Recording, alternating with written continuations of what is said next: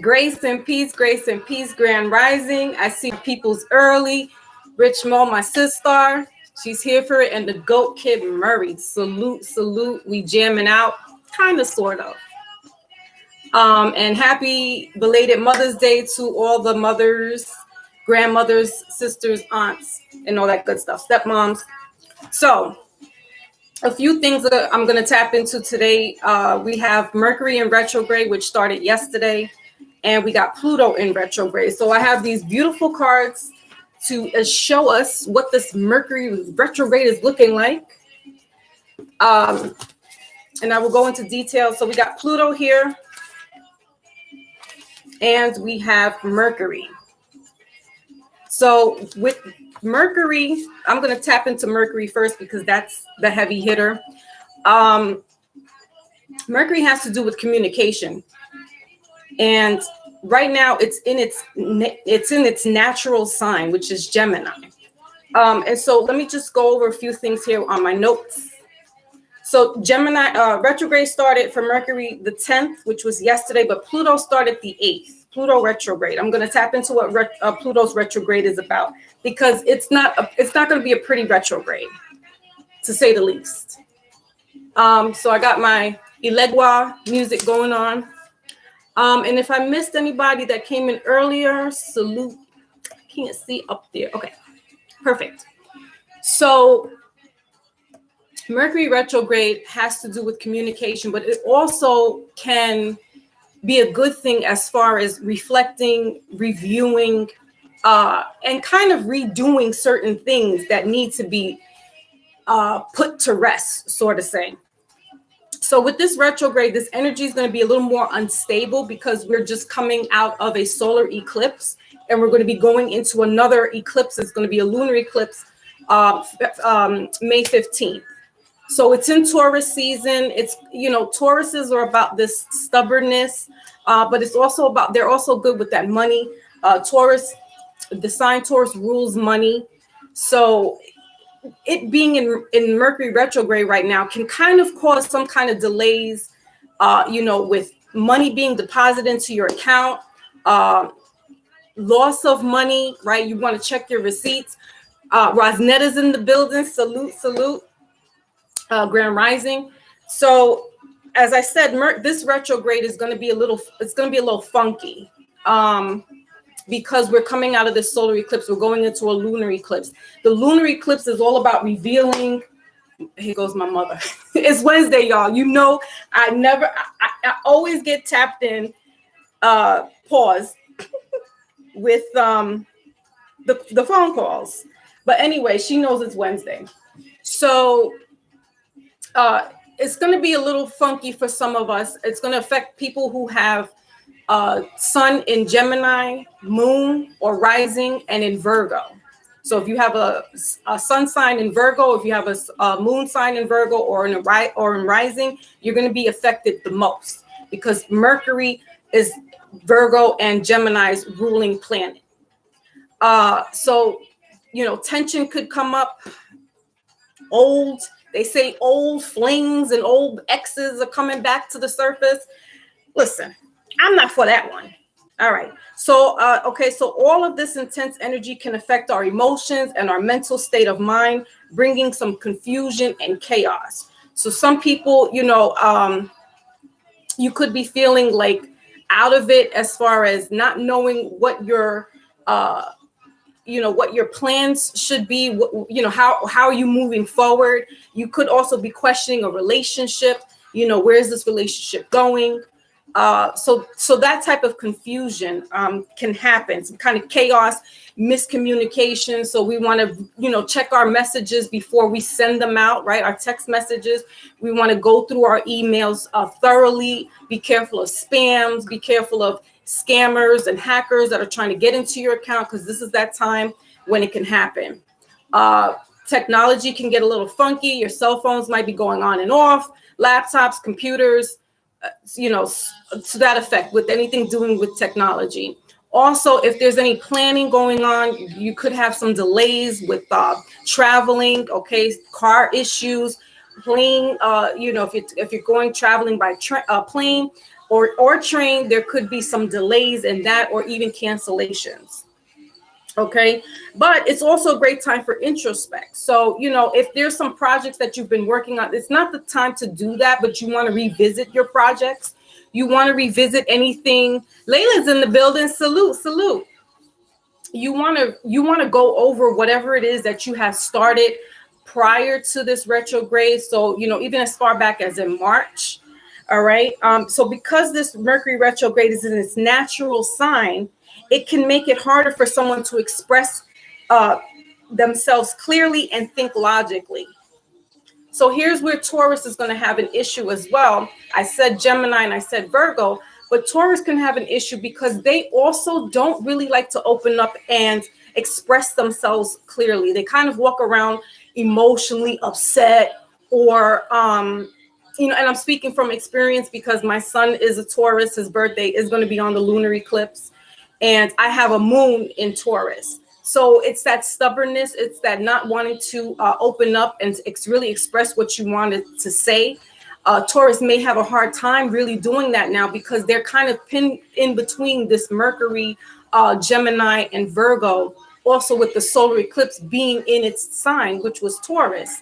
So, my heart goes out to you little bulls right now. If you're going to have a hard time, just try to take deep breaths. Think before you speak. If it's not that important, don't say it because, you guys, it's like that saying, don't put a bull in the china shop because, their emotions, when they get riled up, they black out.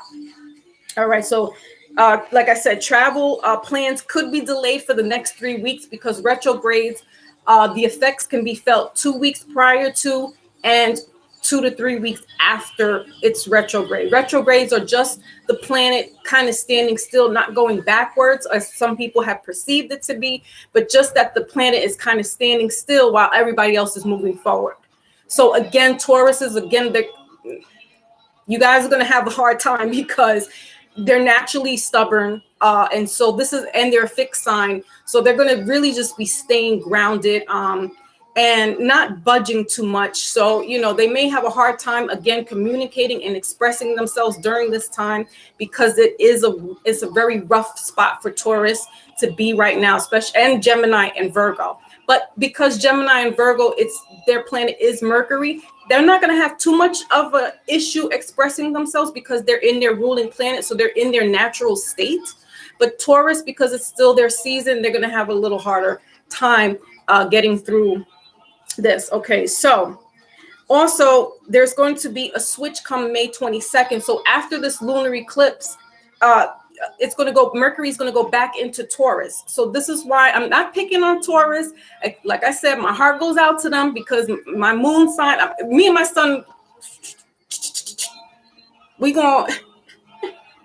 it's been a very rough, chaotic 2-3 months because of the solar eclipse that's happened, especially in my household. And we see it play out right now on the macro level with a lot of arrests.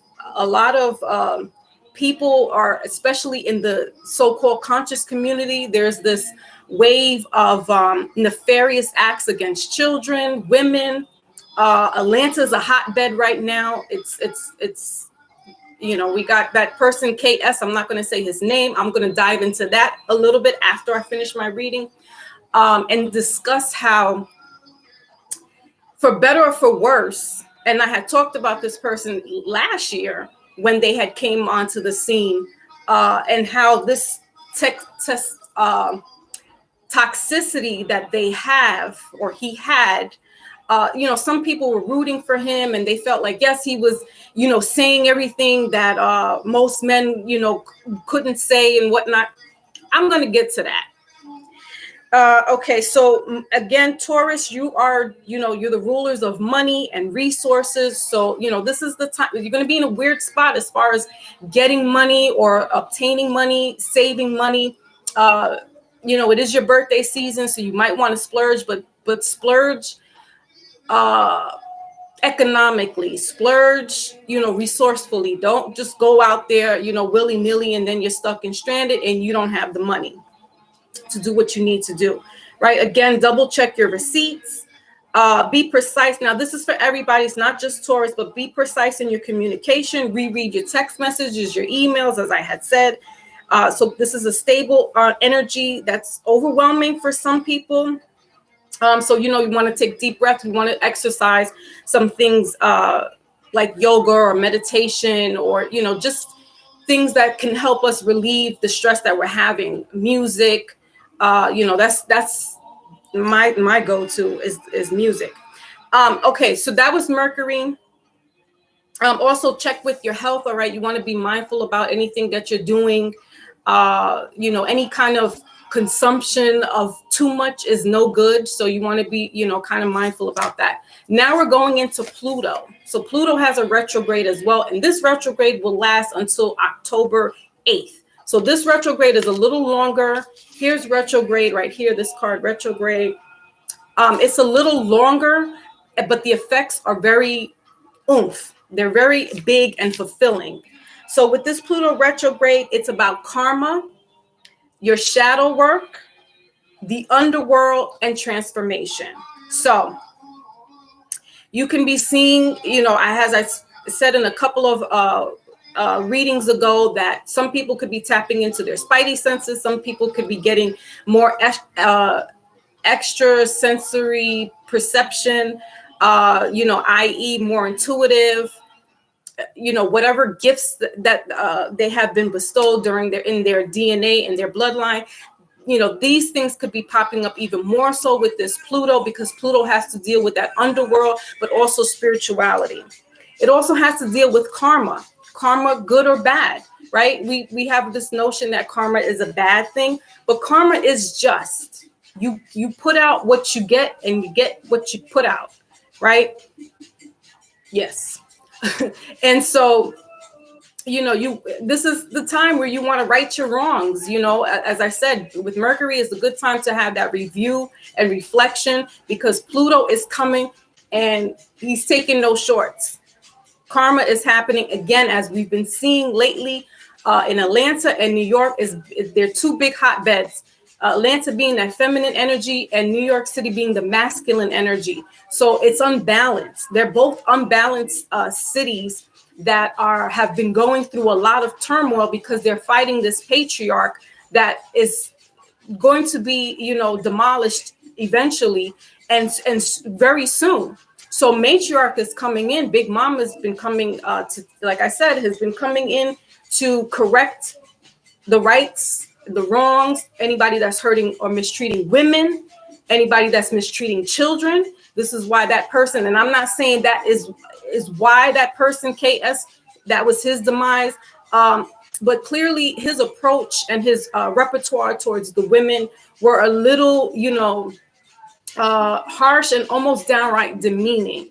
So this is what Pluto is doing. Pluto's coming like that Sith, Grim Reaper, and taking out those who need to be taken out. New York City has been a rash of crimes since March. I mean, heavy crimes with shooting. Rapes have been coming up on the scene again. Burglaries, stick-ups in stores. And so again, New York City's going through this turmoil because they're the masculine energy, where Atlanta is that feminine energy, and it's unbalanced. So we need to have that conversation. All right. Also, Pluto has hidden pieces of ourselves that will be brought to the surface. So again, anything that, happened in the past that you didn't think you slighted somebody could be coming back to bite you in the butt. Your past traumas, this is that time where some things, if you kind of gotten over whatever traumas, could be childhood traumas, could be relationship traumas, mother and daughter traumas, father and daughter, son and son, or son and father. These traumas will come back. I've had that experience in my household. Okay, my kids have just been between their dad. It's like, and me being the referee. So, parents could be seeing this play out with their children. This rebelliousness, or just them being very outspoken and really telling the parents about themselves. So be prepared. If you weren't ready to hear, any kind of negative or any kind of wrongdoing, somebody's going to tell you about yourself. They're going to put you in your place. I've been checked by my 15-year-old, like, Ma, really? Okay. And she's read me the riot act. So these things could be coming to the surface. They could come back to revisit you. Tough situations will force you to transform. So while that sounds like a doom and gloom, it's not the end of your story, because this is helping you to transform to your higher self, to your higher G, where we're supposed to be at. This is how we're going to right the wrong of this earth, Mother Gaia. Because we have a lot of, again, this patriarch system that's been going on for thousands of years. And now the tables are shifted. We're in the age of Aquarius. That's feminine energy. It's the time of knowing, right? Instead of believing. So again, we can have people, going in to check, put somebody in their place. And if you don't have tough skin, this could break you down. However, this can also build you right back up, because you now see the right of you see the wrongs in your ways of doing things. And it's a learning experience. My Lotus is in the building. Yay! So it's a learning experience. It's a learning curve. So it's not all doom and gloom. All right. And the last thing is that it means the shadow side, the flaws in the system will be revealed, destabilizing from within. It's a tower moment for everybody, the micro and the macro. So it's not just individually, but it's also society as a whole, where there's going to be this tower moment. There's going to be this tearing down. So it looks a little scary. It looks a little freaky, but you need to stand within your truth, stand on your square. If you are a religious person, you want to get back into the root of things, spiritual person, you want to do your meditations, center yourself, get right. I always talk about the crystals. I have selenite, I'm holding. So if you see me, with this, it's a selenite. This is for clarity. This is for communication. I also have sodalite on me, and I'm also wearing smoky quartz. I wear those because it helps keep the psychic and the spiritual realm, my area, my aura protected. If you subscribe to that, it's almost like wearing a rosary bead, but however, the crystals have this magnetic and mineral element to it, right? So it's part of the earth. It's not really like the cross and the rosary beads, but if you believe in that, then that's what it is. If that helps you get through it. So what I'm trying to say is make sure you get yourself grounded, because we're going to be going through some bumpy roads for the next couple of months. And we're not even in summer yet. And so a lot of stuff is going to be even more exposed during the summertime. Very revealing. You might start seeing people for who they are and what they are. Leave them as is. You're not here to change anybody. You're here to change for yourself. And if those people come along in the process and they want to work together because they want to better themselves and be changed as well, then all for it. But now is not the time to, kind of hold everybody and grab everybody up and let's work together, because what's going to happen is you're going to burn out. While that might seem like a great idea where, everybody's like, oh, can't we all just get along and we all need to get together? No, actually, this all has to happen. The enemies need to be exposed, because, they could be a friend in disguise, but they're really not, and they don't have your best intentions. If you're a light being, they're going to suck you like a vampire, and it's time to really kind of be selfish and hold your energy, hold your light to yourself, because a lot of things, like I said, are going to be exposed. The lunar eclipse is coming up. We had a solar eclipse, so those are portals that have opened up, that are opening. And they kind of let out certain things from the underworld, right? So again, we want to protect our energy, protect our children, sage up if you need to, and all those different type of things moving forward into the spirituality. All right, so that's that. There are other celestial planet alignments that are happening right now. I believe Jupiter is still in Pisces. Jupiter is about expansion. Right. And then Pluto here, as I'm looking at the card, it says rebirth. So again, as I said, while, you know, this is going to be a very traumatic time, but it's also going to be a beautiful time in the outcome, because it's that transformation. It's you growing into your natural spiritual self. And so, yeah, if you got to get your, you know, get your chin checked, or you got to get your coat pulled, so be it. You know what I'm saying? You got to go in the corner and lick your wounds and cry it out. So be it. As long as you now move forward with that, knowing you know, where you were wrong at and how to correct that moving forward, because that's what makes you grow. I saw a post that says a learned behavior or learned apology is when somebody has really, you know, corrected themselves. Because saying sorry and saying I'm sorry and saying I'm sorry, and the person hasn't learned from that mistake, they ain't sorry. They just not. All right, so we're going to move forward. I got a couple of new decks that I bought, and so I'm going to use those today. I'm excited, super excited. So the first deck is the Tarot Grand Lux, and I'm going to be using that. I'm going to switch up a little bit today. I'm just going to be using that for all for the health and the finances. And I also have a new romance oracle deck. So I haven't used them yet. This is my first time. And we're going to do the wisdom, still, you know, sticking to the script at the end of the reading. Also, if anybody wants a personal reading, they can just click into the link or the you know, in my page there, and they can book for a personal reading. I'm still available. If anybody wants to have a mini reading today, that's fine. Don't worry about donations. I haven't done mini readings in a while. So if anybody's still interested with that, they can do so. What else? But I will discuss a little bit about, you know, the hot topic that's been going on with, you know, this person. A lot of stuff, a lot of nefarious things, again, against women and against children. And this is why these things are playing out. All right. So with that being said, let's kick it. We're going to go ahead and start with the health. Again, I'm using this new deck. I will be clarifying the cards, but I'm not going to be using too many decks because it gets a little, I don't want to take too much time on doing that, basically.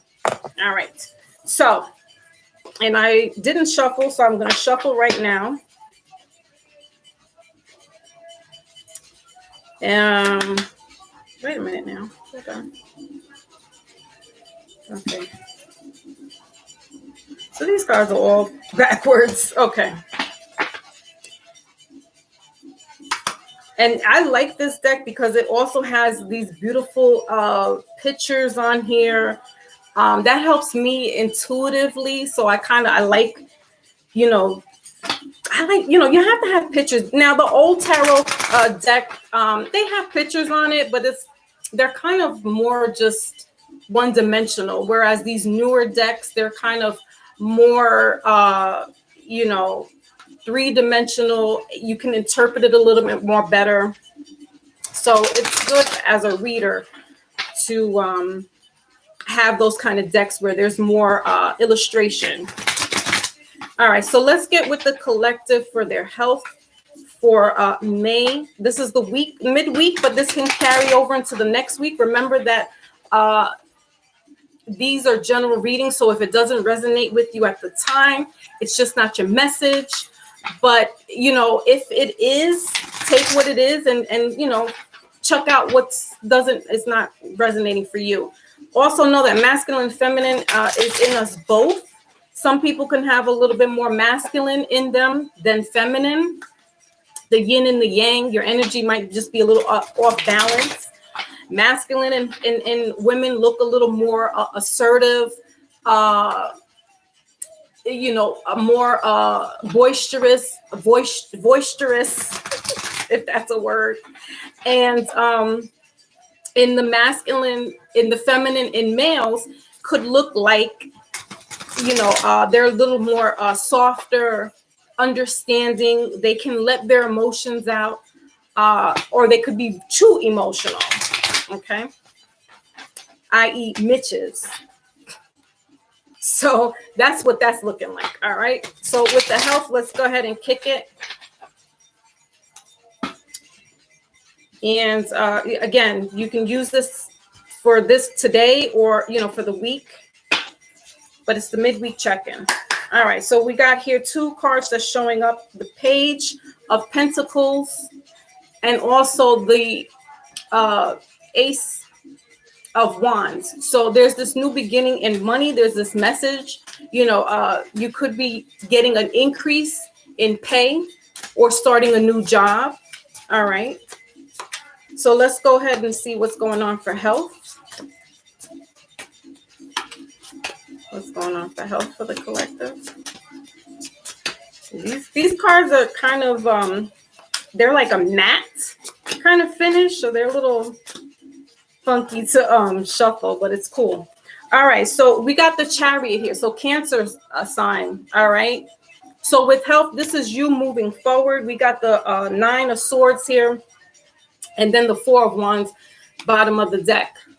So the 4 of Wands in reverse. So collective, health. So Cancer has to deal with the breast and the stomach. So there could be some kind of digestive disclaimer. I'm not a medical professional, but if there is a problem with, your health, you definitely want to get it checked out, especially if it's been persistent. There could be somebody dealing with irritable bowel syndrome. So this is causing a lot of leakage. All right. I'm also getting what they call urine infection. All right. But basically gastric issues. So colon cleansing also is what I'm hearing. Colon cleansing. All right. So with this, be mindful about, again, as I said, what we're eating, because sometimes if you have a sensitive stomach, if you are a Cancer, it's ruled by it's the stomach. So you want to be careful about what you're ingesting. This also has to deal with with cars and movement, transportation. All right. Again, so be mindful with this Mercury retrograde happening. With traveling, you want to be cautious, because if not, this can cause an accident, right? And there goes your health. So just be mindful about moving transportation, but I'm also getting moving, the BM. All right. So there could be some irritable bowel syndrome, as I said before. Let me clarify why this is here. And I'm going to be using the, oh my goodness, my anime manga deck. All right, so why do we have this Chariot here, please? Yeah, so we have the Tower card, gastric bypass. Again, I'm hearing a lot of gastric situations, issues. Okay, so why is this Chariot here, please? There could be somebody who is in the family that has this issue, or I'm getting prostate cancer. All right. Or somebody has passed away from prostate cancer or been recently diagnosed with it. Okay. Why is this Chariot here?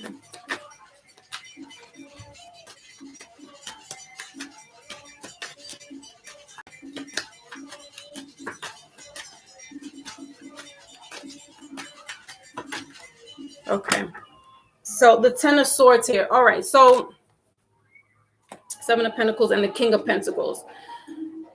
So this could be a male figure as well, father figure, grandfather, who might be having to either treatment, something to do with the gastric area. So there could be an elder male grandfather or father figure. But again, with the 10 of Swords here, something is coming to an end. So somebody could have been getting treatment, or if you're having some kind of bout with diarrhea, or there's something being flushed out of your system. It can be painful. Again, that's why I was getting UTIs. So with a UTI, you can feel like kind of this sharp pins and needles kind of feeling when you're urinating. But this is, I'm getting like a flush. So there, again, like a colon flush, or there could be some type of flush and letting all this out of your system. Again, be mindful though. This is Taurus energy here. So, you know, Tauruses have a thing about eating. So this is the time to be eating. Yeah, I'm seeing these little berries here. So you want to be eating more fruits and vegetables, because that helps with your digestive system. If you're eating a lot of starch, that stuff is getting caked up inside of your colon, inside of your intestines, and you know, you're going to have a hard time with digesting and letting out, you know, excreting. That's what it is. I'm getting excretion. And so, you know, fiber. Apples have fiber in them. What else? Nuts have a fiber in them as well. So you want to, this is the time, if you can do it for a couple of weeks and then see how this works out for you guys, collective, because this might be the start of something better for you as far as health wise. Now, if you have some kind of irritable bowel, certain foods, you know, gluten, you might have a problem with. So, you know, definitely seek a nutritionist or seek, you know, a medical profession in regards to like the diet that works best for you. Okay. All right. So that was for your health. Let's move on to your finance. Who do we have here? Oh, Big Cat's here. Yeah, Big Cat. Whoa, Pamela's in the building. Salute, Pamela. All right. Okay. Layla's in the building. Salute. All right, cool. All right, so let's get on to your finances. Again, Taurus rules money. So, you know, Tauruses, they like to spend other people's money, but they're good at getting money. But they will hold their little money. And you know, this is my experience with my son, you know, because he'll get his money and then it's like, he'll once in a while hit me up and be like, you know, yeah, Mom. But most of the time, it's like, Mom, you got, and I'm just like, didn't you just get paid? So, you know, I could be a little frugal at times as well. So Taurus, you know, they're rulers of the money. So, you know, now is the time to kind of just, again, we're in Mercury retrograde. So check your receipts. Okay. We got Judgment here in reverse. So, you know, you could, and the Emperor. So this is definitely male energy. Emperor is Aries. All right. And bottom of the deck is the 10 of Wands here. So somebody could be coming out of a financial situation where they, you know, they had all the responsibilities. This could be judgment. I'm getting a lien. So anything, a lien against a home or a car. This judgment is moving slowly, but it's coming to an end. Yeah, because we have this Emperor here with this judgment, and then we have the King of Swords here. Yeah, so this definitely has to do with court. So somebody could be taking somebody to court, or there's some type of court situation here where, you know, it's this back and forth, but judgment is in your favor. It's just going to take a while for it to come out in the wash, but you want to be there's some type of civil suit or class action is what I'm hearing, class action. So with class actions, they take a while to, you know, dispense money out. So this could be something that's been ongoing, but it seems like it's going to be coming to an end soon. So somebody could be getting a cash settlement or that class action. All right, let's confirm why is this here, or clarify rather. Oh, good, Pamela. Ooh, my brother Zayd is in the building. Salute. All right, so let's check out what's judgment. Why is this here? This also could be dealing with so this could also be dealing with a divorce, the divorce coming to an end. It's going to be fair and just is what I'm getting. So yeah, there's no favoritism. So whatever this has to do with a divorce, it's almost going to be kind of down the line. But of course, the children are going to be taken care of. But what I'm seeing is that the judge is like, it's not, you know, if she's asking for more money, he's looking at what's what is fair and just. He's checking the receipts. So if she's got receipts, then he's looking at that and saying, okay, then this amount of money is going to is the sum. Basically, it's not going to be like you're going to be awarded more money. No, the judge is taking account for everything and looking at everything fair and just. Okay, fair and just is what I'm hearing. So why is judgment in reverse, please? We're also in, like I said, the Pluto in retrograde. So there could be also with that court. So there could be a deceased parent, father figure, grandfather, where, you know, there's this will or there's this type of judgment. What is the, I can't get the word out. Oh my goodness. I had it at the tip of my tongue, but this could be something to do with a deceased person, parent or grandparent, where there's this type of judgment that's been back and forth. But again, it's almost going to be like this split down the middle. So it's not going to be like this favoritism. Like the judge is really, this judge is a really like by the book kind of person. Like they don't really kind of sway. Everything is text, not, you know, oh, this person's a nice person and they deserve. No, I'm getting that this judge is very by the book. It's fair and just. So it may not look like that to the other person, but that doesn't matter as long as you're getting what is, it's just fair is what I keep hearing. All right. Okay, let's move forward. Let's see why this is here. That's 20. All right. So that's breaking down to 2. Yeah. So this could be a partnership, an ending in a partnership. All right. A business partnership. Yeah. We got the 4 of Swords here.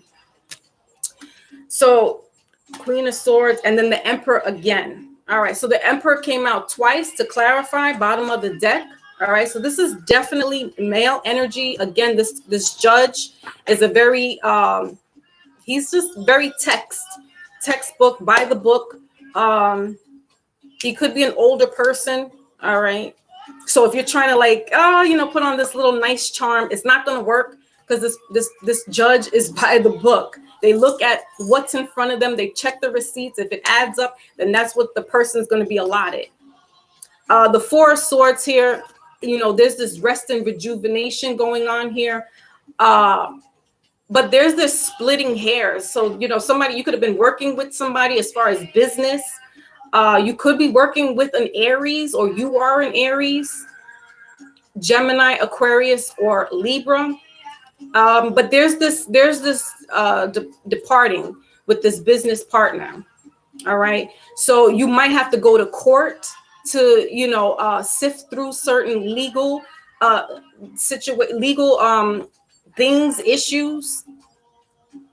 But this is that coming to an end is what I'm getting, but swiftly. So, you know, if you've been in court, you could have been in court for 4 months, or within the next 4 months, this is going to be taking place, or it can take place for 4 months. All right. But know that it's coming to an end. Check for something on the 20th of this month.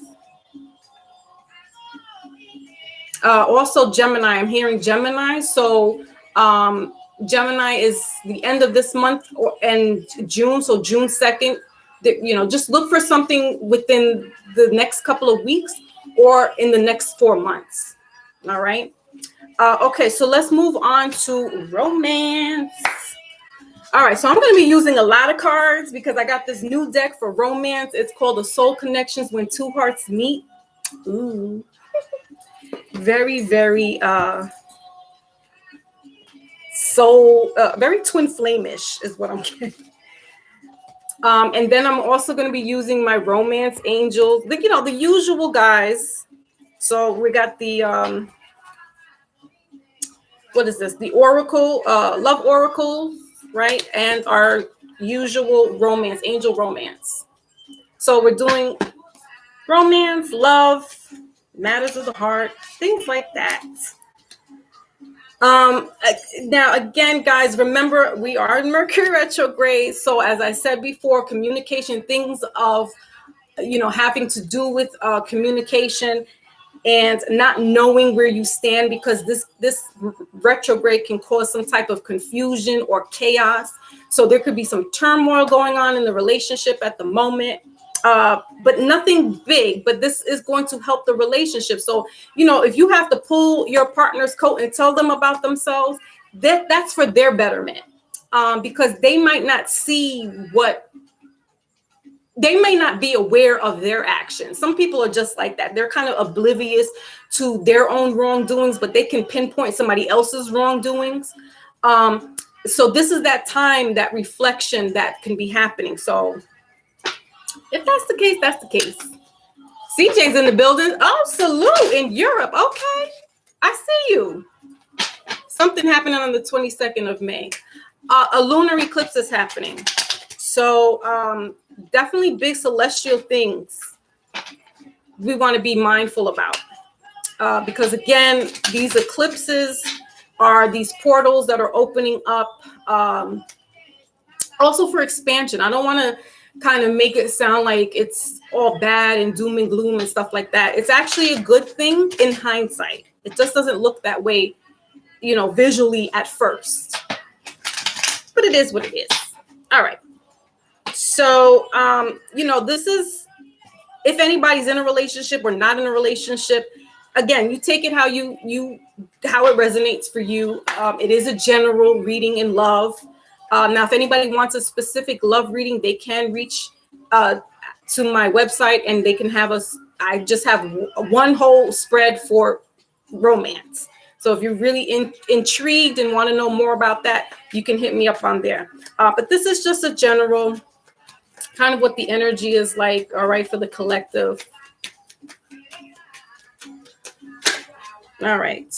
See, a lot of cards. And this romance deck, for those who've been here with me, like my Pink Sugar and Lotus, y'all know this deck be messy. So, all right, very soon, cracked open in the middle is reconciliation, and bottom of the deck is forgiving and learning. All right, good. This is a good thing, because, and then for some, new love could be coming in right behind that. And not necessarily new love, because if you are in a relationship, this is what I'm saying. If you tell somebody about themselves and you're having this dialogue back and forth and you're communicating and they're telling you about certain things that they don't like or what they want changed, this can bring this newfound love. Like, you start looking at the other person like, I get you now. I get you. And this can bring this new love, this new feeling coming through. But for some, this could really definitely be about this Mercury retrograde is about that, getting that hindsight. So it's you learning from the past, traumas. Now, if your traumas trigger, that's a good thing, even though we don't want to feel that and we don't want to face that, because we might feel like, we got rid of some of that trauma, but we're always growing. So just because you got to one level doesn't stop. It's always continuous. That's the evolution of growth, right? Especially spiritually. So very soon is the card here, you guys. It says, clearly decide what you want so that it comes to you now. All right. So again, there's this relationship, there's this dialogue that can be going on between you and your partner, where it's bringing this newfound love or bringing this new understanding for the person. All right. Let me clarify a little bit more. I'm going to be using the Maybach's in the building. Salute. Thank you, Lotus. Yeah, I mean, and just speaking on relationships, like I'm not a guru or the godfather of relationships, as they call him. I'm gonna get to that after this reading. But if you had enough, if you've been here long enough in life, you experience certain relationships with people, males, females, friendships. Where you can kind of be like, I can say a little something on that. Now this retrograde, as I said, is going to affect this communication. So I'm getting bitter truth. Somebody's going to be giving you the bitter truth, or you're giving somebody the bitter truth. spoonful of sugar makes the medicine go down. You know, there's no sugar coating it though.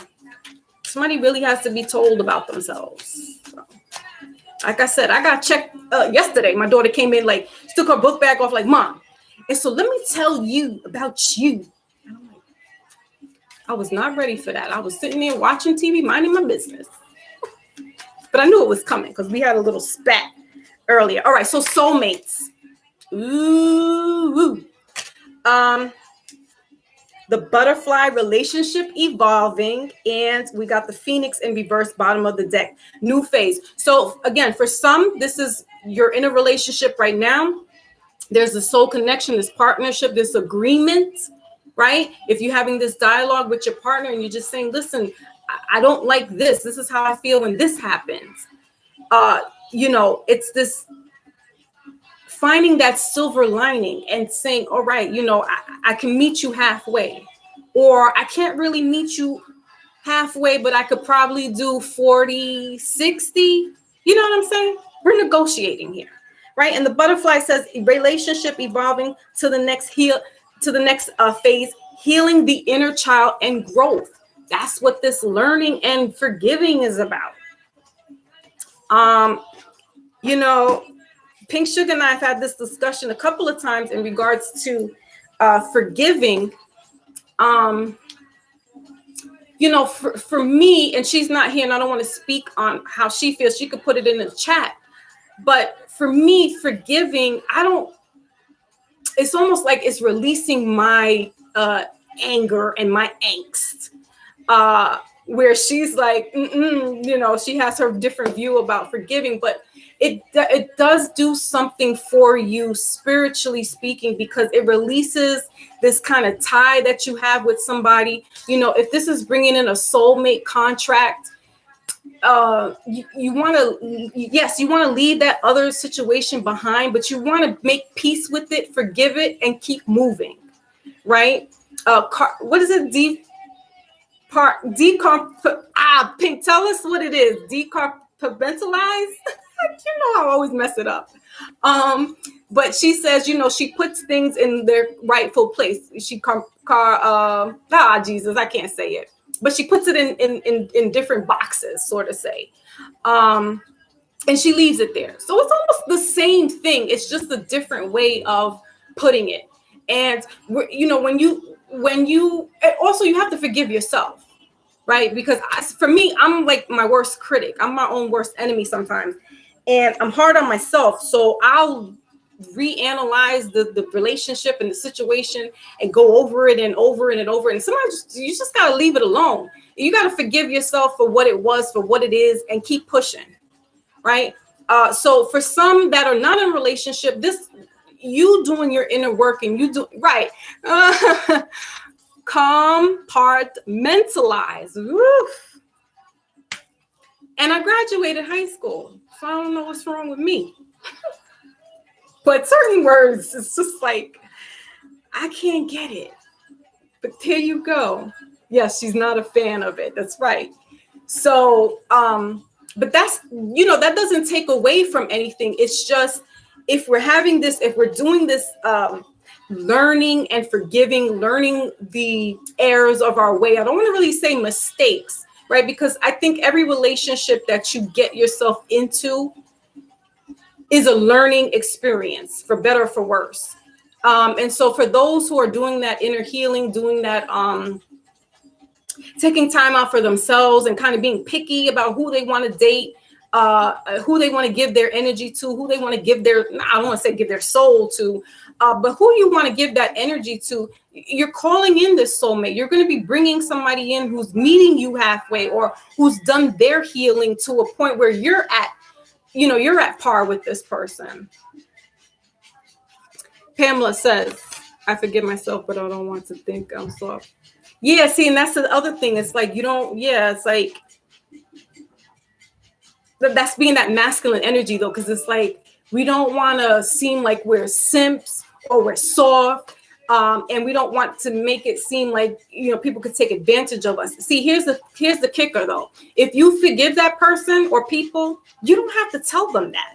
It's like you wrote them off, and that's that. It's you making peace with the situation, yourself, and God, if you will, so that you can move on. Because sometimes certain things we kind of get stuck in it, and it keeps us. It keeps the soul ties together. So it's like we gotta kind of break those ties. And in order for us to do that, it's this learning from that experience, learning from that relationship, what it brought to the table. Again, for better, for worse. All right. So let's get this oracle is again the soul connection when two hearts meet. This is the first time I'm using it, so let's see what it has to tell us. In regards to relationships. And then we have the wisdom deck, and then we are finished with the reading. Anybody wants a mini reading, they can just hit up any of the moderators there, and we could do that. But also I would like to discuss at hand the KS situation. The person, I'm not going to say his name, I will say his initials, who recently departed. And even that, I'm like, again, we're in the age of Aquarius. Question everything, man. Question everything. If it doesn't make sense, then it's possibility it doesn't make sense. Some people want to rhyme and reason with it. I don't know. Okay. So let's get this oracle here for the collective in regards to romance. I did heat up some coffee and I didn't get to drink it. Woo, whoa, we got a lot. All right, so we got moments. Ooh, connection. Your connection is eternal and unbreakable. All right, so that's that soulmate connection. We got moment here. Think of a special moment that brought you much joy with your partner. Yeah, that's the talking it out. We got feelings here, bottom of the deck with dreams. Some other cards came out. I guess we'll take them. Remarkable love and enlightenment. That's that learning. That's the learning, guys. This enlightenment. Learning from the error of your ways. I don't want to say mistakes, because, there really isn't a mistake. Although we could look at it like that, like, damn, I shouldn't have done that with that person. Or, one night stands, like, damn, that was a mistake. Yeah, maybe, but it is what it is, and you learn from it, and you probably, chances are, won't do that again. We got remarkable here. Notice everything remarkable about your relationship. So again, this could be, if you are in a committed relationship or you're married, here's this love. Love conquers all. There's this, again, newfound love where, you're hatching it out with your partner. You're letting them know, this is how I feel. I don't like when, these things, this happens, or when you do this, or, you know what I mean? Like, it's that communication. It's the person actually listening and hearing what you're saying, or you listening and hearing what they're saying. And you're like, you know what? I didn't even see it like that. You know what I'm saying? Because sometimes we're in too much into ourselves that we don't see it. You know what I'm saying? So this is bringing this enlightenment. This is bringing this remarkable, like, you're looking at this person in a new light, like, ooh, it might be even sexy. Like, ooh, this person told me about myself, but now I respect them and like them even more for being truthful, for being honest, for, telling me about myself. You know what I'm saying? It is what it is. Some people, it might hurt your feelings, but then you be like, damn, like, nobody ever really talked to me the way that you do. You know what I'm saying? All right. So that is the romance. Let's get to wrapping this all up, this reading, with the wisdom oracle.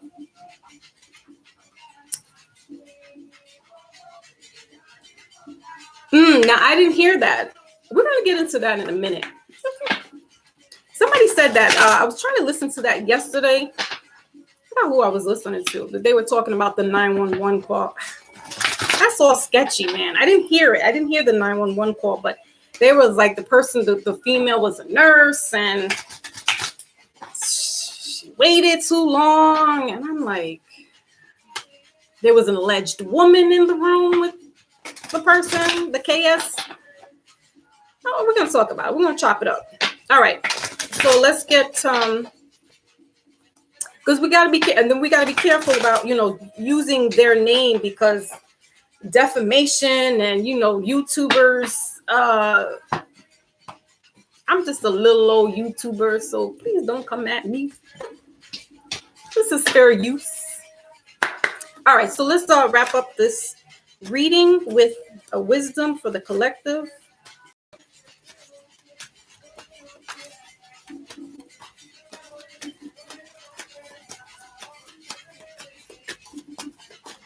Okay, so you have here, not for you, number 6. I like this card because it has this chestnut checkers on here, and yeah, I saw stars. I saw the stars as well. So the fates, bottom of the deck. This number is 6. All right, so yeah, something coming up in Gemini season. So next month, that's the 6th month. You know, there's this fortune that's coming through for you guys. So whatever endeavors that you've been working on, because right now we don't want to start new projects. So this is that reevaluation, you know, sifting through things where you might have found some money, you know what I'm saying? Checking those receipts and saying, oh, okay, there's, you know, checks and balances. Okay, I got an extra little 100 right here for me. And in regards to relationships, again, this is that learning, right? It's not really that mistake, like, damn, I shouldn't have did it with that person. But it's the learning, and you know that's not for you. And also, if anything coming your way, you need to use your discernment, because things can look and appear to be like they're for you, but it's not for you. It might not be your time to make that move, right? Because we're doing the chess pieces. So don't be a pawn. You could be in between certain things right now. You know, going into that knighthood, being ordained to the king and queendom. But it's steps and it's levels. It's levels. It's levels to this game. Levels to the game of life. So don't just take any old thing coming your way, male or female as well, any old person coming your way, because you're kind of in this situation where you're like, oh, you know, I don't have anybody, or I'm getting up there in age and I don't have. If it's not fated for you, it's not for you. Again, we're in this enlightenment. We're in this period of enlightenment. So again, if y'all have spidey senses, you know, some gifts coming through, use it. Use your intuition. That's why we got to do more of the meditation. Why we got to cleanse our bodies. So if you're doing a tonic, that's cleansing that the parasites in your body that can mess your head up. Really.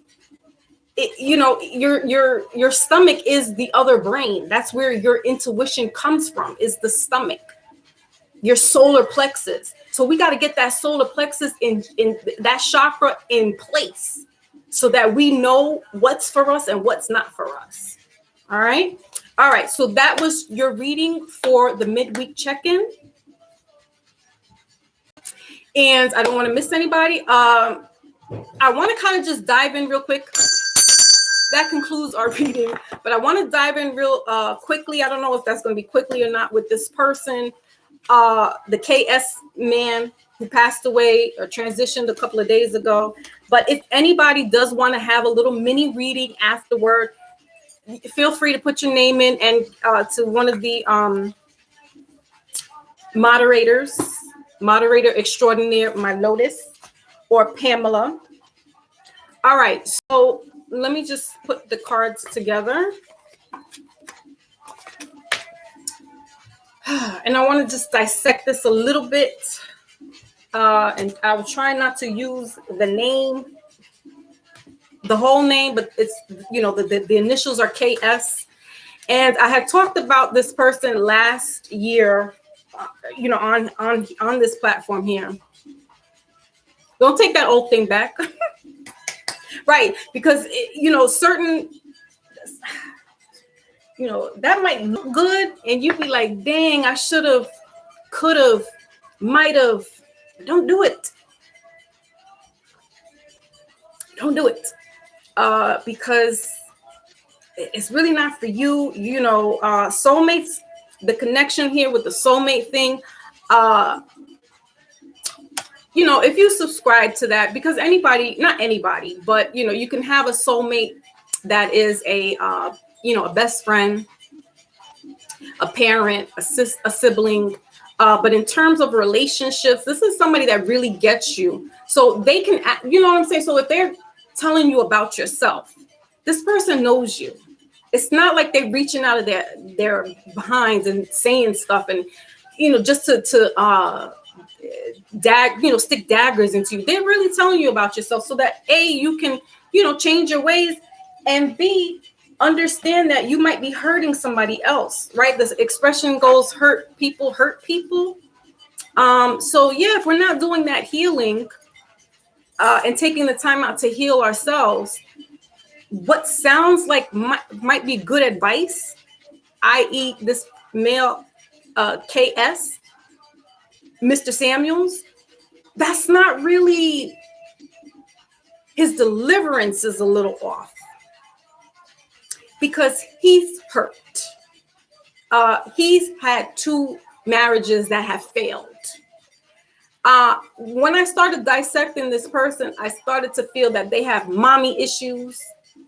And then come to find out that his mother didn't even know. She found out on social media that he had, you know, transitioned. Ooh, beauty queen's in the building. Raz girl. Yes, my beauty queen.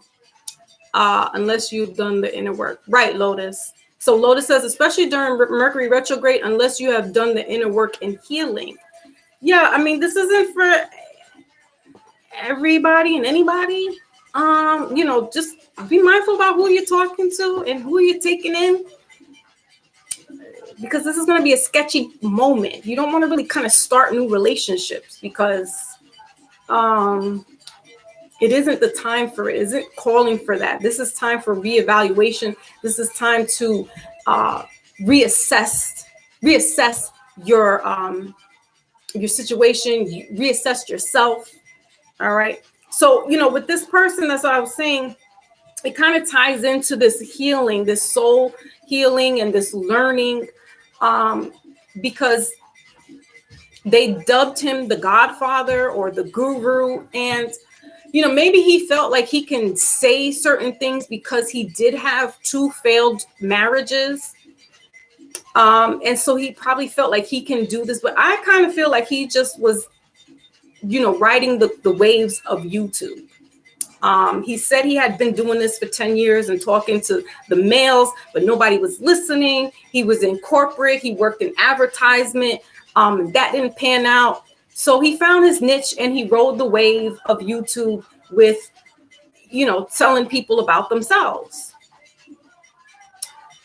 But he left the carrot dangling because he had no solutions.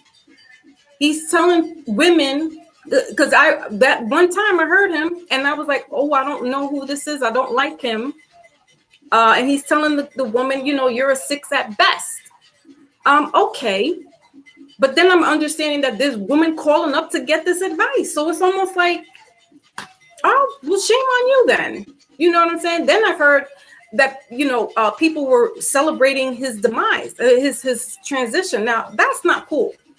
For better or for worse, however you liked him or didn't like him, there should be no kind of celebration. That man really, even though he caused some type of detriment,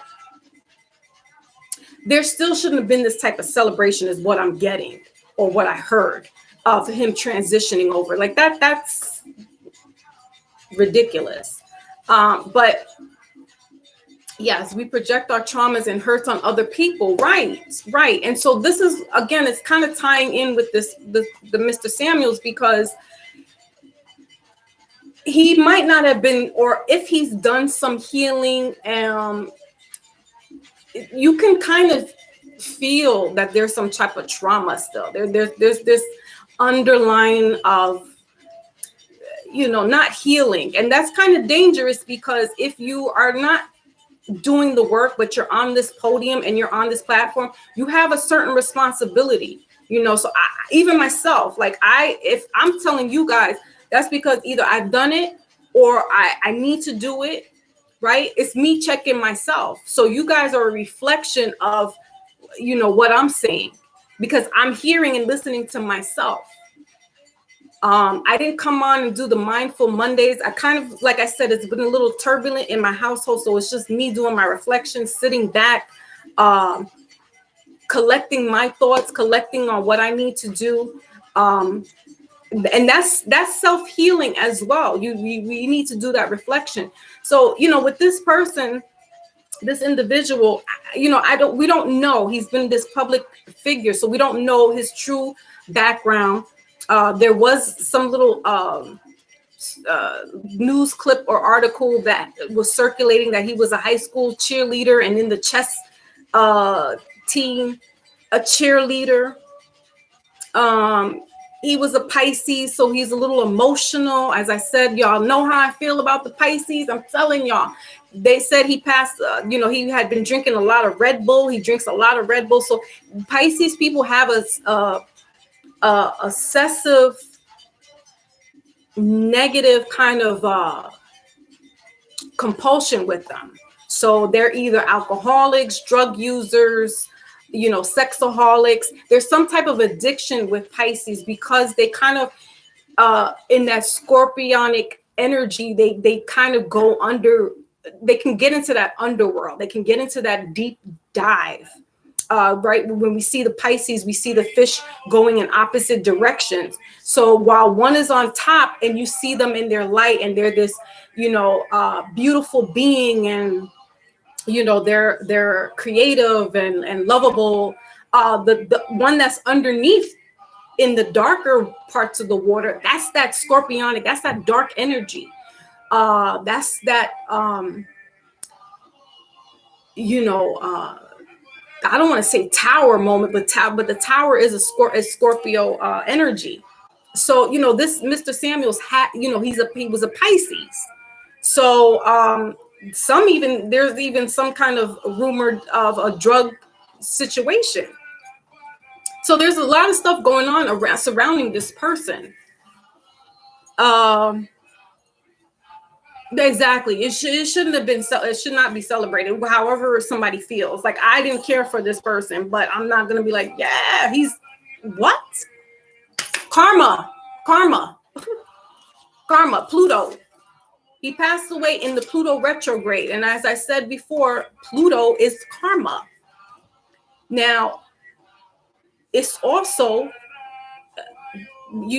fellas, be very careful how you come around a woman, because what you did in the past, or what how you treated your mama, this is that time, it's gonna come back and bite you in the butt. So I don't know how your relationship was with your mother, but we celebrated Mother's Day recently, and for those that do celebrate it, and everybody's putting up their picture with their mama, and then somebody put up a post and said the only time it was this mother and all her children, and then on the bottom of the post it had the mother sitting by herself. The only time she sees her children is they're posting pictures of her on Mother's Day, but any other time they're not around their mother. I've seen that. You just coming around during holidays, you're not spending time with your mother. And my grandmother passed away. I went to go to her grave for Mother's Day. And that's how I celebrated. And then I went out with my girls. So she's my earth. And it wasn't holidays that I needed to go and see her. It was every other week or weekend. There was Sunday dinners. We're talking and chopping it up on the phone. She's Leo energy. So, she's grand and just and mighty. But she had her flaws as well. And there's no criticism there. If anything, I was helping her see her errors of her ways and of her family members. Because she only kind of saw it one way. And I'm like, you're wrong. And she would tell me, you're the only one. Me and her son, one of her sons, were the only ones that can check her and put her in her place. Because she's majesty, she's Leo. And so that raw people were like, nah, we're not messing with you. We don't want to talk to you right now. And between me and her son, we're the only ones that could really put her in her place. Where she'd call me back and say, you know what? I was thinking about what you said. It took a lot for her to call me and tell me that, because she's that Leo energy. Or if she didn't tell me, I would hear it like through my mother's conversation, because then my mother would say, you know, I was talking to grandma and da-da-da-da-da. And I was like, mm-hmm. So she was listening to what I was saying. So that's a great opportunity. You know what I mean? It's not, you're not trying to bash, you know, a loved one, but you want to let them see their faults and their flaws so that they can learn, because it makes the relationship more cohesive. You know what I'm saying? If you don't talk to the person, how are they going to know what bothers you? How are you going to know what bothers them? Or, you know, to make the relationship, you know, communication is key. When they say what's the key to a relationship, it is communication. And sometimes I kind of suck at it because I hold in my stuff. I'll say what I need to say and that's it. I don't keep going on and on and on. But what I'll do is hold it in. But I don't really need to keep going on about it either. You know what I'm saying? So when somebody tells me about myself, and it's not, it takes a lot for them to do that, because I'm kind of like my grandmother in that sense as well. It's like, we don't really want to ruffle her feathers. But you know, they'll tell me, and I respect it, because then I have to look at myself and be like, damn, did I really say that? Or damn, was I really like that? Or did they really perceive me this way? Right? We got to be conscientious about ourselves, because you don't know who you are affecting, for better or for worse. And that's the same thing, piggybacking or veggie backing on with this Mr. Samuels. You know, I don't know if he really knew how effective he was, or if he was just kind of living in this hype moment. But he affected a lot of people, men and women. There's really a lot of these men out here, like, I mean, defending him. I've gone into a couple of chats, and just this morning, I was like, somebody had posted up and said, you know, in their comment or in somebody's comments post, he's the godfather. And I'm like, the godfather of what? So sure enough, this guy came at me like, if you don't know, then you're just trolling. And I'm like, dude, I know what you mean, but he's the godfather of what? Of whom? Because godfather, for me, that means that they're spiritually and religious, right? They're supposed to be taking care of you the way a father figure would. This man, first of all, I don't know if he had kids. I think he had a daughter. Oh, not a godfather. But there was a lot of these men coming through like, don't you say nothing about him.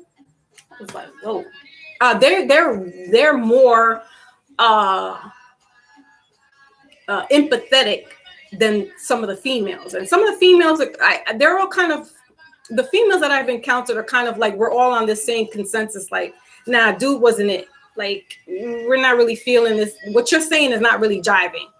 Because he also took stuff from, you know, Jason Black from the Black Authority, even stuff going back to Shahrazad Ali.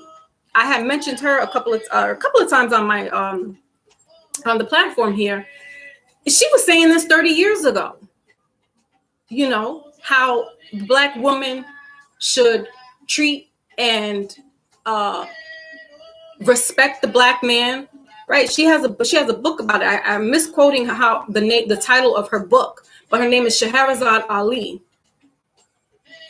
Oh, yeah, they got them as a goat. I'm like, what? Oh, Raz girl. Yeah, you know, now listen, you know, one thing I have is an affinity for, like I said, the Black males and also the women,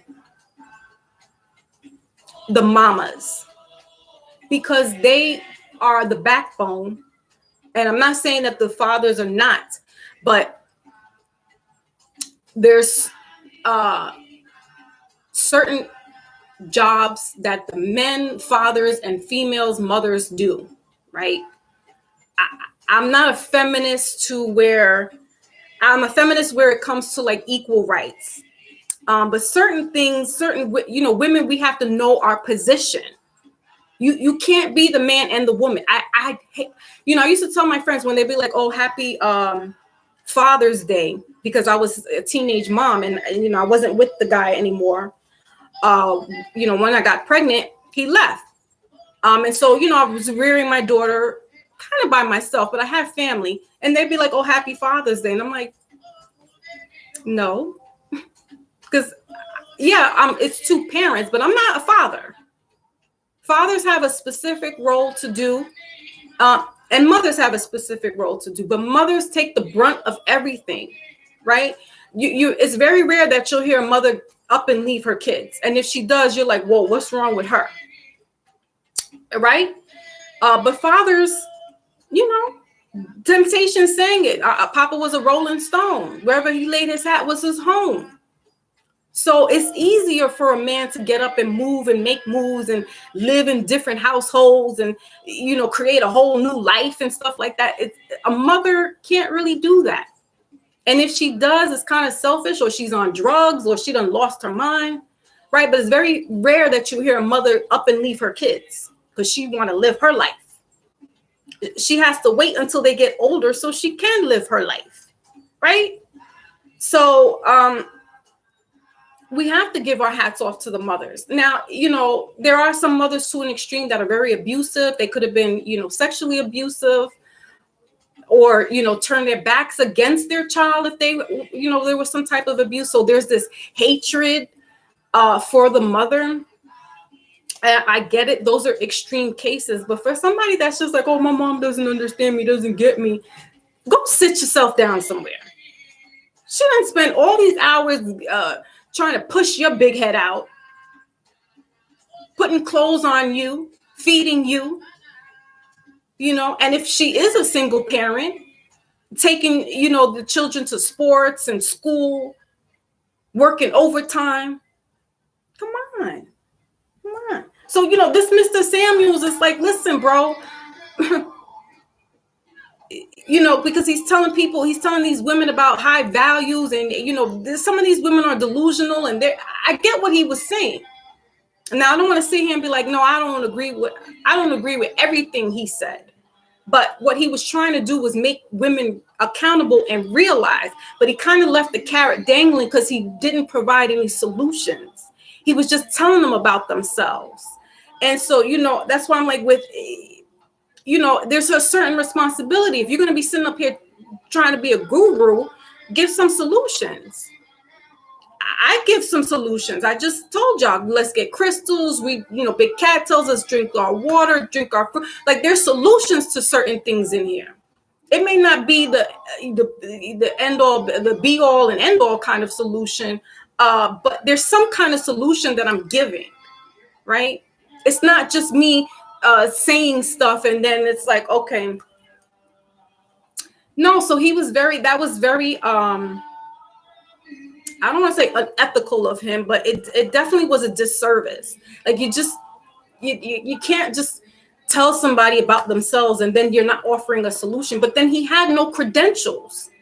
So again, it's almost dangerous because you're giving solicit advice, you're soliciting to people, but you don't have any credentials behind your back. And you got a lot of people riding for you right now.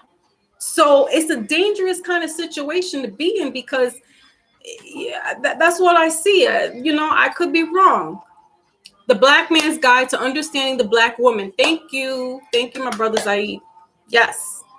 The book from Scheherazade Ali, I think it was 1991. Sister Scheherazade Ali wrote this book, The Black Man's Guide to Understanding the Black Woman, and The Black Woman's Guide to Understanding the Black Man. So she wrote two books. I think the first book was The Black Woman's Guide to Understanding the Black Man.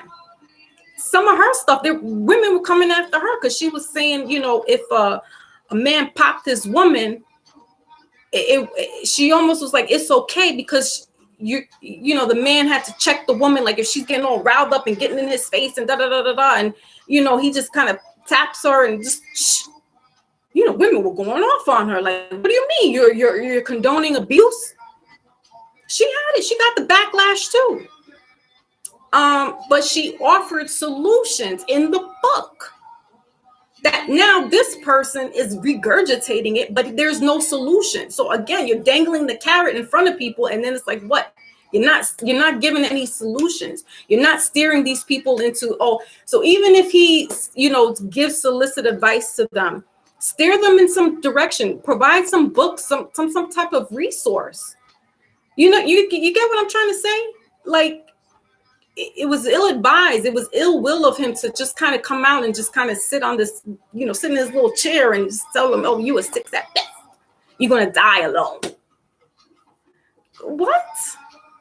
Like, that's what I was like, who is this? Because, it's the deliverance. But, if he was trying to give the bitter truth, then okay, so be it. But, there's a way of going about it. And if you have a lot of women who are not fully healed, that can come off the wrong way. You get what I'm saying? That can be detrimental to somebody. Where it could be where they might want to off themselves because they're looking at it like, oh, I don't have this, I'm at a certain age. I got these kids. I don't have a husband. Jason Black from the Black Authority says this too. And I've gone on his platform once and called him because he was talking about, no struggle love and, basically talking about values and money and stuff like that. And I'm like, well, when I got married, we didn't have any money. So we put our money together. My parents didn't pay. I think my aunt paid for my wedding cake. My wedding cost $3,000, y'all. Back in 1997, we were working. I think he was working part-time and I was working full-time, or I was working part-time. One of us was working part-time and the other was full-time. We put our wedding rings on layaway in the Diamond District in 42nd Street in New York. So every paycheck, we were putting a little bit of money towards our wedding rings, our bands. I didn't have an engagement ring. Our wedding attire, we rented that jank. We didn't buy it. The only thing we bought was the shoes. What else? My uncle was a lodge member, so he was able to seal us a little hall to have our wedding reception. One of my daughter's schoolmates, he offered his services as a chauffeur. I paid him $100. My mother-in-law paid for our wedding album, and the photographer, that was only like, I don't know, maybe $100 if that was the case. I'm telling y'all, my wedding was $3,000. The best man was the DJ in the wedding as well. So, I was 21 and he was 22, 23, 24. We're young. We didn't have no money like that. So the struggle love was, I didn't look at it as struggle love, but now moving into this day and age, it might look like struggle love. And, listen, we're not, some people are looking for that 6-figure person, Wall Street or whatever. I like the blue collar industrial man. I grew up that way. My grandfather worked for the transit, New York City Transit. All right, blue collar. My great grandfather he was kind of like this indentured kind of servant or butler, chauffeur. And my father worked for the New York City Public Transportation and the Parks Department. So, they weren't, white collar office dudes. They were construction boots, dirt. You know what I mean? Like, that's what I grew up with. So for me, that's all I know. That's all, and my husband wasn't really, industrial in that sense, but he definitely wasn't at Wall Street either. Not when we're paying, cutting corners and paying $3,000 on our wedding. Yeah, I mean, and that's just.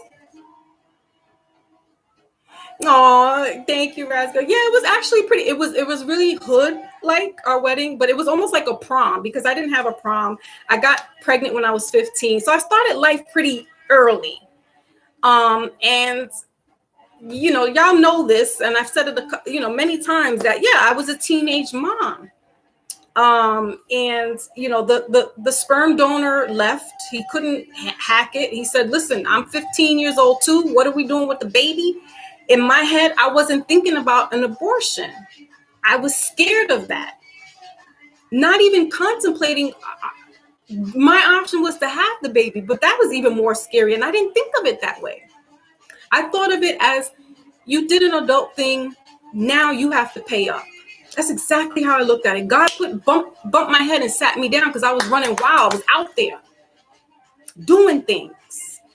And if it wasn't for my daughter, if it wasn't for God putting her, placing her into my stomach or bringing that boy to me so we can have this baby, I probably wouldn't be here talking to y'all. So, that's what I'm saying. Mother's Week, there's a lot. He chose to walk away and never turned back at that. She's going to be 30 years old this year. Never turned back. Got a whole new family, got married, kids. Never once checked in. So I was doing the damn thing. Going to school. I was still in high school, and I was able to bring my daughter to the high school with me because they had a daycare center there. I'm living with my mother, and lo and behold, unexpectedly, God brings somebody into my life, a helpmate. And he was like, I look up to you. And he had a baby. And he was like, I admire you because you handling your business. And after a while, I was like, I don't really want to, I was in the dating realm. But I also knew it's a responsibility that you can't be out there being loose. You have a kid, you got a little girl especially, you can't be loose. You really need to bring it in. And, unbeknownst to me, somebody brought it in. And, we had been dating for 2.5 years, 3 years. And it was kind of like, just dating, me figuring him out, him figuring me out. And I was just like, I don't think this is going to work. And no sooner did I say that, he went to my mother and asked for my hand in marriage. Not to my father, because he worked across the street from my mother. And here goes my mother calling me and says, I said yes to him. I'm like, Mom, why? Why? Like, that was it. Signed, sealed, and delivered. So I got married at 21. I was also pregnant with our son. I was about 5 months pregnant when we got married. So a lot of people were like, oh, it's a shotgun wedding. But it actually, my breakup was like a month before we conceived. So, it was all God's design. That's what I'm saying. Like, there's no mistakes. There's no mistakes. Every relationship that you have is for a reason. It's for the season, for better or for worse. Again, like I said, this person, Mr. Samuels, it's like I said, it's a disservice in a way. And, it's unfortunate the way he went out, but it's Pluto retrograde, it's karma, it's coming back. If you're not righting the wrongs with these females, with these women, with these mothers, Big Mama is going to check you, and she's not going to take any shorts. She's not going to be fair with you because she has to discipline her children. If one child gets beat, everybody else is getting beat. That's how I did it. That didn't happen to me, growing up. But because if my daughter and my sister, because they're 3 years apart, if my sister was acting up, but it was my daughter that was causing it, my sister was getting beat. I'm beating her. Then I'm spanking my daughter. So Big Mama's taking no shorts right now. She's taking no favoritism. If you've been wrong and unjust to women, girls, mothers, she is spanking time and time out. And you might get the dirt nap at that. Yeah, mothers don't have that option. That's what I'm saying. It's very rare if a mother walks out on her children because she could be mentally distressed, on drugs, or just plain selfish. But it's very rare that you hear a mother up and leave her kids, you know. So it is what it is. So some women, if they have you know, they're at a certain age and they have children and there's no male figure around, a father figure. You know, this is where I'm hearing that the women were calling up to Samuels and saying, oh, you know, they're looking for somebody with this and that. And, you know, then he's like, well, how do you look? Let me see how, you know, so he's putting people on display and judging them. You know, again, that's a real tricky kind of move because, you know, these women are willing participants. So we can't sit here and totally bash him because these women were coming up like, oh, you know, what about me? What about me? What about me? And then it's like, are you ready to get slammed? Because he's going to tell you about yourself. You might not like it. But again, there was no solutions to it. Right. It was written. Our trials and tribulations sometimes is what molds us to be the person that we are today. Yes, exactly, Maybach. Exactly.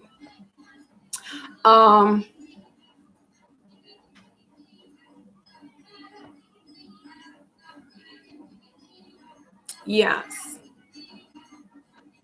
So Pamela says, I didn't see enough of interactions and full assessment. Yeah, that's what I'm saying. It was very...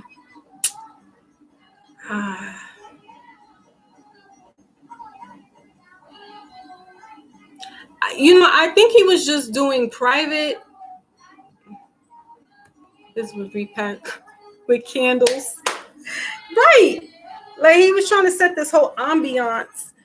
And this is where I come in and I say, you know what? He's fugazi.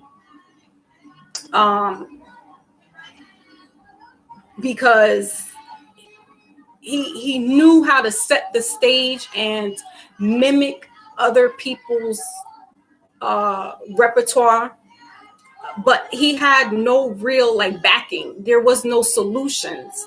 At least with Jason Black, there's this solution, or you know, a Tommy Sotomayor, even Shahrazad Ali. There's solutions. Like there's people that are like, listen, I'm going to tell you about yourself, but then we're also going to figure out how we can fix this, right? But, you know, there wasn't this solution, and you know, this person's twirling around in their chair. They got the candles, the ambiance, you know, they're sipping their little cocktail. And we're not going to go into what other people were saying about that cocktail.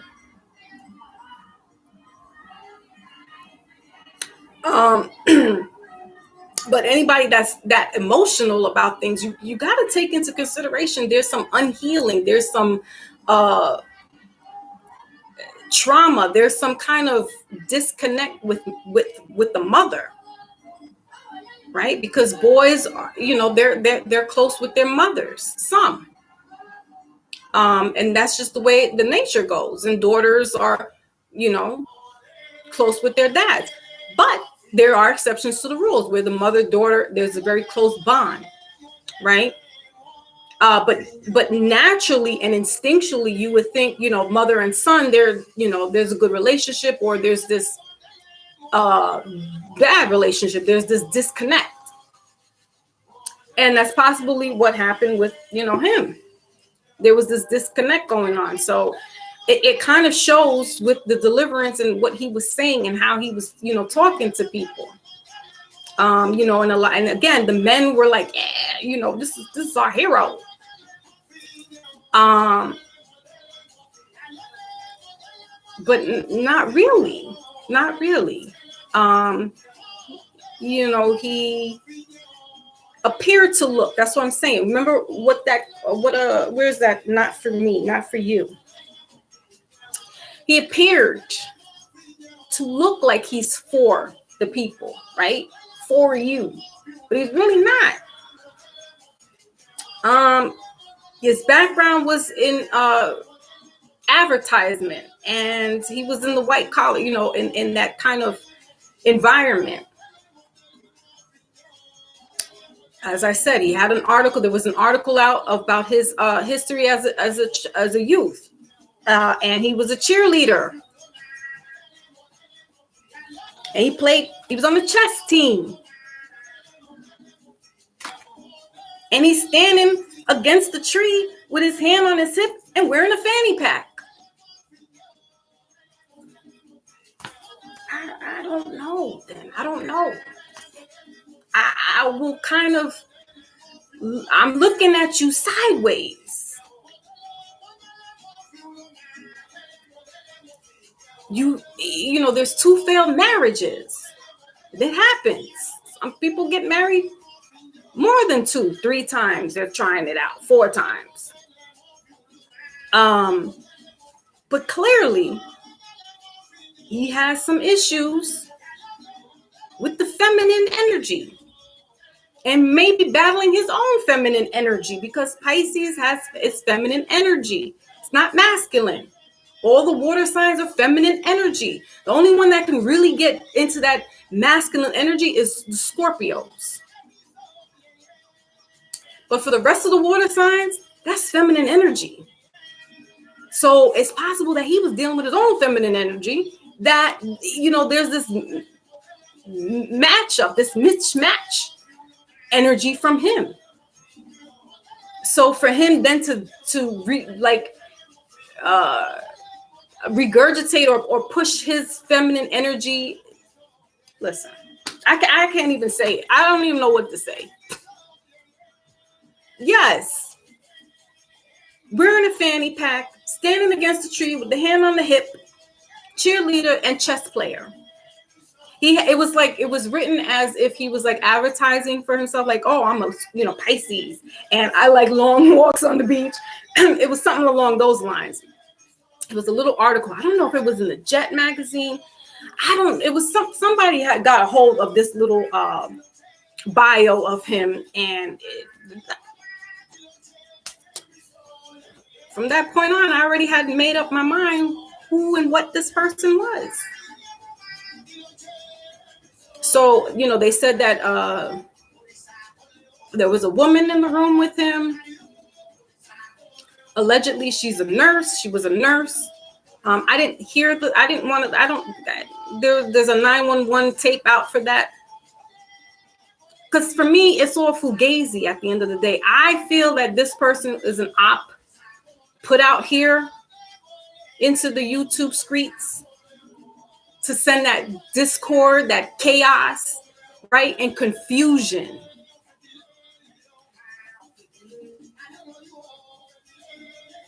Mm-hmm. Yep.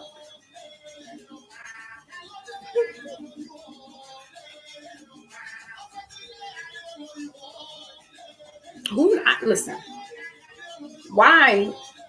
The whole story sounds a little Elvis Presley-ish, where they like the person faked their death. I don't know. I'm not saying that, but we discussed about him last year when I came onto the scene, because that, what he said was offensive. He was like basically berating this woman and telling her, you're a sick fat ass. Now, let's be clear though. Lighten some Palo Santo. Let's be clear though. There are some women that are delusional. there are some women that do hide behind, makeup and whatever. I'm not here to bash the women either, but there has to be this accountability, right? We need to be very clear that some of them are wearing, there's a lot of fakeness to some of these women, right? So he's pulling that out. He's pinpointing that out. Like, look, you're putting this on, you're wearing this, you're doing this, but when you take all that off, you're not an 8 as you claim to be. You're a 6 at best. That's what he said.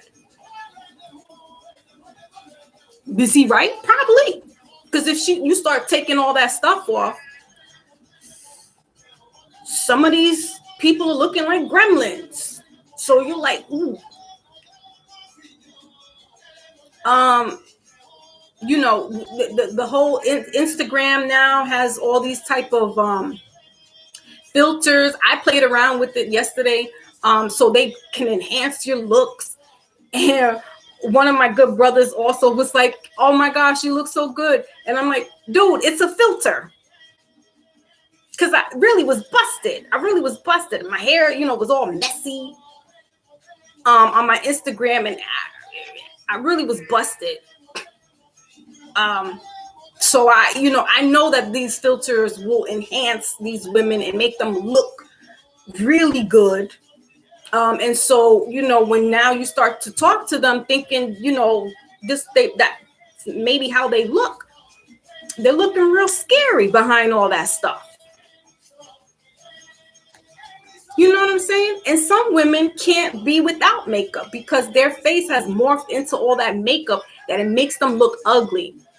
I worked with a girl like that. That girl would put makeup on to go outside. She would freshen up. She got me like because I never wore makeup like that. I'm in my masculine energy, but she kind of helped me get into my feminine energy with putting a little makeup on. But for the most part, I don't wear that stuff because I know it clogged, and even growing up, because I come from an era where you're not supposed to be wearing this red. You don't wear red, right? It was for harlots, they said, red nail polish and stuff. So wearing, my dad wouldn't let me wear makeup. Neither did my mother. So it wasn't until I became a mother at 16, 17, I wore a little gold lipstick and whatnot and had a little eyeliner on. That was it. I didn't put mascara on and didn't put blush on. I didn't know about all that stuff.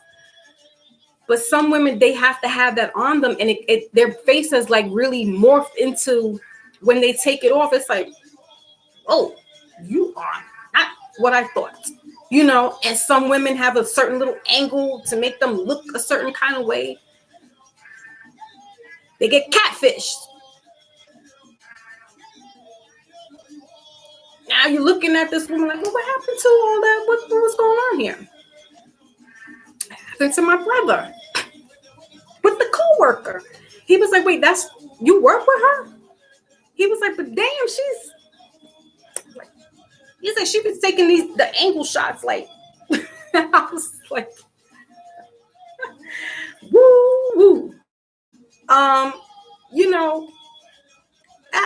I get it. Again, I'm not here to bash women. I'm not, because look, I'm wearing makeup. Otherwise, I'd look like crap. But if you're delusional and you think you're like an 8, it's only because you've enhanced yourself. Be realistic. So this is why there's an uproar with the men. They're like, yes, he's coming after these women because they think they think they're all that. And how dare they want to pass over the nerd or the blurb, right? Or the man who has brains, the least popular or whatever, right? To go with like this jock or the one that makes all this money, but he's really a douchebag. So it's the men that were being looked over that's really, banding together for KS. Like, yes, tell them about themselves. I get it. But what they fail to realize is, and maybe they don't care because they have been looked over, is that the deliverance and the approach is detrimental to the Black woman. Because let's be clear, that's really who he was talking to. He wasn't talking to, Karens and Beckys and, Tinas, right? He wasn't. So for him to talk to our sisters like that, it's like, whoa, bro, you're doing too much. You're doing too much. You're saying too much, and some of it's not really getting across right. But in hindsight, again, as I said, I see what he means. I see what he's talking about because we see it. But, we all got to heal, man. That's the bottom line to it. Sunscreen. Mm-hmm. As for women, some of the best are looking. Yeah, it's right, Pamela. Some women, the gorgeous ones, their heart is, the Kim Kardashians. Now, to some men, that's beauty. Now, has she not enhanced herself? She really is not a bad looking woman. I'm using her as an example because I won't say most, but some men, that's a preference for them, right? Because we saw it with Kanye. He left, or him and his girlfriend didn't work out, right? And she was melanated. And then he went with this one. But she enhanced herself. And so did her family members, her sisters.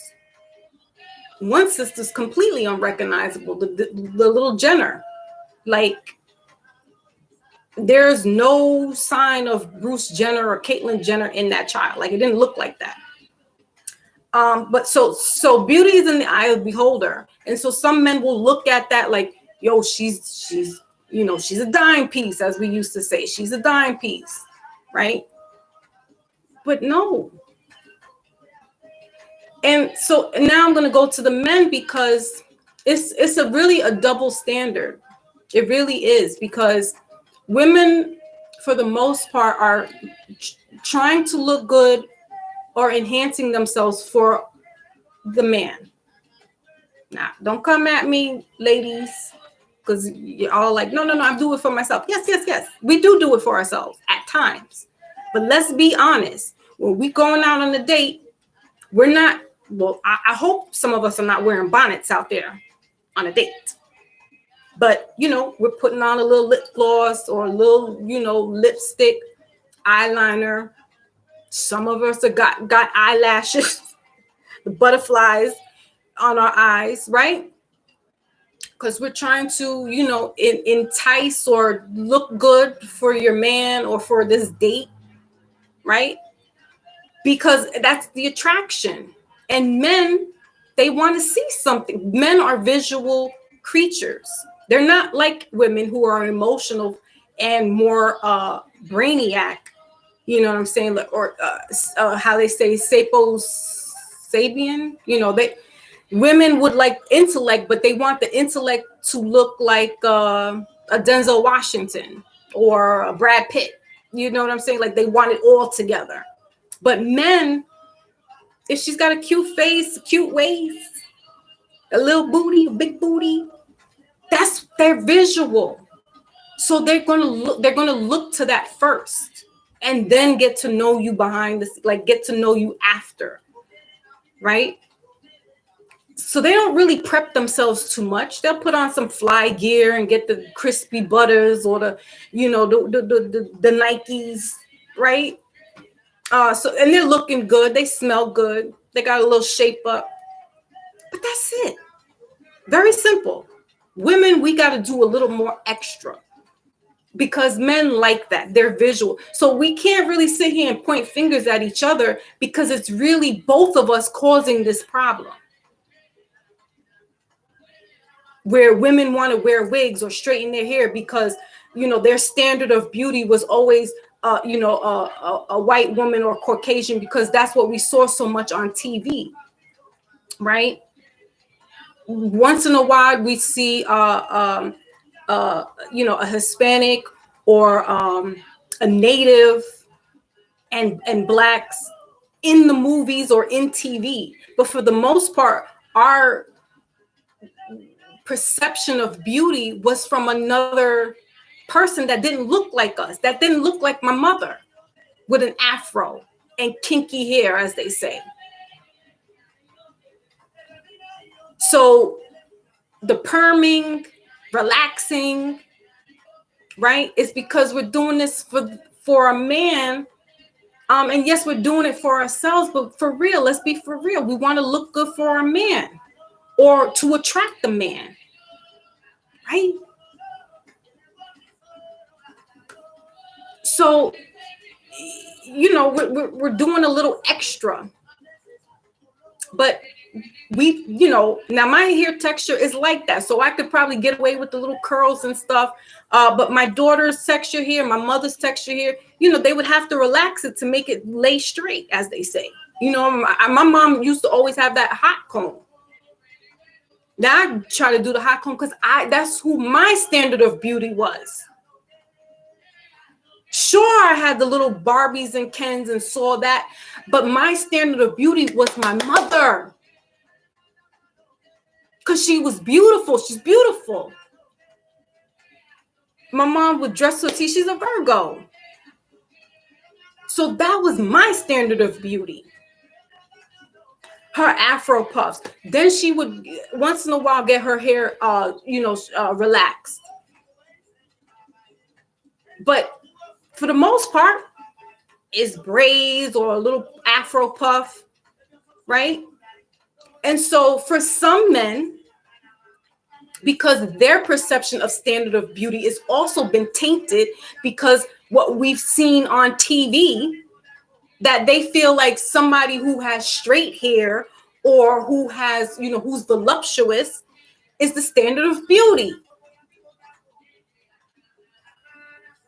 Not realizing that beauty comes in all shapes and sizes, all different textures, complexions. I've always been a skinny little girl and overlooked almost all the time. But because of my complexion, I would get rapped to every once in a while, but it'd be my girlfriends who were the bigger, voluptuous girls that the guys are gravitating towards. So let's be for real when we're talking about who's what and what's what. Stop it, because we're both at fault. We're both at fault for overlooking somebody else, not realizing, you know what? You might not be a whole 9 or a 10, but damn it, your heart is, your mind is. You know what I'm saying? I got picked on. I was a skinny girl, but I was like the second tallest or the tallest girl in school or in my classes.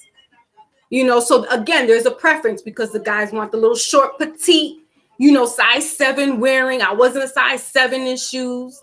I'm an 8.5, 9.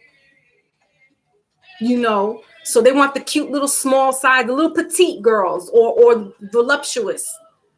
I got overlooked, but I'm not sitting out here crying boo-hoo. I'm not going to get enhancements, although I thought about it and said, well, damn it, they not looking, because I don't got a booty. So damn it, let me go get some injections. Never did. But because of this, and it's not until we get older where we learn about self-esteem. And if we have nobody bigging us up and telling us you look good the way you are, you'll never know. You're going to always constantly be trying to replace yourself for something better. You're not a model car. You're not going to trade yourself in for something else. It is what it is.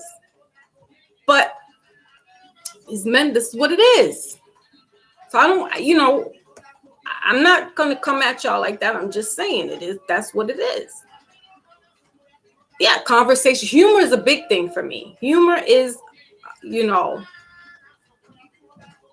Yeah, Pamela says I'd rather show somebody being authentic. But we have to hide behind certain things. That's the representative. And we all have that person. We all have our representative, first and foremost. for our own protection, or, you know, that's just who you are. And then when somebody gets to know you, okay, now you can kind of let down the representative and show who you truly are.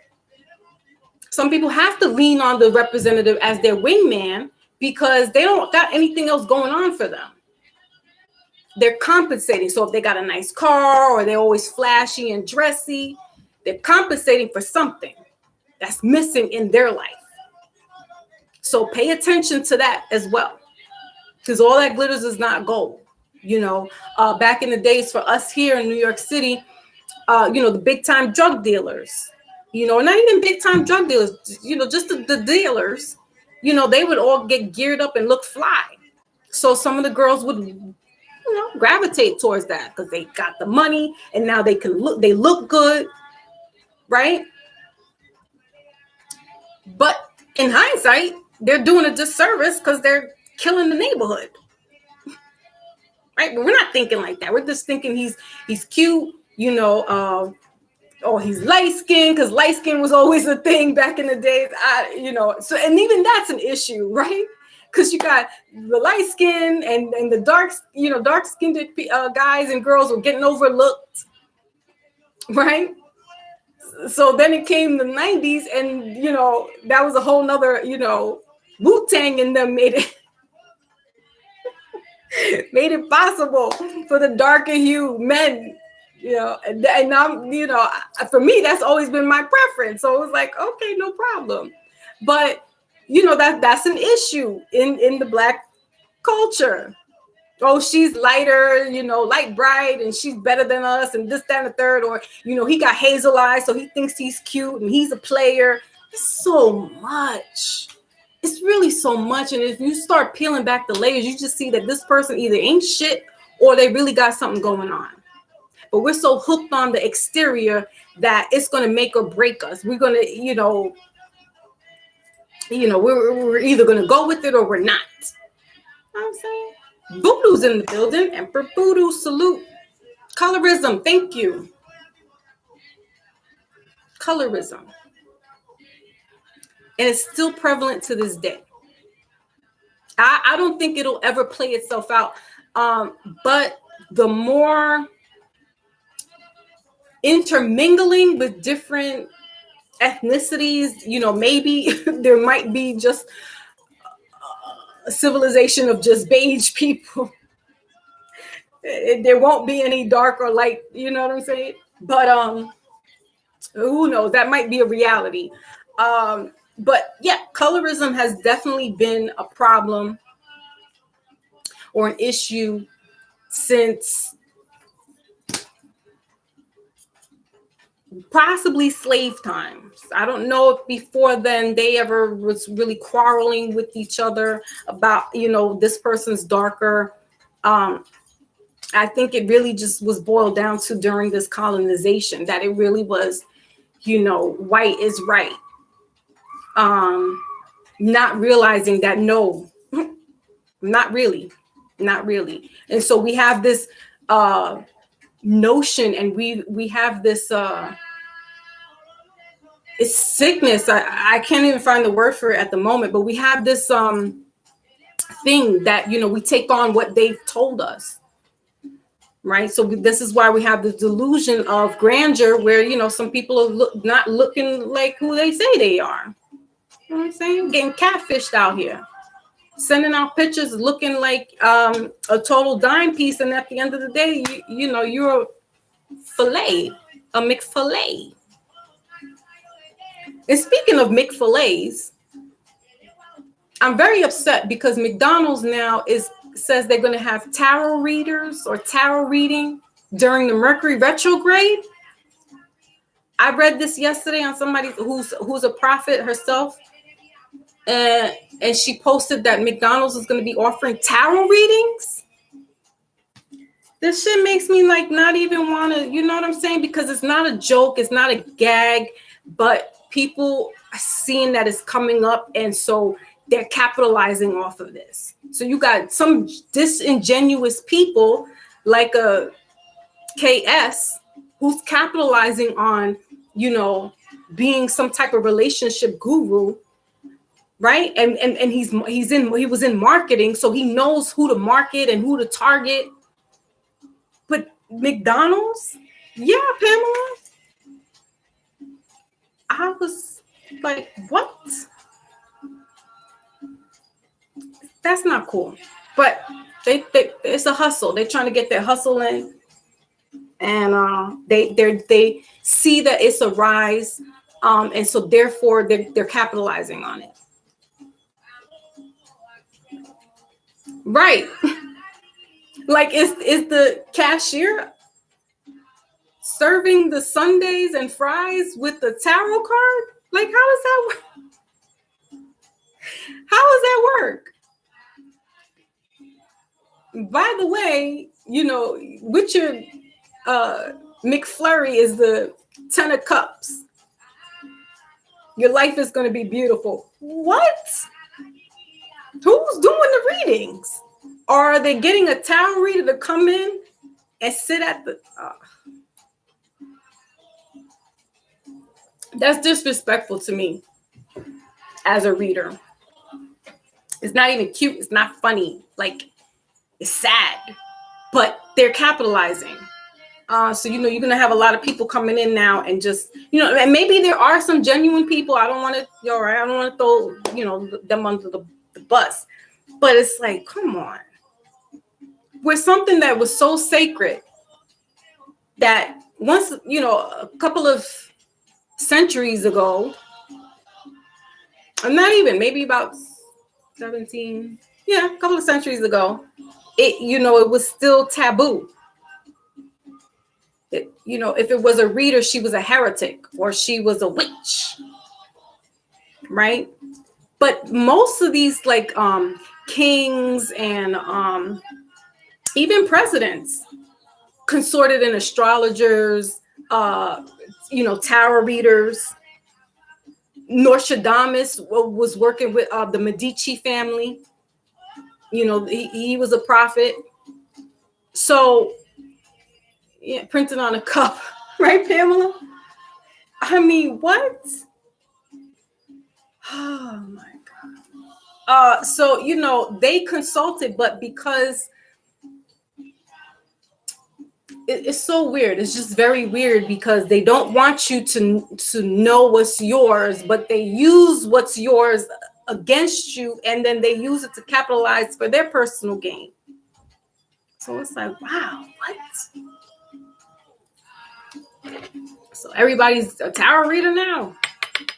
I mean, and I started late, but I was doing my own readings for myself, like 2016, 2017, and then I didn't come on to public until 2018 on Instagram.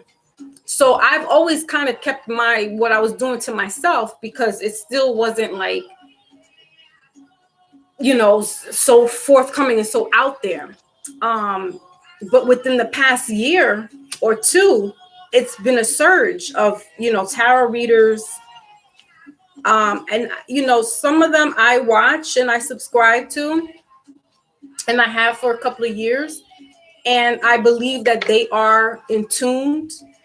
But then there's just some that are really like, it's a politrick and they're just kind of like learning on the fly. And, for me, I studied it first before I started doing the readings for myself. So, I have books on, what the cards mean. Like really memorizing things and taking it as a craft and studying it. And it wasn't until like 2018 that I felt more confident where I was like, okay, I can come on, Instagram. And then in 2021, Yellow Jesus was like, shout out to Yellow Jesus. He's like, no, he was following me on Instagram, and saw that, you're straight legit. And, so if you have the foresight, you could see it and you can believe that person's telling the truth. But, you got to question that this whole rise. McDonald's, like, nah, no way. No way. Yeah, here's your fries, and now you got the 10 of Pentacles on the cup. That's your reading. How do you interpret it? Is there somebody there like interpreting this for them? Is it the cashier that's doing that? And they said only for the Mercury retrograde. So for like the next 3 weeks, people could go into McDonald's and get a reading.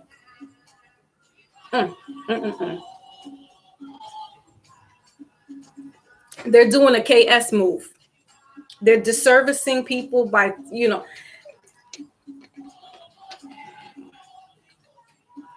need to be careful. That's what I'm saying.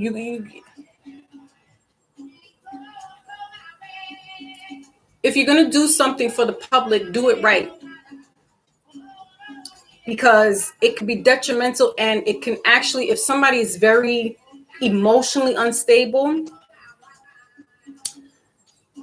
this could be harmful for somebody, where there'd be like, well, I thought I was going to get this, or, you said that was going to happen, or, you know what I mean? And if that person hasn't been trained, now I kind of did all this on my own. I didn't have a mentor. My mentor was my spirit. So I didn't know if I was right or wrong until I came onto the scene.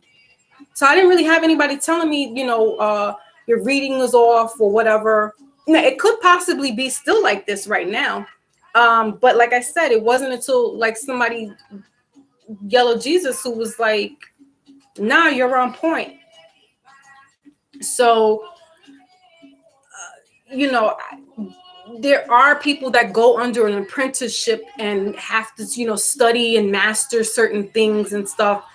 So this whole going to McDonald's, like, who trained you? You know what I'm saying? And even if nobody trains you, like, why are we in McDonald's doing this? I don't know. This is just all weirdness coming. It's weird shit. A gimmick, right, Pamela? So, I don't know. This is all just the cookie crumbling, and we need to really use our third eye and see things for what it is, because you could be hoodwinked, right? It's not for you. Come June,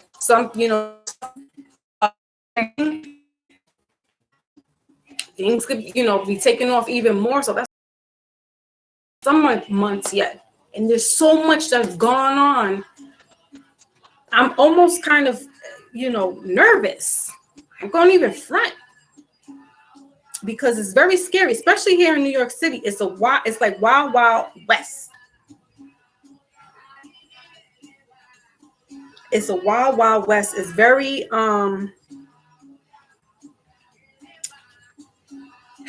you don't want to live in fear, and you don't want to go outside and be in fear. You want to walk with faith. You want to walk with knowing your angels and your ancestors, and God is protecting you, right?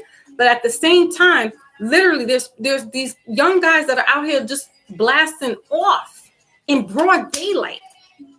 Yesterday, I on the news, and I don't watch the news, but on Instagram, I subscribe to certain news stations, so they'll show it. And some woman got raped. So rapes have become a big thing again in New York City. These drive-by shootings have been going crazy the past couple of months. Y'all saw that play out even in back in April, where it was like big headline news, where this man shot up in the train. So definitely there's a lot of stuff, a lot of violence taking place in New York City. And it's almost like you don't want to walk around in fear, but it's like, damn, you kind of hesitant to go, certain places.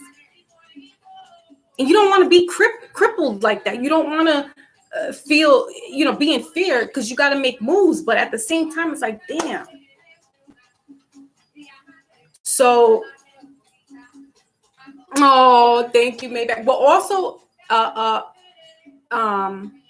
Maine, the milkman behind the bar, also because Yellow Jesus was on Maine's platform as well, and that's how I got my voice broader. That's how I got my crew right now, because they saw me doing my readings, and Maine had helped me. Of course, he says he wants his finder's fees. I'm like, if anybody's getting finder's fees, it's Yellow Jesus.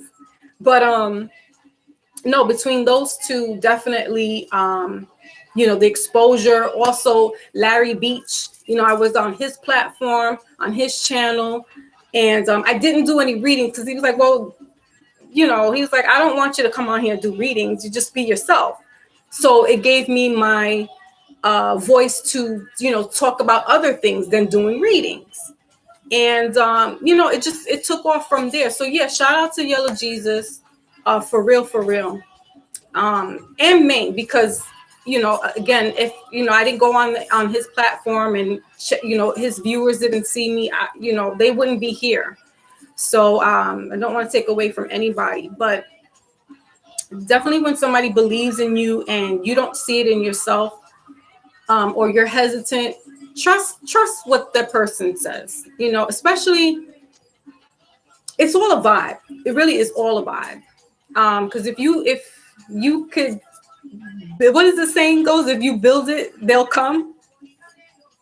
So I think it was Angels in the Outfield or something like that. Yeah, BDP, Larry Beach, right. Also 183rd Biz, on his platform. Panero's Mind, shout out to the UK, because I got onto his platform. So, and not even doing the cards, just speaking my mind. Been on Real Black, a couple of other platforms that, because this is still it's my sacred space, doing the cards. It's very sacred to me. And again, as I told y'all before, I take it seriously. I try to do the best to deliver the message for the person, however spirit wants it to be brought. But I got to be mindful, because if I show the death card, where's the death card? If I bring out the death card in somebody's reading, they're going to be automatically assuming that that's death. And yes, that can be, but it's also about transitioning, and things dying and ending that scorpionic energy.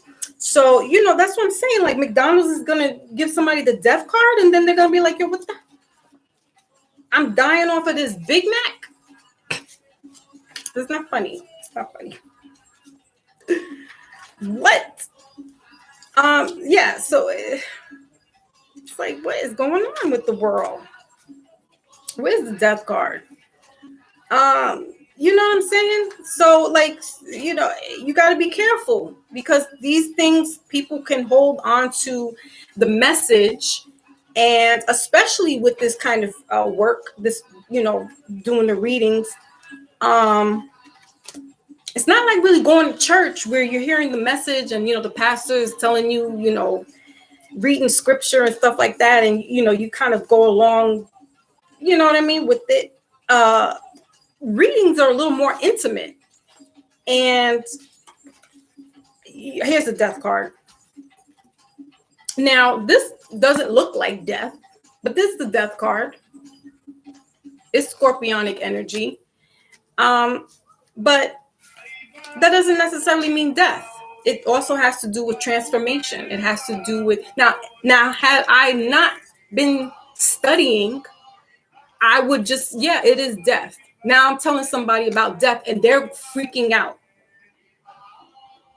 Nah, man, these people really need to be doing the work.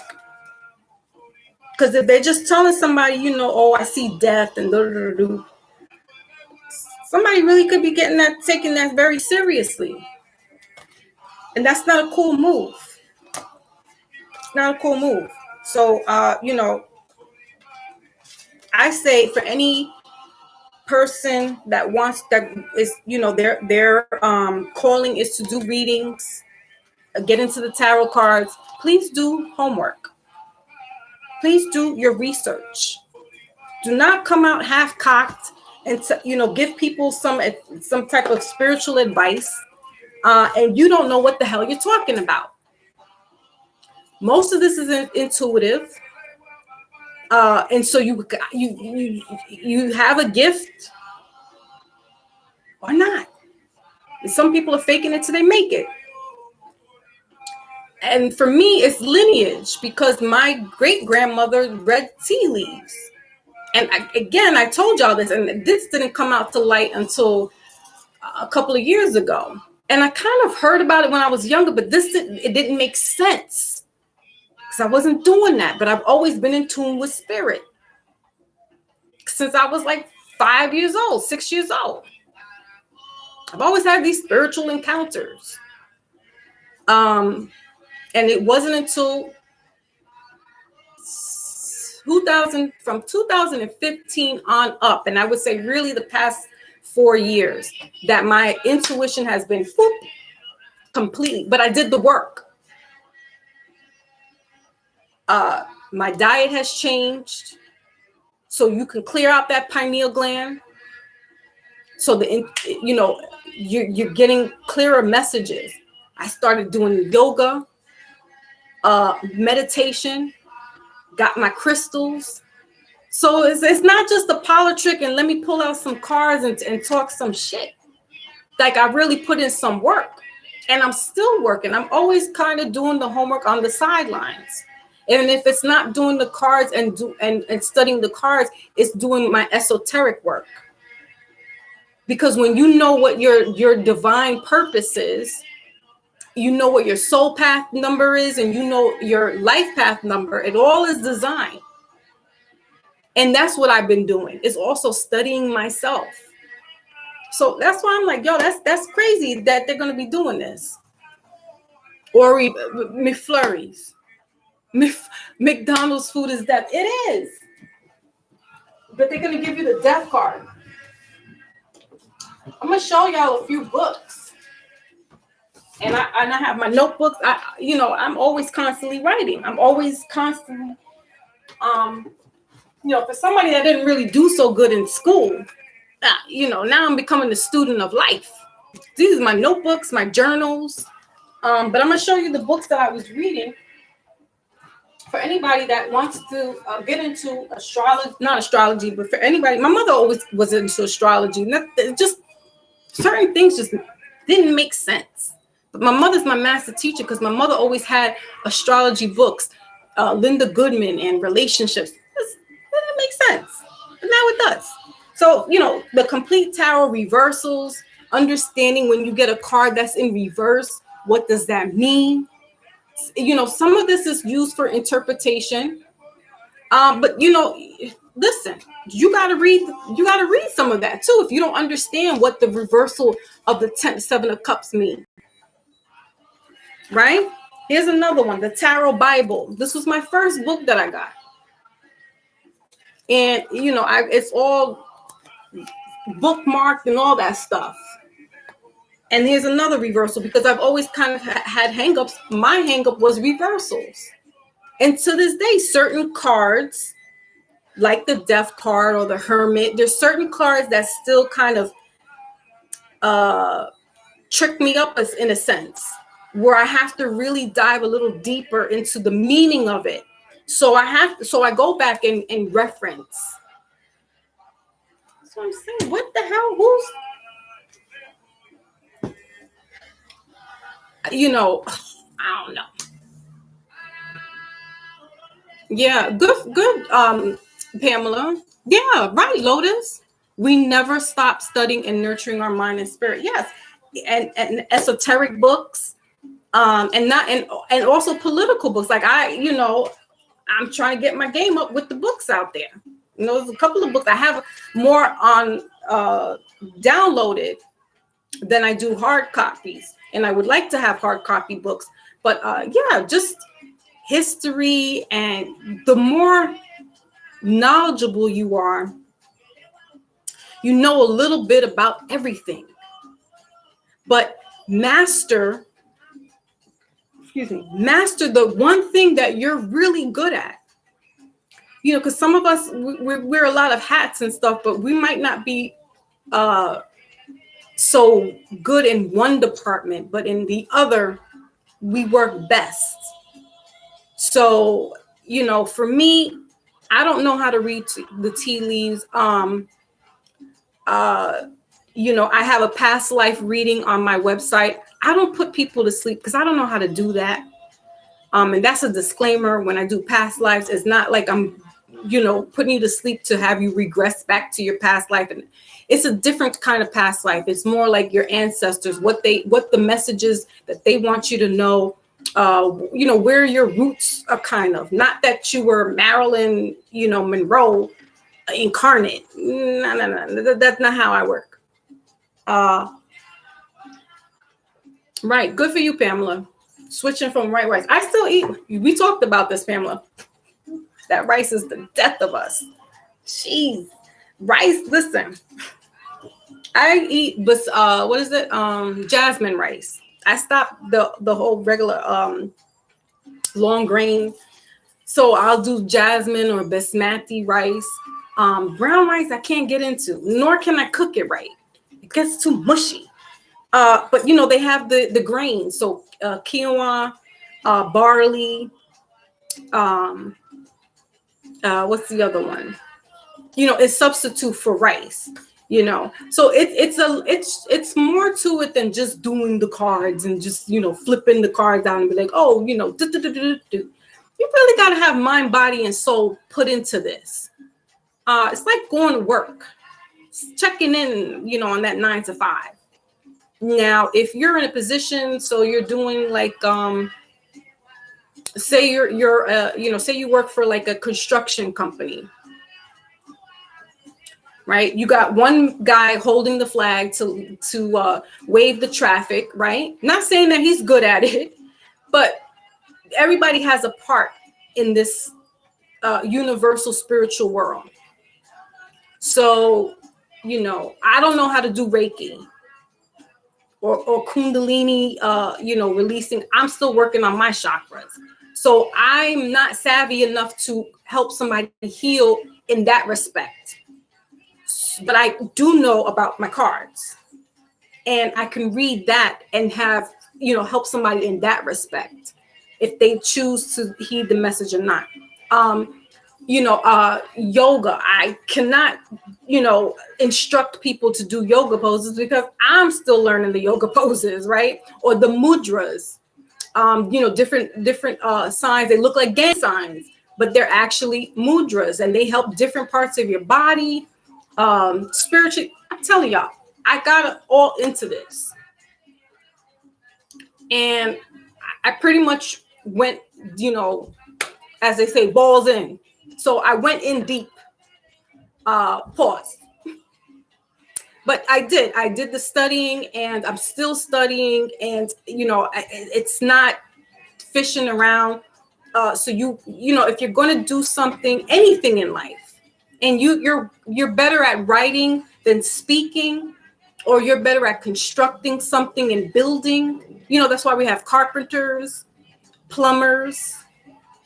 You're really not going to get a guy who, you know, knows how to do some plumbing, but he's better at installing windows, and you need a plumber, right?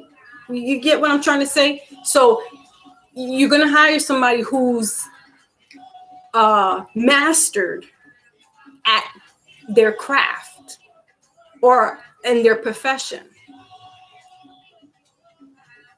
So that's what I'm trying to say. That's where I'm coming from with this. Yeah, pressure points.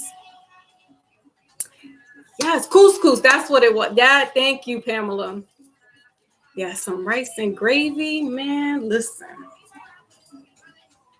Now I've switched to wheat bread, but you know, that's even not so great. You know, they suggest you eating rye or pumpernickel or the whole grains and stuff. Listen, I'm a work in progress. So I tell you guys, because this is the stuff that I've started to, you know, learn, but I'm still a work in progress. So, you know, I'm learning along with y'all. Just, my knowledge is, you know, a little bit more because that's what I'm studying. So I can relay back to you what I've studied. Now, you know, certain things I'll talk to you guys about, but I'm not savvy in all of that stuff. But I'll give you solutions, like, you know, talking about being a sovereign person and who to look up to, you know, if you want to change your status from being a U.S. citizen to being a sovereign. So, you know, that's not my thing, but I know a little bit about it. And I can guide you and direct you to, you know, whoever it is, the person that I subscribe with. And that's what that person, KS, I didn't see that. You know, if you're tearing this person down and then you're saying, okay, you think you're going to get this, down the third. Okay, well, here's something that you can possibly do to help you. Yes. Milk suggestions. I drink almond. I have tried hemp. I've tried coconut. I didn't try rice. And cashew.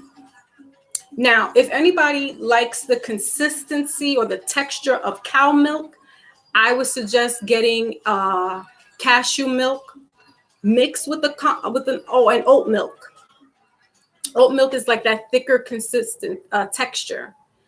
But I prefer almond milk. I've been drinking almond milk for like since 2015, 16, so like 8 years almost. But how I started, because I didn't go straight into getting almond milk. How I started was getting I always drank 2% milk, cow milk. But what I started to do was start to get organic milk and then grass-fed milk, as pretty much organic as possible, until I could reach the next level. Because guys, it's levels. That's what it is. Some people like to just dive right in. Okay, fine. But you want to get your feet wet and just start off slowly. You can get, start with like organics and then slowly wean yourself off so that you can go into like a hemp. Now, hemp milk is also good. It's a little watery, but it's still good. And you want to do anything other than cow milk. Cow juice. And so almond milk is, for me, it's a happy medium because it's not so thick, but it's not as watery as well. And I just bought a mixture of oat milk because I wanted my teas and my coffees to be a little more thicker. And so, and I drink it with my cereal. But that's a start. So those would be, the oat milk would be it's thicker. So if you're used to drinking like a 2% cow milk, then an oat milk would be equivalent to that. Or a cashew. It would be equivalent to that kind of thickness, that consistency. And you just swap out little by little, For some of us ethnics, we like our Lowry seasons and our Sazon, adobo. I got rid of the adobo and just sea salt and pepper, Mrs. Dash, and using more herbs, thyme, rosemary, basil, sage, because this enhances the palate and it's also healthier. So you don't need a lot of salt. The sea salt is already kind of, the table salt is no good. But the sea salt or iodized sea salt, which is what I use, is very salty. So you only need a little bit to put into your food, or if you cook without salt and then you put it on afterwards. Sea salt would be the best, kosher, pink Himalayan salt.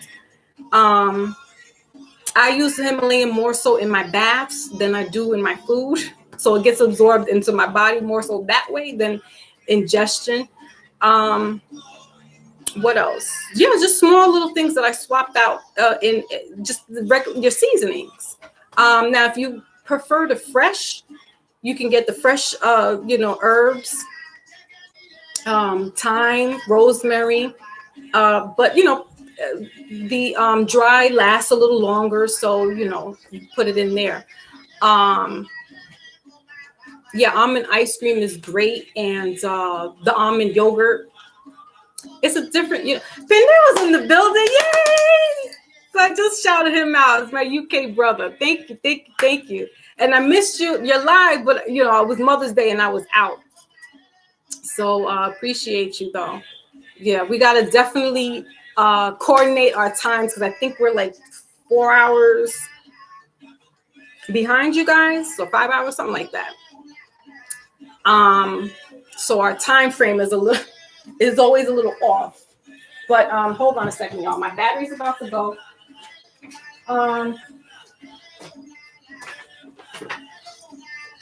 Yeah, so we definitely check out Survival Minds. Panera, please put your information down in the chat. Also, I think Maybach has a page, a channel as well. So you guys can put your information in the chat. Because we need to support each other. And again, these are platforms that I go into, and we have these type of conversations, these thought-provoking conversations, to enhance our mind. You know what I mean? Not to it's to make us think. And I like to be on those type of think tank platforms where we're all here just to be aware of our surroundings, what's going on in the world, stuff like that. Also, I have another book, and I think I showed this to you guys, Angel Numbers, for anybody who keeps seeing repeating numbers. This is angels speaking to you, because they can't talk to us the way, through the mouth. So, signs and symbols. If you're always seeing 1111, 1212, what are the other numbers? 111. If you're always seeing a number that has 11 on it, or 888, I think Lotus said that she was getting 888. So this is a good book here. It's by Kyle Gray, The Message and Meanings Behind 1111 and Other Number Sequences. So, again, I picked these up because this is what's been happening to me. So chances are, if you guys are on this, on this platform with me, then you might be getting some numbers as well coming to you, and not understanding why and what does it mean. And so therefore, it's good to grab some kind of reference and use your discernment. Now, how do these people know? I don't know. But, some people have been around long enough to kind of interpret this. And so that's, you take it on face value. Also, if you're seeing 555, 5 has to do with change and conflicts. So, if you're constantly seeing that number, that means that, there's something that you have to change in your life. Also, if you're seeing 444, that's a high frequent vibrational number. 4 is the builder. Sometimes when you see these numbers, is what I've come to learn, is that these numbers that you constantly see are actually your DNA codes as well. So in the matrix, we saw 1010101010. Now, somebody could have either their life path is a 2 or a 7. And so when you're seeing maybe a 7, I'm going to say, because there's a couple of 7s that come up for me, 757 and 725. Both those 3 digits, or both that combination, for me, not only means angel numbers, but I've actually lived in those numbers. And so what I've come to learn is that those numbers are actually not only just your angels talking to you, your ancestors, but those are your numbers that have been encoded in you. So when you were given your birth name, if you have a whole, your whole name, and if you have a middle name, you would add all that up, and it would give you what your life path number is. Also, there's a website which I'm still working on right now. Is Gematria Calculator. It's GEMATRIA. You type in your whole name that you were given on your birth certificate, and it calculates the numbers for you. I didn't understand why I kept seeing 711 and 811. Come to find out that my maiden name, the birth name I was given, equals out to 711. And my married name equals out to 811. But it's also my grandmother's birthday and my little sister's birthday, 711 and 811. So I was always thinking it's them. But when I did this gematria, what was it, last year? Now I'm revisiting it again because I wanted to take the notes down. Because your name is also associated with certain people and certain events that happened, in history. So my name, with both my maiden and my married, is associated with Trump. And I'm like, there's a reason why I get what he's saying. And then is it my maiden name? I think my maiden name my married name is connected to Tupac's government name, not the Tupac Shakur, but Lassane. And I was like, my husband for real. So it's a very good website to check out because this will make sense for you if you constantly seeing these numbers, because that's actually your code, your DNA code. Yes, you've been seeing 888-555-777. Info for, please spell it again. Okay, hold on. The website is called Gematria, GEMATRA calculator.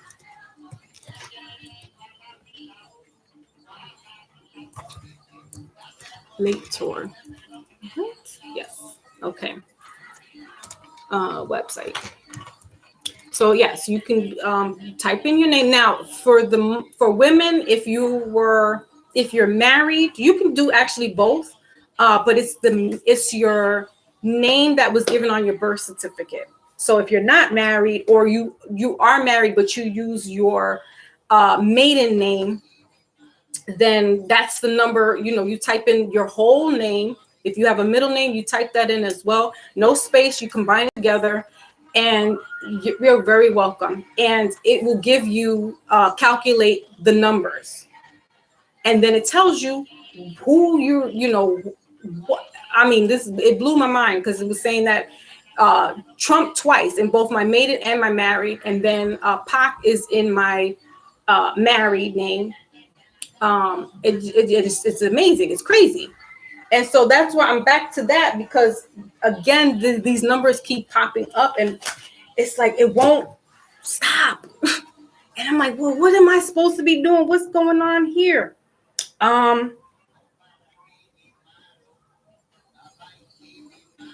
Okay, so did I do my maiden name? Hold on.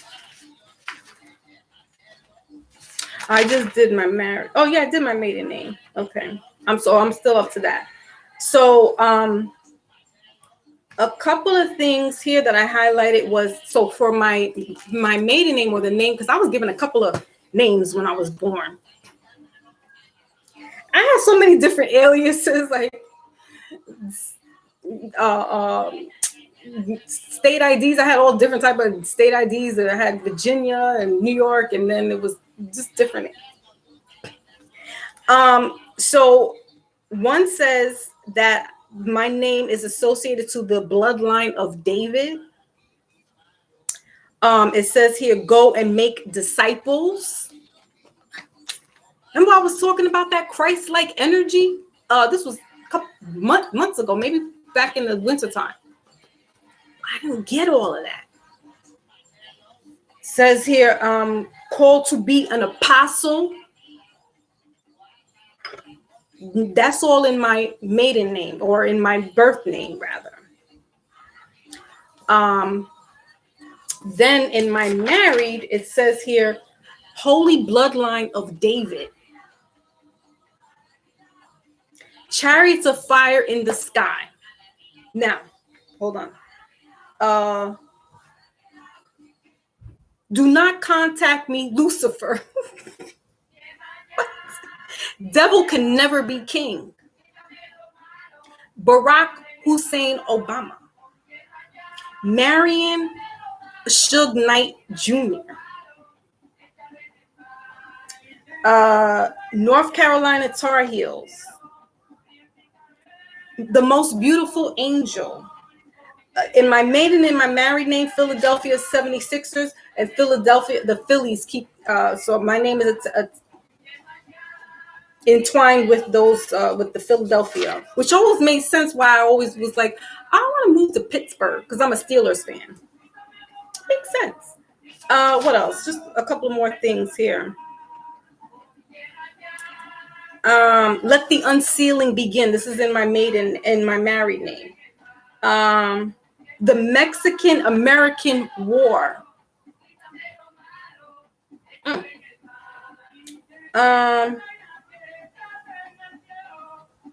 December 28th.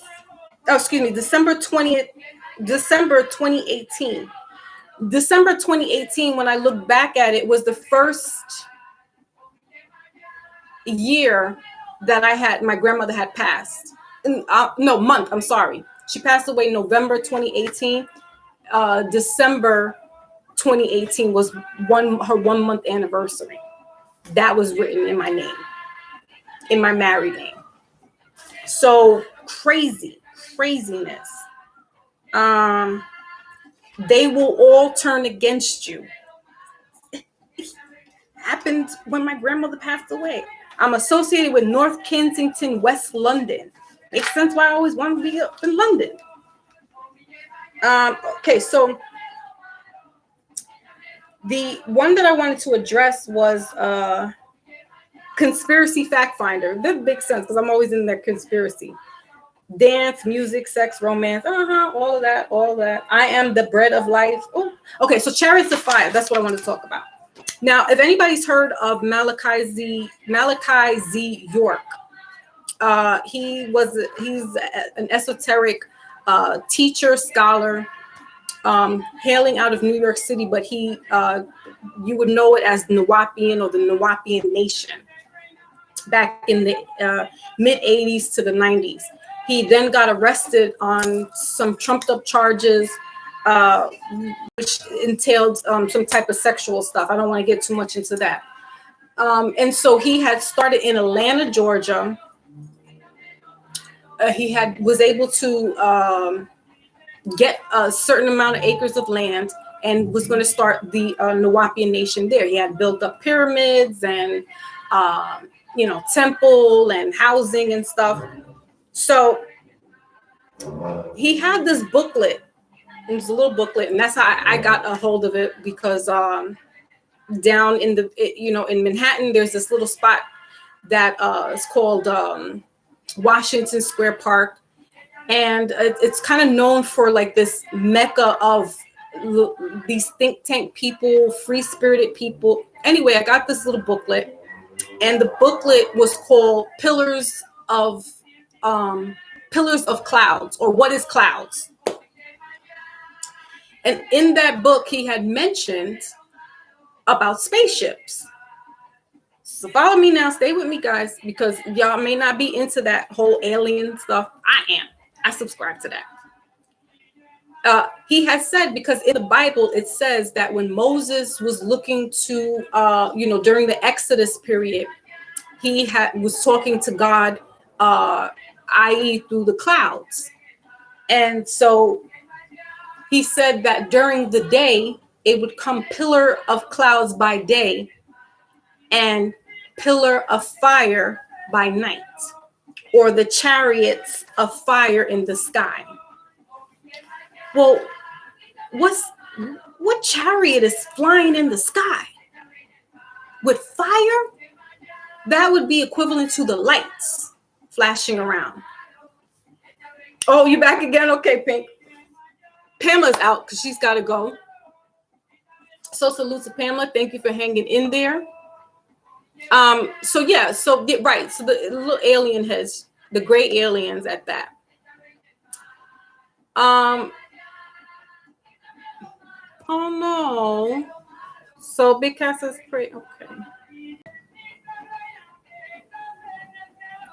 Oh yeah. So that sounds like neuropathy, Big Cat. I got you. You know, you always right here with me. So I got you. So anyway, the Chariots of Fire. So Dr. York had the book, right?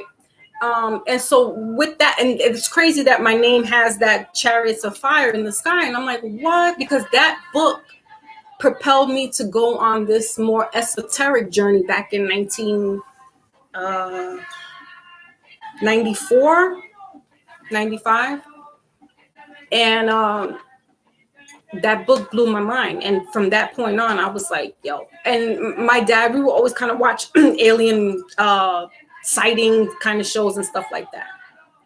So I always kind of knew about that. But now doing this name gematria and then seeing that the Chariots of Sky, I was like, wow. The past couple of years, 2018 to I would say 2020, 21, I've had 3 different dreams, visions of aliens coming to Earth. But anyway, yeah, so it's a very interesting tool to use. You know, if you guys are constantly seeing different numbers, that's why. They also say that if you're seeing numbers like 1111 or 222 or 1212, that is your twin flame. There's this twin flame connection coming through. Again, I'm not too big on the twin flame, twin souls. I don't really know too much to talk a lot about it.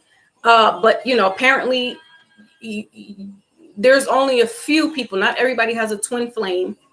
But that person is your mirror image, your soul tie with this person. So it's like if you were born as a twin, you shared the same embryo. Or is that identical? Anyway, that's kind of like what the twin flame is. It's, you know, it's you and this person that are meant to be together, but not necessarily in a romantic way. It's to bring the spiritual, your soul connection elevates, but also to elevate humanity. So what does that look like? So say, for instance, you do feel like you have a twin flame. Somebody could also trigger you. So twin flames has this kind of bad notion of, oh, this is my soulmate and, you know, this is the love of my life and blah, blah, blah. No. Twin flames are actually, they're very hard. They're not like a soulmate where it's just like you're kind of like in bliss and love. The twin flames are here to disrupt your spiritual being so that you can get on your higher spiritual level. So this person could trigger you. You know, this could be an on and off, the runner, fight or flight type of relationship where, you know, one is constantly, you know, running away from this person or the other is chasing. But what I'm reading is that when you see these, especially the 1111, that's supposedly you're going to be in connection with your twin flame. I don't know, because I see it too, and I'm just like, well, what? And your twin flame might not necessarily be somebody you are in marriage with or in a committed relationship. They could be in a relationship. They can be married. Some have even said that it could be the same sex. So it's not, I would think it would be more man and female because that's the nature of things. But if the person's been reincarnated into a female and they're a male, if you're into reincarnation, that's what that means. So it just means that your soul recognizes this other person as your soul. And you guys are supposed to be here to not only help each other, but help humanity, help people around you. So you're doing kind of like this community service to other people, community work, helping wherever you can. But that's also when you start getting right. So it's usually supposed to happen when you start doing this type of spiritual work, that you're now going to be connected with this twin flame. It can come into a romantic partnership, but from what my reading and understanding is that twin flames don't last long because they're here for your betterment. It's not like a life partner or a soulmate where you can stay with them for years. I mean, it's possible, but the twin flame is really to ignite your spiritual awakening, get the ball rolling, and help others get to that level as well. Now, y'all could do it together, or somehow y'all on the same wavelength and doing it at the same time apart from each other. So it's very deep. It's very intricate. Pink says you never. Yes, right. You're the 212-222-444, because the 2 is about union. So when you double that, if you get 1111, that's 2. That's 4. So again, that's that coming together. That's that harmony. But again, I'm still new to this, and I've been reading about it for the past couple of years. So I don't know. It could be romantic, they say, but my experience is like, it's a little rough. It's a little rough. So I think we will close out. If anybody wants to get a little quick mini reading, we can do that for the road. Because I want to use my new deck again. But that was it. As far as, what I wanted to talk about with that person. Because, I had to. Everybody's we're talking about it.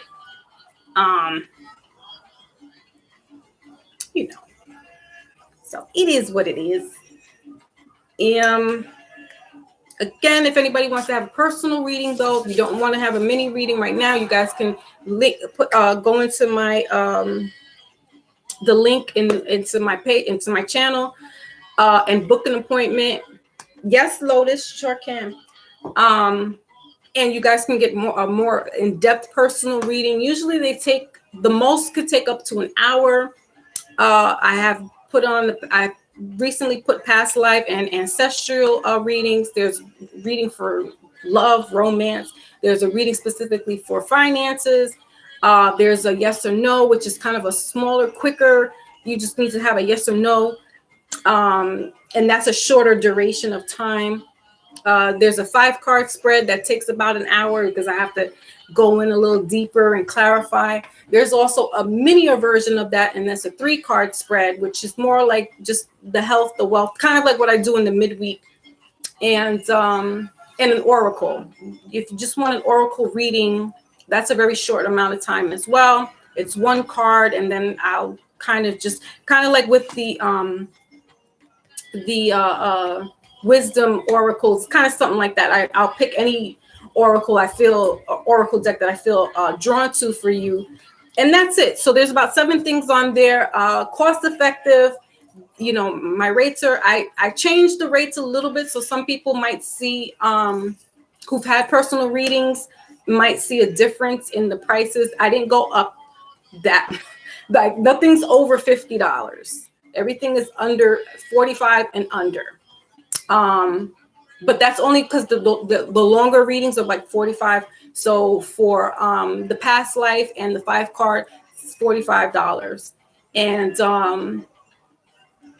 the romance, because that's a little longer as well. And other than that, it's like 35, 20. I think there's like 11. So you could go on my website. It's very reasonably priced. And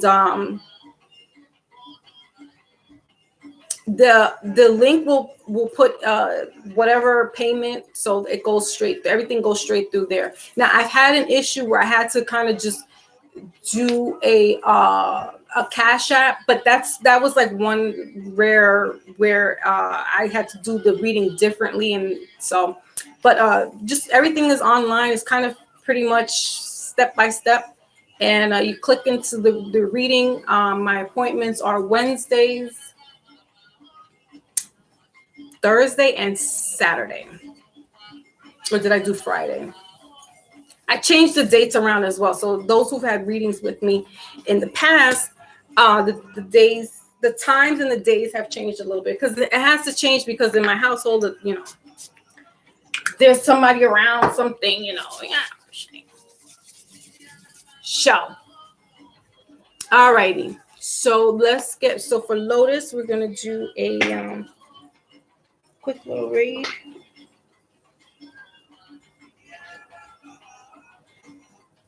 Okay, so I did this card. All right, so I'm gonna use my new deck, because I gotta break it in. And it's the Tarot Grand Lux. It's cool. I like it. And you know, I used so the Astro Codes, this is my Lotus gifted me that. And I love that deck as well, because this gives us the planets. It gives us it has a retrograde in there.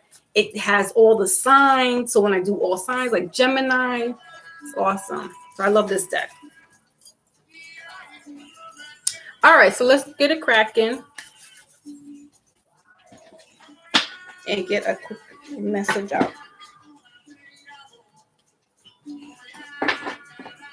And you know, sometimes I feel like I can do the Mindful Mondays, but I don't know, man. This past couple of weeks, since the last time I came, I was like, my energy with the people in my household was like,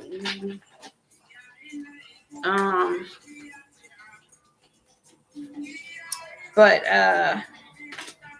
I wanted to do. I was thinking about doing like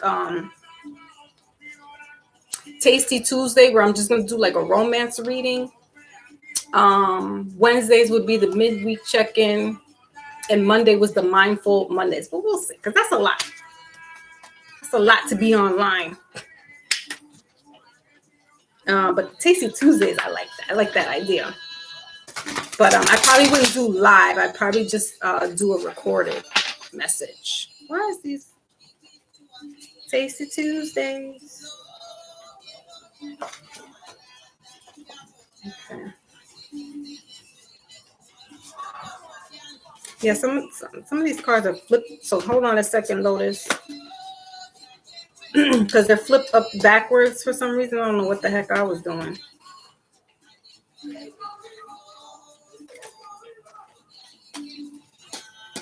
Oh, it's 111. These kids be not yelling outside. It's their little lunch break. Okay. Okay, so what's the message here? Notice. We got the Ten of Swords, so there's this ending happening. Could be a painful ending, but this is you turning it back to, you know, certain situations, people that has harmed you, you know, talk, you know, the naysayers. Yeah, we've got a lot of sword energy here. So the Eight of Swords here, yeah, being, so, you know, possibly being the decision that you're making, you know, you're toiling around with it in your head. That Eight of Swords is that just being in your mind, in your headspace about the decision of letting certain things go that could be painful, or turning your back against people that, you know, done you wrong, said slanderous, you know, I'm getting a lot of this tongue, a lot of like sharp lashing. Okay, so let's see.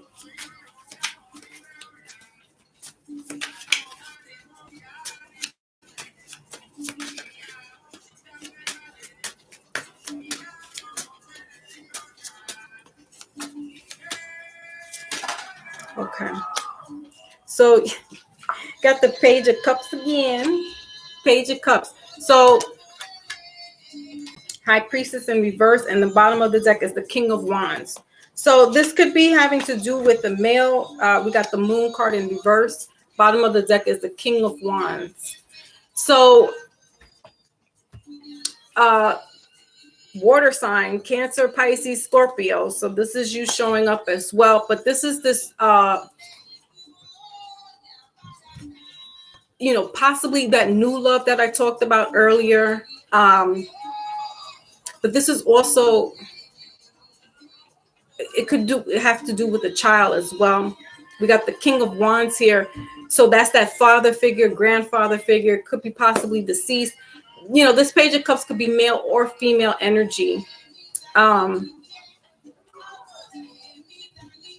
getting that if it's not about a relationship, there's a child that has excelled in something. You know, could be academically. But I'm getting that it's a child that has excelled. So there's this praise for I'm getting baby, but it's not a baby. And pages are either younger children or not young-minded, but there's like this juvenile kind of energy about this. It could be about a person as well, but I'm getting more a child. Let me clarify. There's some type of accomplishment that this child has done. Now they don't have to be a water sign, but there's this emotion. Now this could be you having this emotion and this love for the child that had this accomplishment. Okay. So King of Wands. So there's this male figure as well coming through. So we got I saw the King of Pentacles. We got the Queen of Cups. So you're showing up again. Yeah. So this is you and a child, one of your children, or just working together. So they could have done well on a math test, or there was some kind of skill that they've accomplished that you're happy for. Rightfully so. So where's this Page of Cups here, please?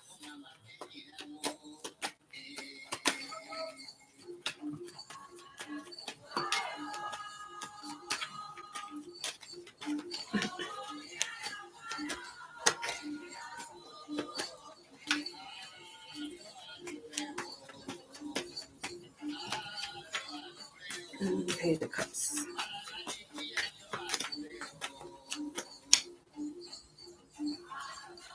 Okay, so we got two cards that came out. All right, so 9 of Pentacles in reverse, and then the 10 of Wands. Bottom of the deck is the 9 of Wands. So to clarify with this Page of Cups here, we got the 9 of Pentacles and the 10 of Wands here. Yeah, so there's this completion. Again, we have this fire energy. So Aries, Sagittarius, or Leo. But there's something that this child has accomplished, or a person. Again, it could be somebody who's like juvenile minded, but they're like youthful. So if it's not about a child, then it could be about a male. There's some type of, I'm getting exam. So there was a hard test or exam or something that they, something academically is what I'm getting, that they had passed. But it was very hard. So there was some kind of either training or if this is not academically, then it could be sports. There's something that they had to like train for, or it's this big accomplishment is what I'm getting. That was a very, very heavy burden. So if it's like something that they had to study for and they passed it, there's this, happiness. There's this appraisal and praise. All right.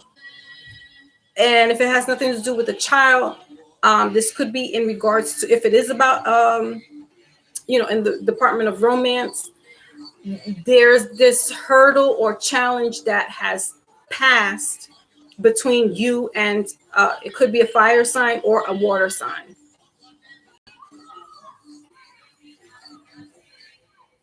Yeah, there was definitely some difficulty here, because this is that wounded soldier. The 9 of Wands is that guarding yourself, but this is I'm hearing victory lap. So maybe Nipsey Hussle might have a song or something, but I'm hearing the victory lap. So there's been this accomplishment that has taken place, whether it be, it really could be anything, but I'm getting more like child, or it's somebody that's kind of like child-minded, but not immature. It's just that their energy is youthful. All right. Let's get the outcome here. Stop, Biddles. Okay, what is this outcome?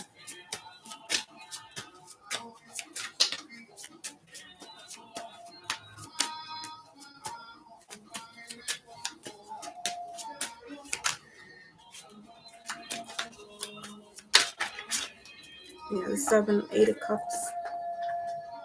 And then the 10 of Swords. And also, like I said before, with the people that have done wrong. So this could be you coming out of a rough situation with, family or friends, where, having to turn your back against like the naysayers or the backstabbers. So,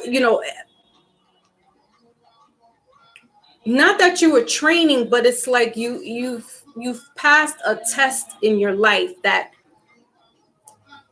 was a burden, or there's something heavy in your heart that you had to deal with family. So this is definitely more internal than outside, like not like friends and family. And this is more like very intimate. So this is like maybe one-on-one, or one and, maybe 2 people, but it's very intimate. Okay. Or could be you actually battling yourself, in the sense of, again, letting go of burdens, things that are weighing you down. Could be finances, carrying the weight of others. Again, I'm getting that victory lap. So, you can take it how it resonates, but there's like a couple of things going on there with, it could be a child, a relationship, or just you internally going through something that you have now come, through the fire, sort of say. Okay, good. Oh, he's taking the math. Okay. Well, he's doing good. He's going to be doing good, because if he's been studying and been practicing, then he's going to pass the test. So that's what I'm seeing. Okay. Yeah, because academically, that's what I was saying. There's something academically. All right. So what is this outcome, please? Yeah, we got those wands here in reverse. And what else? So this is that fire sign. And the 3 of Cups here. So there is this difficulty with the 3 of Cups here, though. So yeah, he has to do this. I'm getting trial. So if that's the test, then that's his trial. But this is something that's very hard for him.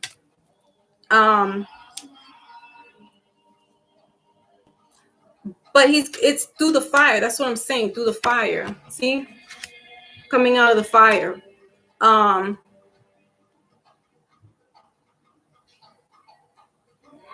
Yeah, so don't put your eggs in one basket just yet. Don't do any celebration just yet. And try to have him focus, stay focused, because this test, for some reason, I'm getting is a very crucial test. It's very hard. With the 3 of Cups here in reverse, yeah, it's like don't celebrate yet. We got the Hierophant. Yeah. So this is that teacher, school. And the Ace of Coins. Yeah, so just keep them focused. Yeah, don't do the victory dance just yet. Just keep them focused. Is that Antog? Yes, Antog's in the building. Salute. They're testing this week. Okay. So yeah, your son is going to be the one that that math test is probably very problematic. But I'm getting with all this training and studying, that's going to pay off. But to just keep him focused, like, and not worry about passing the test, but just taking the test. If you get what I mean, it's not it doesn't matter if he does pass or not. It's just you've accomplished this, because I'm getting that it's a hard exam. So it's like you did it. Now it could be possible that if your son has some problems with math, but the fact that he did pretty good is an accomplishment, because there could be some issues with math. So that's what I'm getting. It's like, don't celebrate just yet, but focus on just taking the test, making sure that he's reviewing over, like doing examples, for instance, and helping him stay on track, staying focused. But this is something huge. So I'm getting that, if he has a problem with math, that this is going to be huge for him. Passing it is going to be like a big accomplishment, where there's going to be that celebration. There's going to be like, yes, you did it, you passed. Even if it's not a high mark, is what I'm trying to say. Not that he doesn't pass. I'm getting that, because passing here in New York City is like 65. So I'm like, shoot, you passed. It's not the highest grade, but the fact that he passed is what counts, not so much the grade. No, what?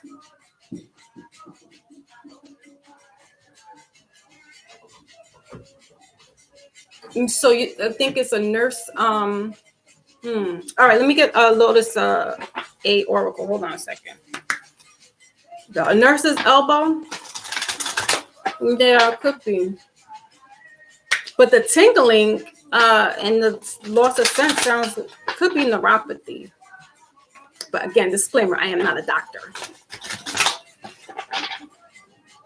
I just worked in healthcare for almost 20 years.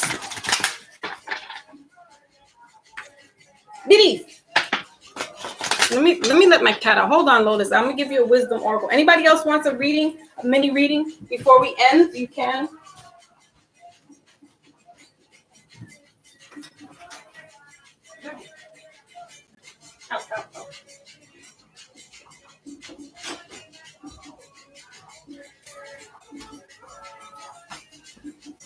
Okie dokie. Alrighty, let's get to the oracle.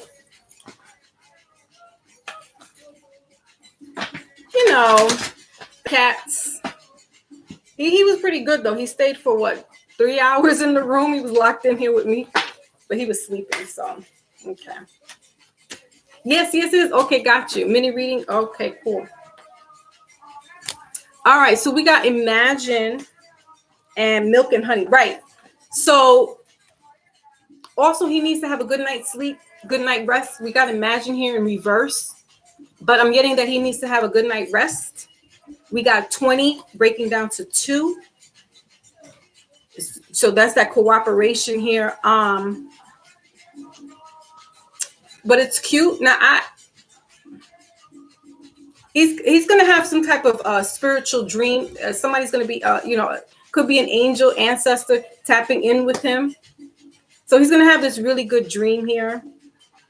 That's going to help him clear his mind. This type of dream, this type of energy is going to help him. Or if he daydreams, somehow there's going to be this spiritual or his little guardian angel is going to help him with this Milk and Honey and this Imagine. There's a lot of this like dreamy, elusive type energy.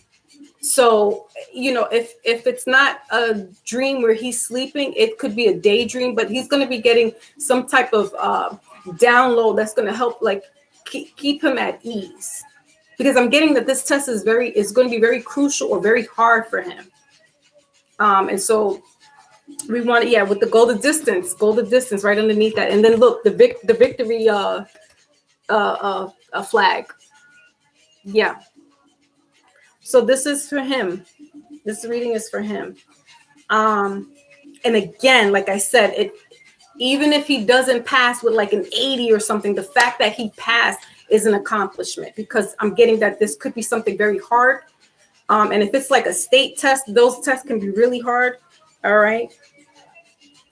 So yeah, he's going to be getting some kind of, and this elephant, there's an elephant, a baby elephant here. And then, elephants retain a lot of information is what they say. When they say you have a memory of like an elephant. So he's absorbing. So he gets this. And therefore, that's what I'm saying. This is going to be a huge lift and burden off of him, but this weight is going to be off his shoulders, like the accomplishment of taking this test, and whether he passes at a high score or not, the fact that he did it is an accomplishment. All right, okie dokie. Yeah. Okay, Big Cat. So Big Cat is next. So good luck to him, but just kind of keep him like focused, but not to where he's got anxiety, if you get what I mean. Like, so like it's not like you gotta pass this test up, you know what I mean? So that the child is like, oh my gosh, if I don't pass this, then I'm gonna get, you know what I mean? Like the expectation.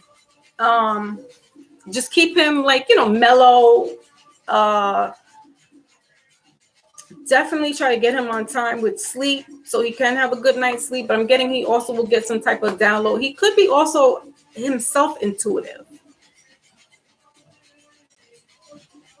And gets this, or, this particular situation is going to bring, his guardians, angels around him to basically help him ease his mind. All right. Okay, my Lotus, that was your reading. Okay, so Big Cat. Okay. Oh, see? Okay. All right. So that's what it is. That if you don't pass, you don't get roadblocks. Try not to, because this is like a big test. So try not to dangle that over him if he doesn't pass, no roadblocks. Oh, because he's going to pass, but it might not be with a high score. You know what I mean? So the expectation, like, not to try to have this big expectation of like getting an 80. If he gets a 70, it's like, all right, you passed. You know what I mean? But because that's how I am. I know where the kids are weak at, and I'm like, all right, if you did that math, because math is always kind of like a tough subject for some.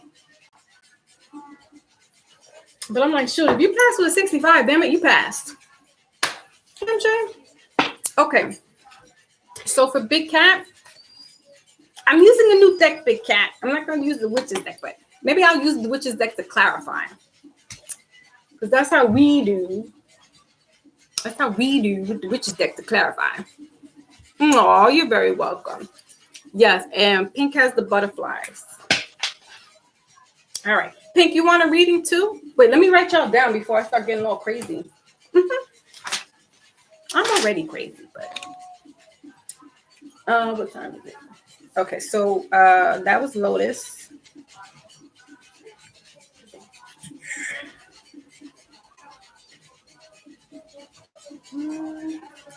And today is the 11th, and that's a master number, guys. 11 is a master number. Again, that's that combining together. That is the number of, it could be, prophet, psychic, but it's more spiritually, as opposed to the master number 22, which 22 is about the builder, the master builder. So today is a good day to get in tune with self, tap in with that, spiritual side. We're in the Mercury retrograde, so it's that reflection, right? Okay. So Big Cat, Brother Zaid, and Pink. Who else? Oh, Rose Netta. Rose, because I kept calling her Ro, and I thought you were Pink's friend Ro, and I think that's Rashonda. So that's why it wasn't clicking with me. You're like, no, I'm the Pisces because she's the Aquarius. So I have come to ponder that the past couple of days, and I was like, oh, that's wise. She's the other Ro. Okay. Who else? And wait. And Pink. 11, and you started ooh, that's right. I did, right, Lotus? I sure did. I hope that I did it too, because I saw a 111. I was like, oh, and I did start on that. Okay. And then Pink. All right. Let's roll. Okay. Now, if anybody wants to do a romance, I mean, right now we could just do whatever, whatever the message is. But if y'all have a question about romance, we can, do that. Whatever. Just whatever. Whatever the people's wants. That's what I'm here. I'm here to service. Services. Oh, you are? Okay, but you're not. You know what I mean. Thank you, Lotus. Yeah, because I'm like, wait a minute. I was getting y'all confused because I was like, no, you're Aquarius. You're like, no, hello, you did my reading. I'm the Pisces. I'm like, what? But that's the problem sometimes. Like the readings, I don't remember because it's not my message. You know what I mean? So I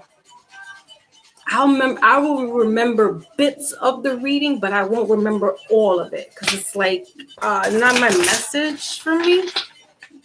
So sometimes if you refresh my memory, but it took me a minute because I'm like, wait a minute, because y'all both have Ro in your name. That's why I was confusing. I'm sorry. Somebody wants romance? That's what we're talking about. All right, so let me put that in. And you're Cancer too? Now I pronounce your name Zaid, but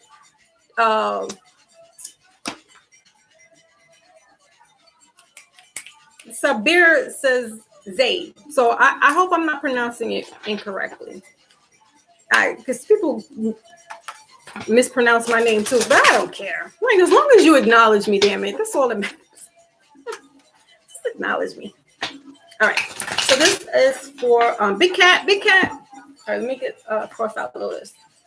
Okay, so this message is for Big Cat. Oh, look, Big Cat, and I'm using this deck, and it has Big Cat. Has the lion. Zaid. Zaid. Okay. Zayed. Okay. Thank you. All right.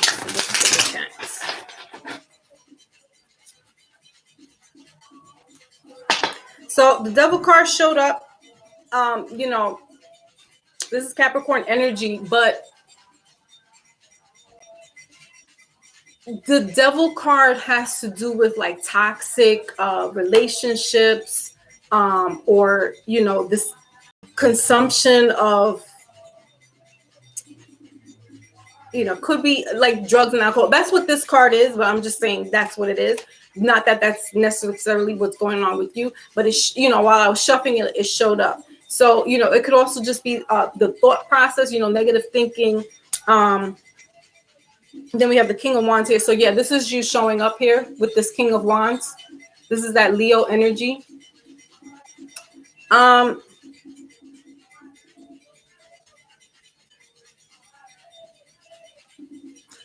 And this could be a number of things in regards, sexualities, so there could be some tension there or toxic, sexual stuff. You don't have to confirm that. All right.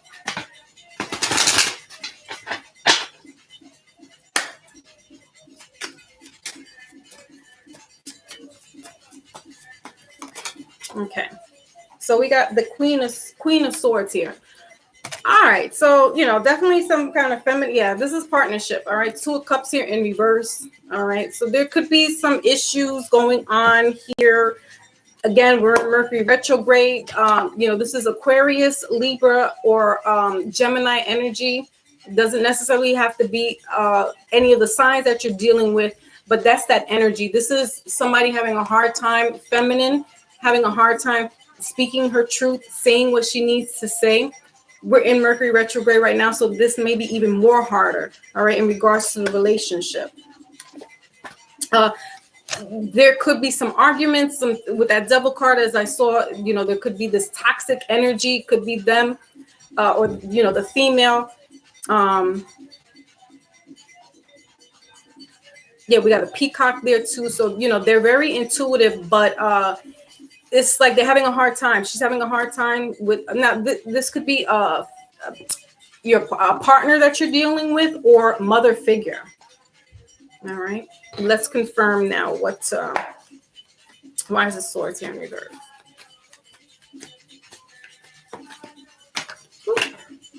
All right, you showed up again.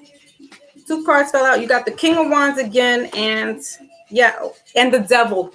All right, big cat.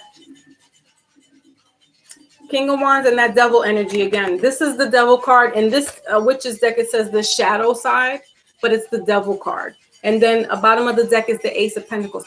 So the Taurus energy, yeah.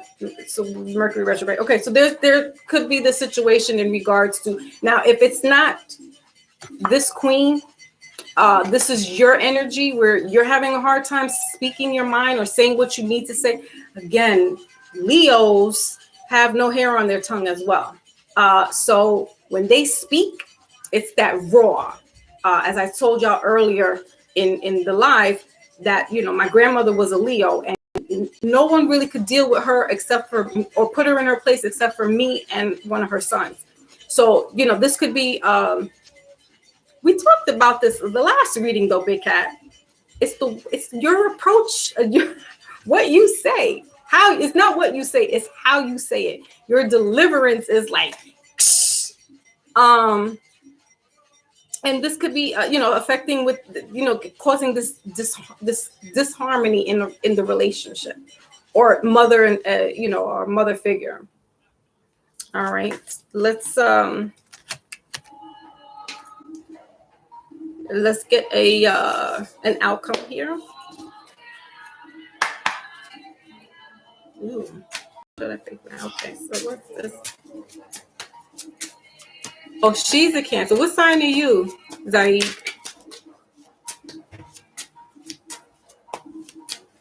No, this is not your reading. This is for Big Cat. I'm gonna do your romance book.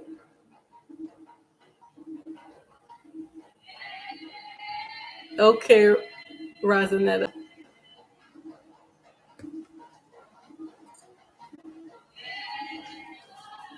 This is Big Cat's reading. You're next after Big Cat. Okay, so what is this outcome? But if it resonates for you, then no. Then it makes sense. 7-Eleven. See, there goes that 7-Eleven coming up again.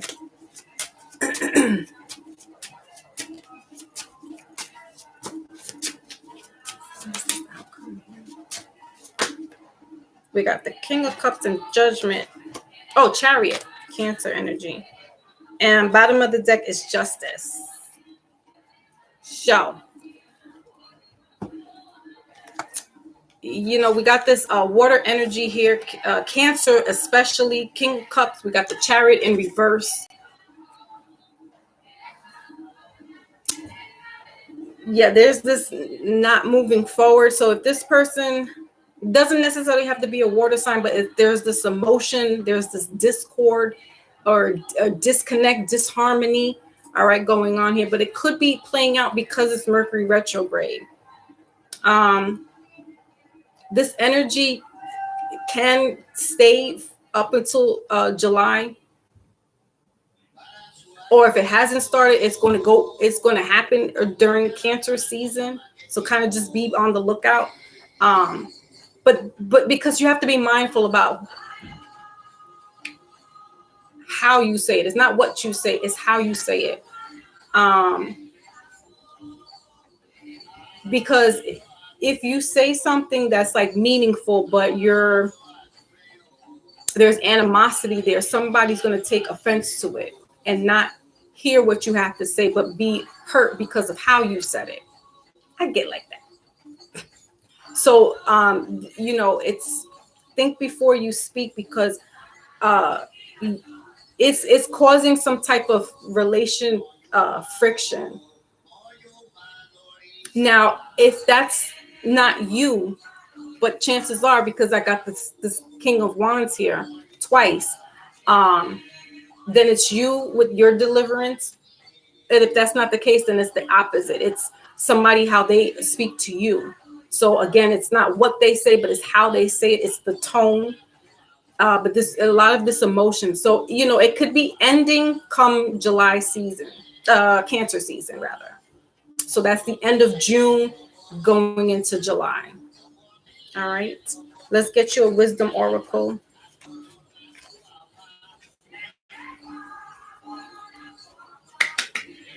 Okay. Yeah, with that justice, the bottom of the deck here. I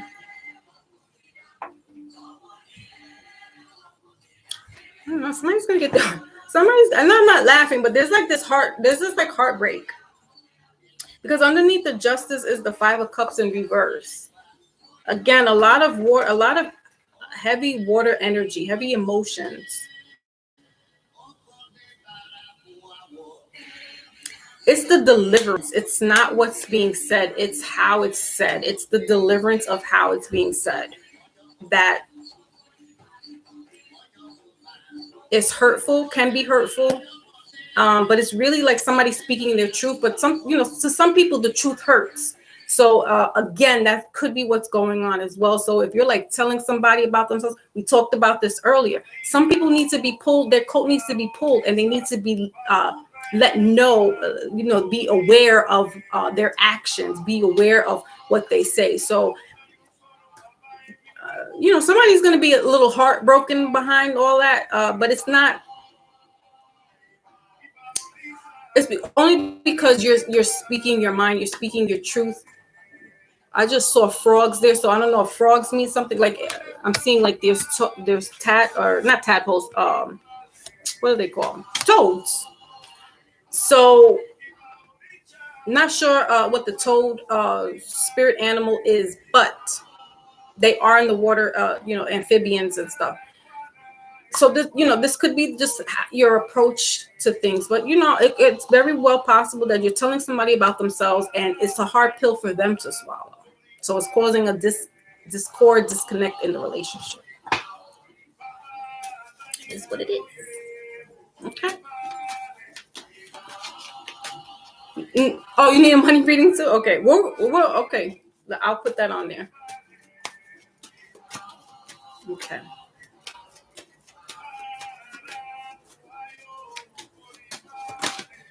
All right.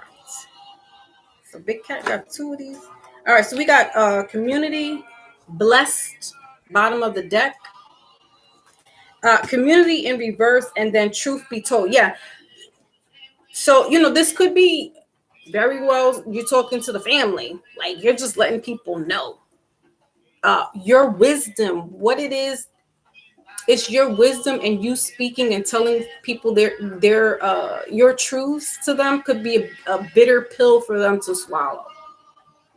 But now this could be intimate family is what I'm getting. So you could be talking to a mother or a father and letting them know, or this is in your relationship, between a woman, that you're just telling them as it is, what it is. And if it hasn't started, it could start up in Cancer season, or most likely it will end during Cancer season. Okay. All right.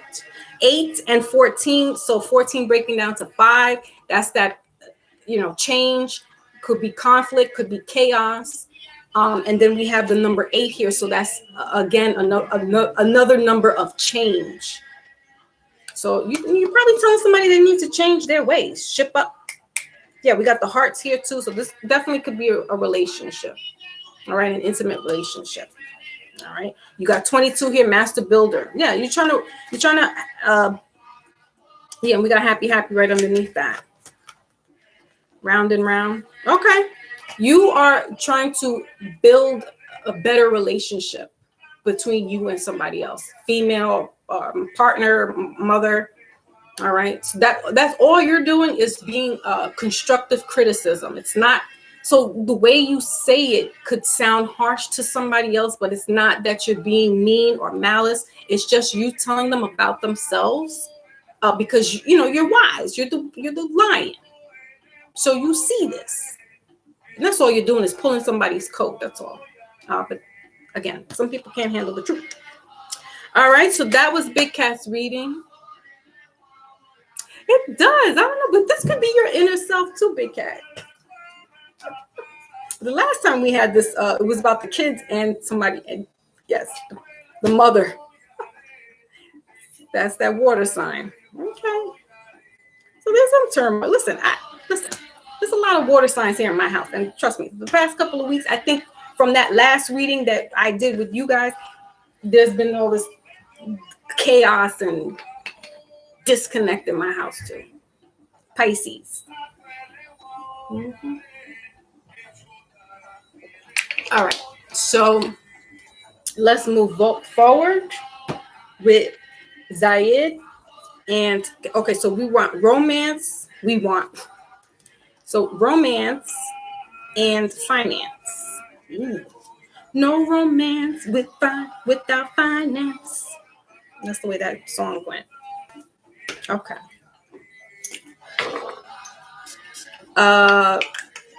We'll do money first. Because romance can get a little sticky, as we can see. We didn't have to do a romance reading, and Big Cat got all his. Like, what? Okay.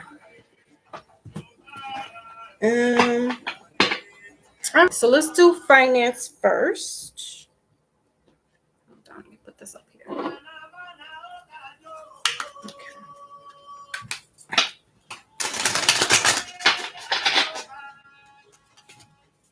So we got Empress. Okay, so that's that Taurus energy. So there's that money. We're in Taurus season here. So Taurus rules money. All right. So there could be an expansion with money.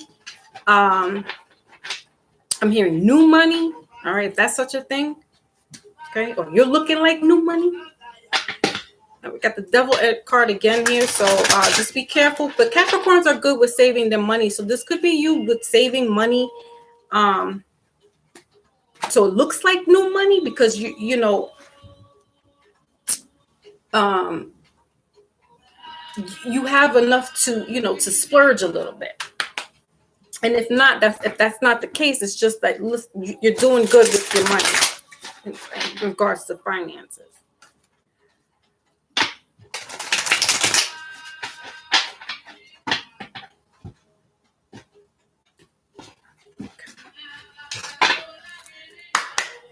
Okay, so let's see.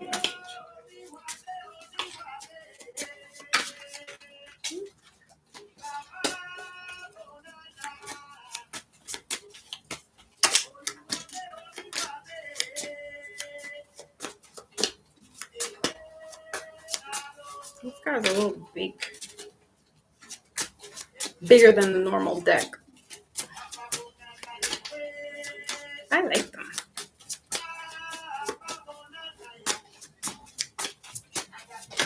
Okay, so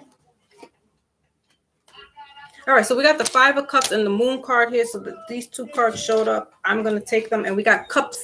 All right, so there's that Cancer energy is coming through. King of Cups here, bottom of the deck. We got the Five of Cups and the Moon card here. This is that Pisces Cancer energy. Let me clarify in a minute. There is a lunar eclipse coming up on the 22nd. So even though money is looking good, spending recklessly can cause some kind of some spillage, if you will.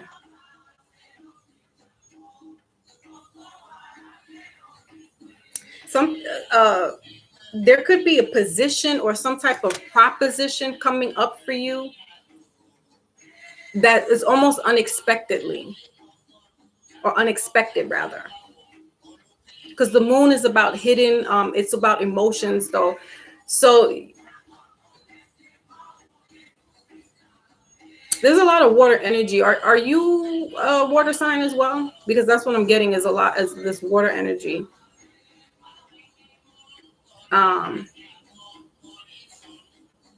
Or you're just emotionally tied to money. But listen, you also have an opportunity. That's what I'm saying. So with that Empress here, so even if there's this spillage, if you will, or splurging, right, there's still opportunity to just hold or regain. That's why I'm getting that new money.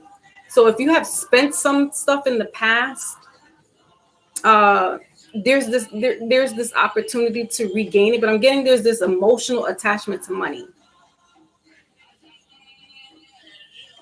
And you know, with the King of Swords, yeah, we got the King of Pentacles as well.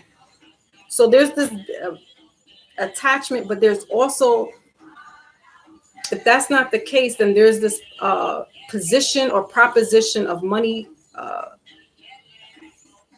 or position at work that will give you, you will gain more money that way.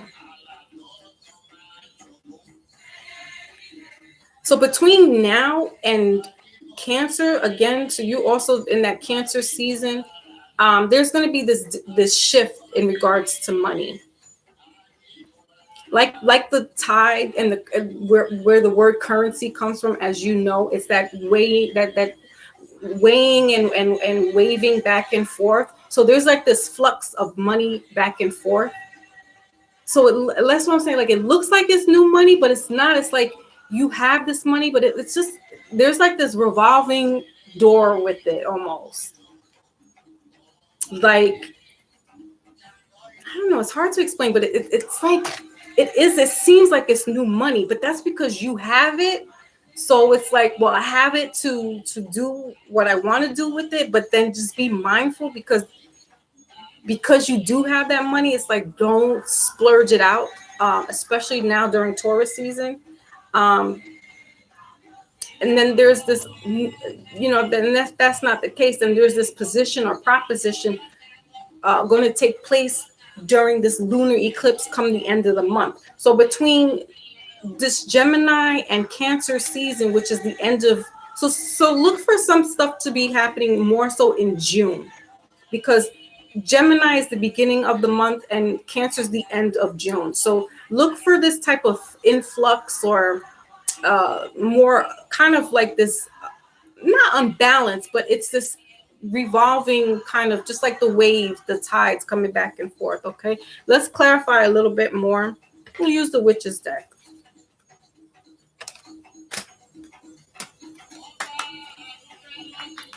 Yeah, we got a Page of Cups here. As soon as I cracked open the deck, a lot of water energy, a lot of emotions or emotionally tied to money. Yeah, King of Pentacles. Yeah, so there's this a lot of emotion towards money. So it's you value money, or it's just heavy, like emotionally with money. So it's almost like valuing money, but putting like emotion to it, which can kind of get you emotional when, if there's like this lack of, or it could go either way. You could be really happy because you have all this, money saved up, or if you then splurge, you get emotional. So that's what I mean. Not like emotionally, like you bank on money in that sense, but it's this emotional, like yeah, because that's how I feel. It's like like when you go to the store and, all right, I'm gonna use an example. You go to the grocery store and you are going in to buy bread. But you happen to like walk through an aisle and you see something else that you're like, oh, let me pick this up. And then when you get out of the store, you're like, damn, I shouldn't have bought that. That's how I'm feeling, like that kind of emotion. So that's how it is with the money, if that makes sense. Okay. Okay. So let's clarify this Moon and the Cups. That's the Knight of Cups. I'm sorry, that's not the King of Cups. That's the Knight of Cups. So yeah, this is that the Ace of Pentacles and the Queen of Swords, bottom of the deck. So the Wheel of Fortune, yeah, exactly. So that's what I'm saying. This money is like this revolving around. It's like it's never less and it's never more. But if there's a position that comes up for you, or proposition, it's kind of just like a little bump up, but not a huge significant amount where it's almost like you could really see the difference, or there's some type of pay increase, but it's very slight, but it's enough where you're like, I can, go and get this now. but just be mindful with what what you're going to spend. But this is the year, this is the Wheel of Fortune. And so that still is a positive reading. It's a positive card because it is this. That's what I'm saying. You could be getting something coming into you where there's going to be this bump up for you in regards to finance, this increase. But it's almost subtle, and it's not like this. Again, it's not like this big, huge increase or pay raise or something like that. It's almost just above the cost of living, if you will, kind of thing. All right. Yeah, and the Knight of Cups, it's not the King of Cups, so I apologize. It's the Knight of Cups. So there's this, okay, so you love to get money, basically. Like this is like a passion for you. But it can hurt. That's what I'm getting. Like, it can make you feel emotional because there's this passion behind it. There's this passion and this drive of getting money. But it's almost like, damn, I shouldn't have bought that, or you know what I mean? Like that, almost like you splurged, and then it's like, I shouldn't have done that. But nonetheless, there's still this money that's going to be coming in. So you're in this good season right now. Look for, so if there's not this increase right now, look more towards October. All right, more in the fall, because that's what I'm saying. There's this shift that's happening, that's going to be happening between Gemini and Cancer season. I feel things will be more stable for you come October. It's like you got to go through this cycle with this money. But things will be stable for you. It's not a loss. It's just going to be balanced out. It's going to be stable for you. Yeah, with this Queen of Swords here. This is Libra season. This is going to be more where you'll be able to see, where you'll see your worth, or see, be careful with spending. That's what I'm getting. Is just be careful with spending, because it's almost like you might not see the subtleties of what you're spending. And that could dip the account. So it's almost like keep a record in a way, because come October, like fall, there you'll see like a balance. You know, there's not going to be this influx with this money, but right now there's some kind of back and forth. Yeah, we got this like a tide here with this water. So there's this kind of back and forth with this money situation. It could be just, you're passionate about it, and it's like, you're not, your heart's not in certain things, where you felt like you can you can invest in that, and then you're like, nah, my heart's not in it. All right.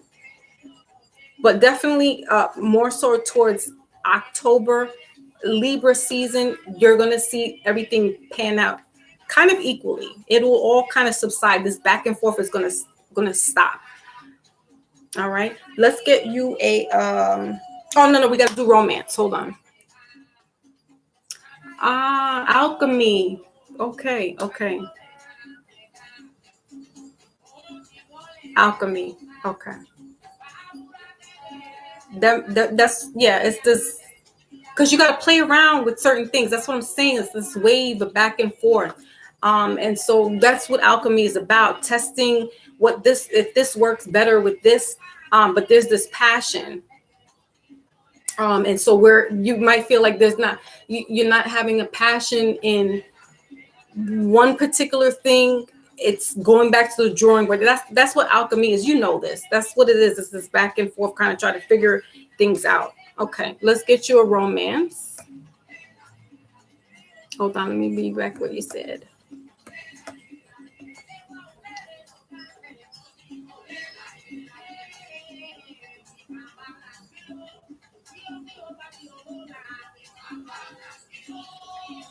Okay.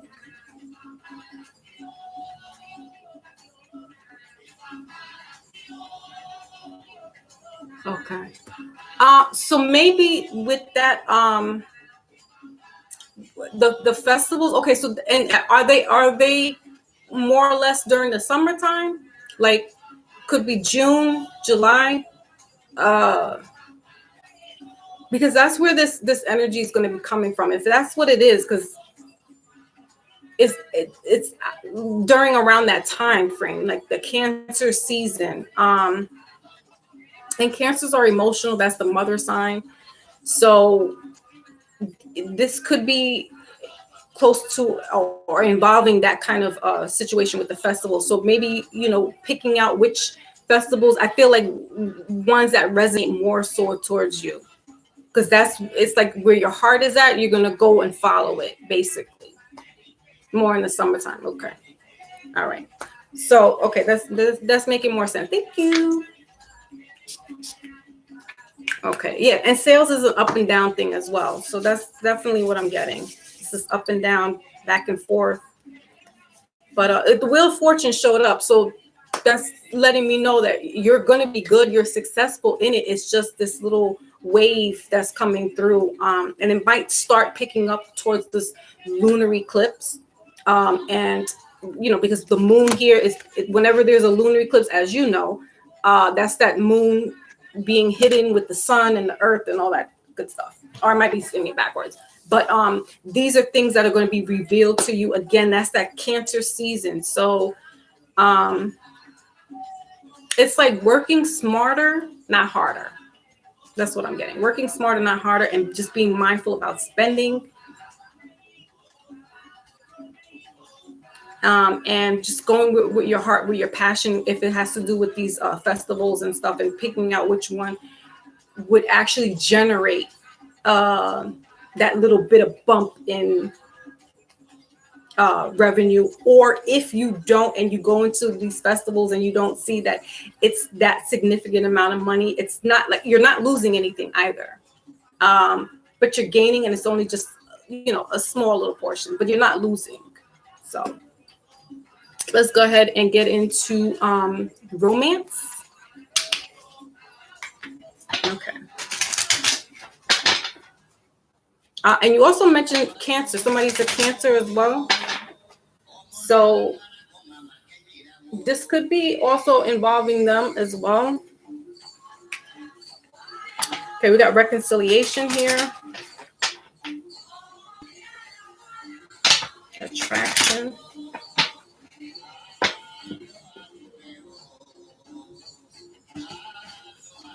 Okay. All right, so what's the message here in regards to romance?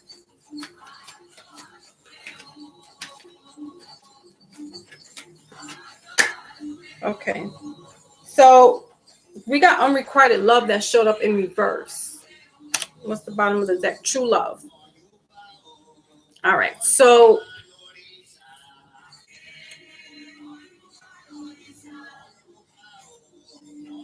this person you're connected to also, because you mentioned Cancer, so this Cancer energy is showing up a lot.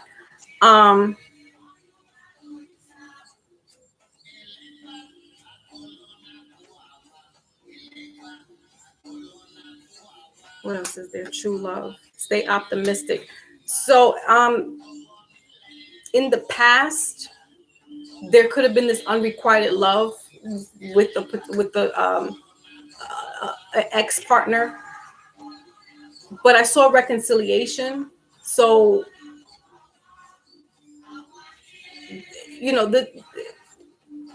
if there was some issues, I talked about this earlier, with the true love and new love, it's this talking out with each other, talking to one another about certain things that bothered them. It's this coming together and getting an understanding.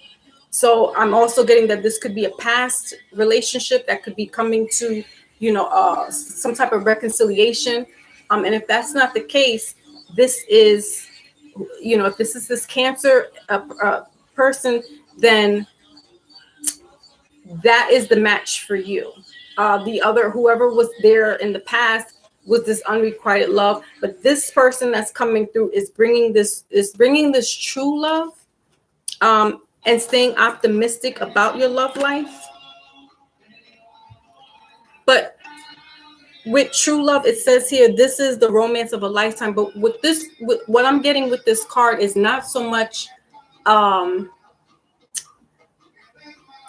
this person is like a soulmate. It's that heart to heart. There's this, they're keeping it real. It's this, where it's true love. It's this letting you know with this unrequited love. It's letting you know. It's like talking to each other, but hashing out whatever issues that are there. It's this nipping in the bud. So it's like somebody is keeping it real. So it's like if anything bothers the person or you guys let each other know. With the other person in the past, if there's a reconciliation, but it's this unrequited love. So it's like there's this mismatch. But with this person, this new person, or this person that you're currently with, there's this connection. There's this harmony. Let's clarify a little bit more. Hold on.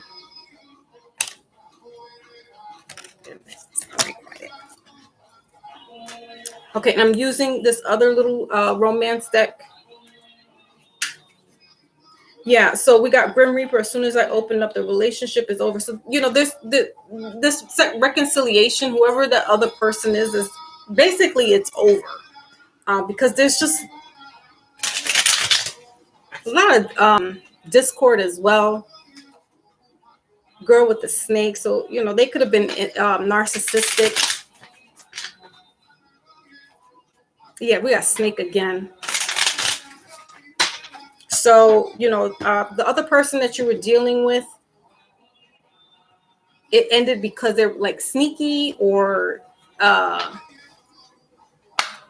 there's like this rebel rousing, troublesome. Just there's like not this one accord. There's not this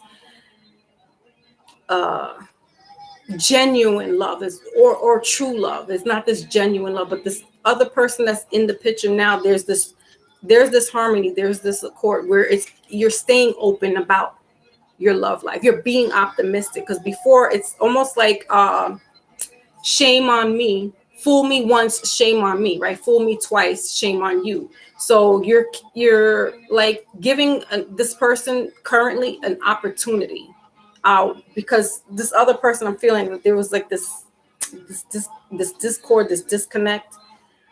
But you're staying optimistic, because we got to give people a chance. Because one person did this to us, we can't think everybody's going to be like that. So that's what I'm getting. Okay.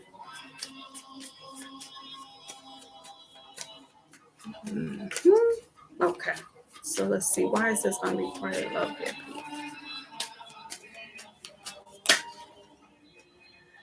Okay. So it says heart with key and camera, butterfly, and then talking. Yeah. So bottom of the deck is talking, and then we have camera and heart with the key here. So welcoming love. This is what I was just talking about, staying optimistic. Making memories, learning from your past. So that's that whole, again, shame on me, but it's not cutting off just because that relationship didn't work out, or, I don't want to trust this new person because they're sneaky, or, you know what I'm saying? Like, you're giving an opportunity, you're giving somebody an opportunity. Now, if that's not the case, there could be a past, that reconciliation where you're giving somebody a second chance, seeing where things are, not really jumping the gun, or not jumping the gun, but not really jumping, full throttle with it, just kind of taking your time. Because again, it's almost like, I've been scorned once. I don't want you to do that again to me. So it's just taking this time. All right. So if that's not the case, then it's, somebody you're currently with, you're just giving them the opportunity. Okay.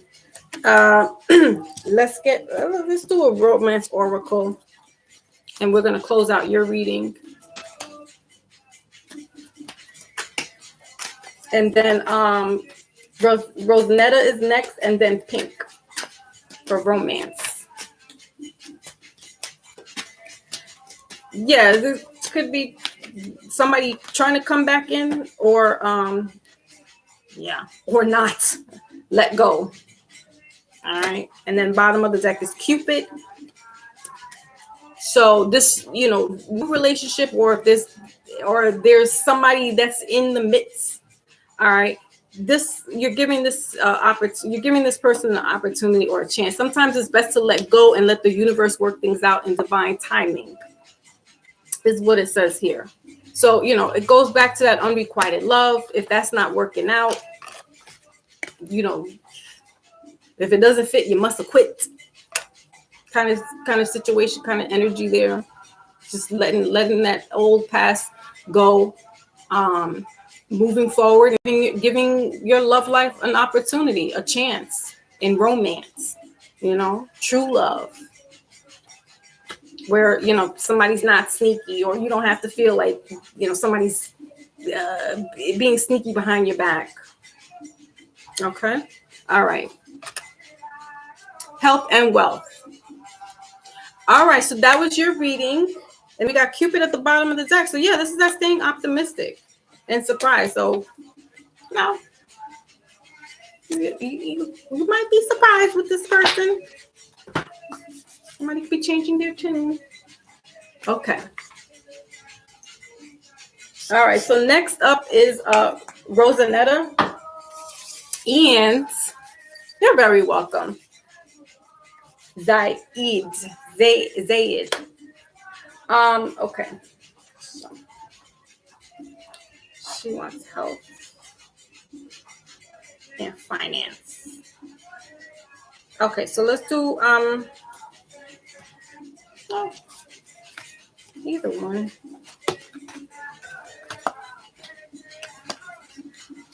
Well, let's do finance first. Let's do finance.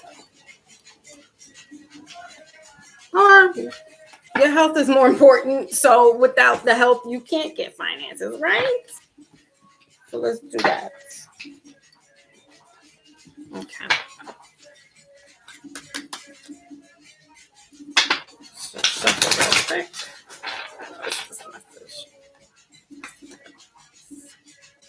So Queen of Swords showed up. So this is that truthful, but the Queen of Swords could be a little harsh, a little too harsh.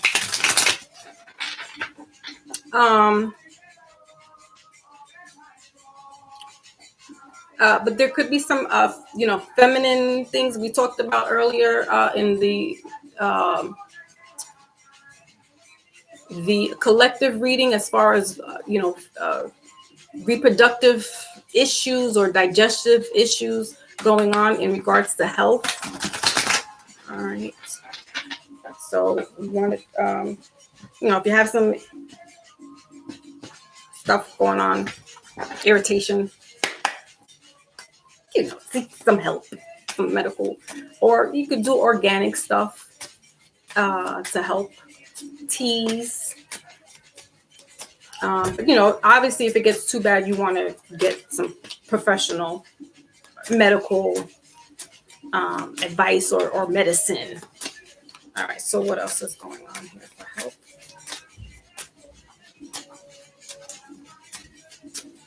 Because what I want to say, I don't want to say it like to everybody, but if you could read between the lines, like in the reproductive urethra. Now, if that's not the case, just be alert on feminine issues.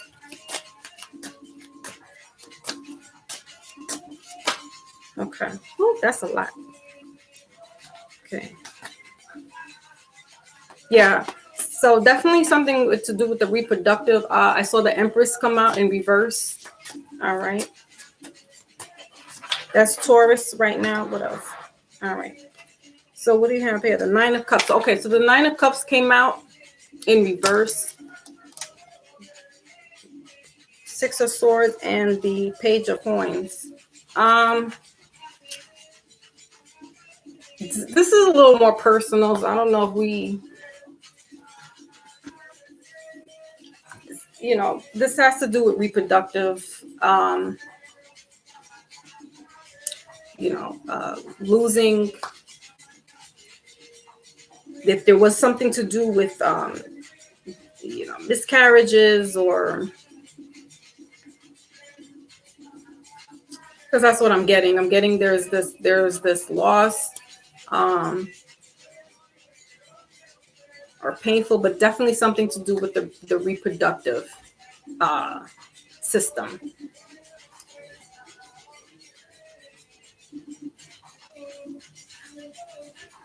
That's not the case. I'm also getting water retention. All right, so you know, you could be there could be water retention that could possibly be painful, or it appears to be something with the reproductive, but then it has nothing to do with a child, but more so retention, water retention. Let's clarify, why is this 9 of Cups here?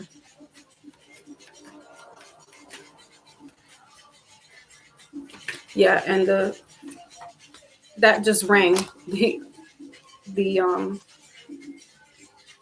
The train just rang as I was saying that, so that's confirmation. We got the 6 of Cups and the 7 of Cups here, bottom of the deck, but the card that came out to clarify this 9 of Cups is the Death card. So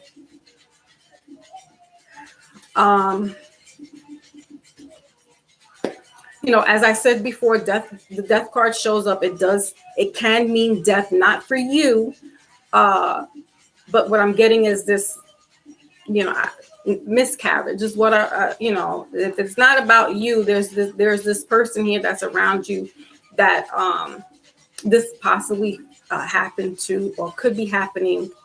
If that's not the case, again, this like this water retention where it's almost mimicking like a pregnancy. All right, there's just this bloating. But the Death card also has to do with rebirth, renewal, and transformation. So there could be options if this has to do with the reproduction and possibly trying to get pregnant. There are options for you, or for whoever it is that's close to you. Yeah, we got the Queen of Swords here. Yeah, definitely something to this. A lot. This has to do with reproduction.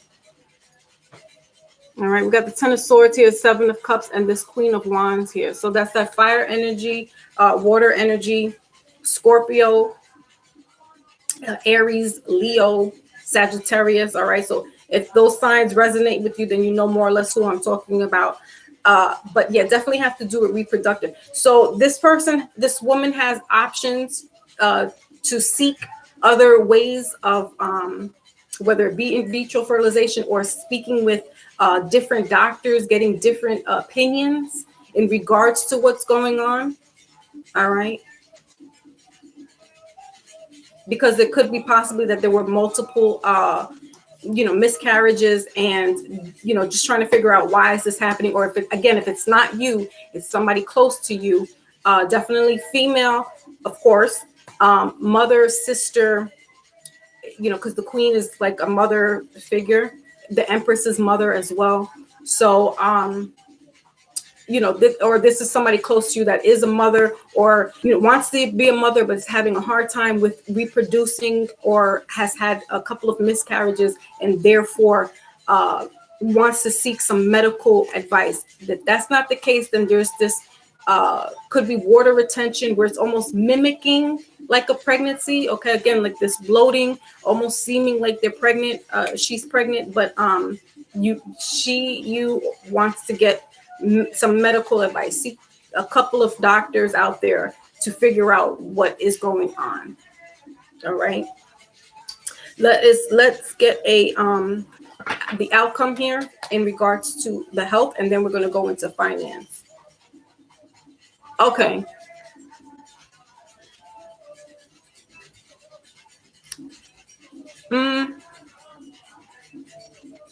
Okay, well, menopause that's reproductive as well. That's a different cycle. So, you know, there could be some water retention. If that's not the case, like I said, if that has nothing to do with reproductive, as far as reproducing a child, there's something in the reproductive that's kind of there could be some, again, water retention is what I'm just getting, because we have this 7 of Cups and the 9 of Cups here. All right. Or possibly estrogen.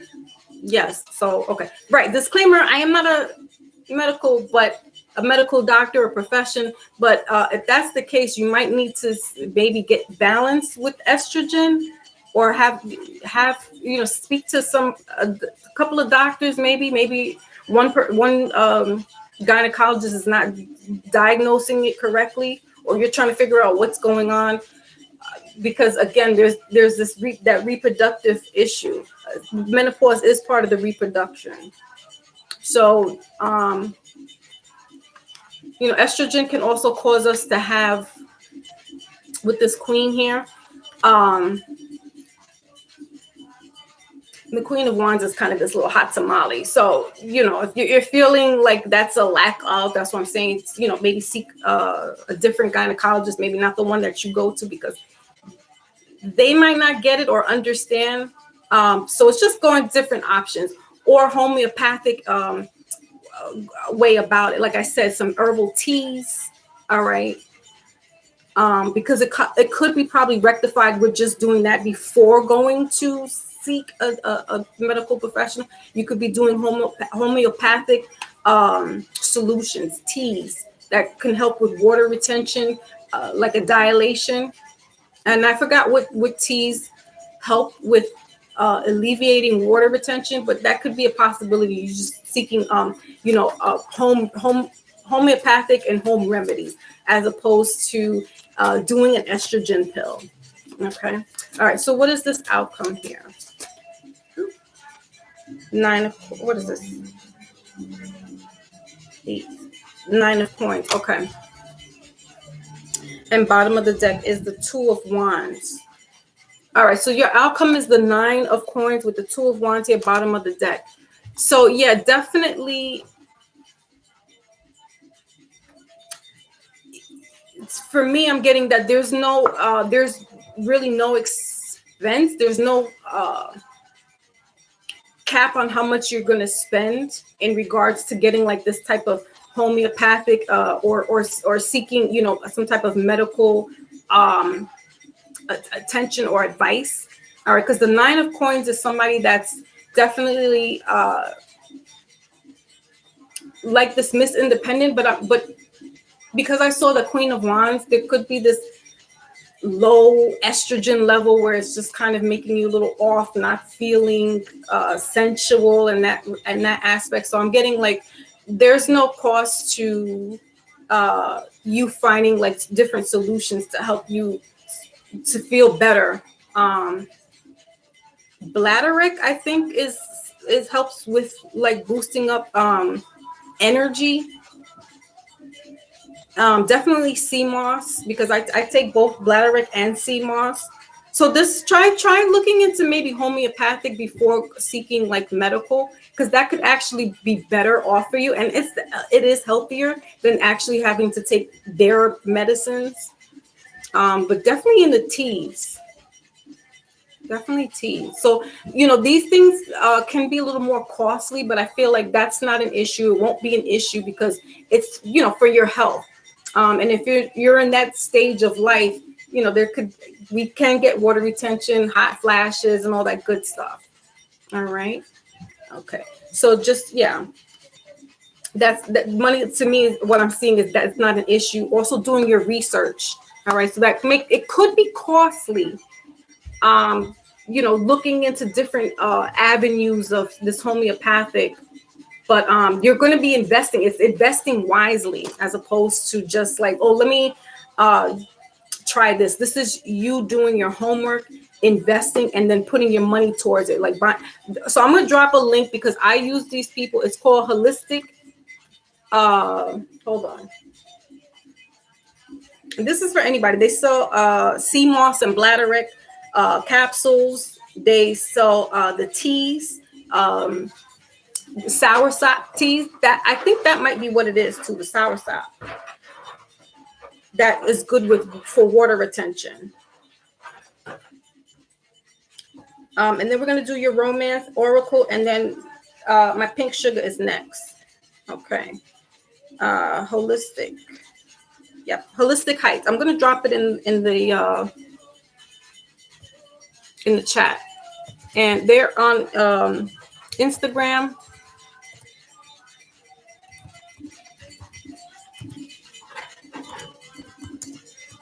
And they do ship. Wait, did I spell that right? Yeah. She says no DMs. It's Black owned, board certified, naturopath, 911 survivor, healed her son and birth. I think her son had some kind of I'm not sure what her son had, but she says it here. So it's let me put it in there. You can go to either her IG or the website.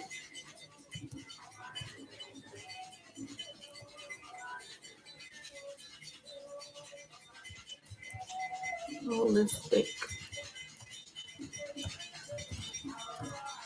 Heights.com. Yeah, sour sap, sea moss, immune teas. Yeah, so she has like that. That's what it looks like. All right, so definitely if you can support that, that's good. I do. And I definitely notice the difference when I take the sea moss. I just put in an order on her website because I usually go to Nicholas Bookstore, which is another Black owned. They sell everything, herbals, crystals, books, incense, you name it, they have it in this store, but they didn't have the sea moss and bladderwrack. And that, for me, I noticed a difference as far as energy. So, give it a try. They're, the capsules are like 90 capsules in a bottle about this big. She has it now for $35. It's reasonable.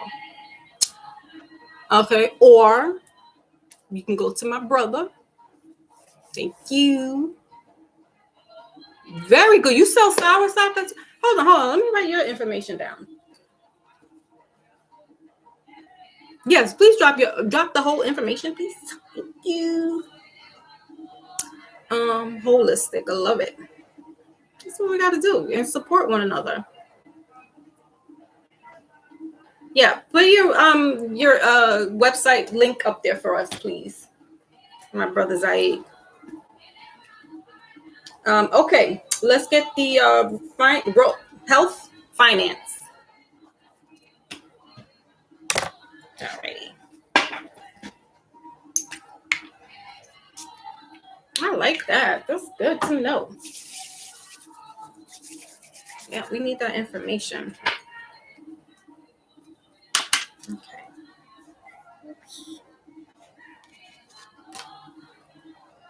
Okay, so, as soon as I cracked open the deck, we got the Lover's card here. This is Gemini energy. So this could be this partnership in regards to finances, or you and your significant other are, going to be working together, because this is Gemini energy. All right. But let's see what else is coming through.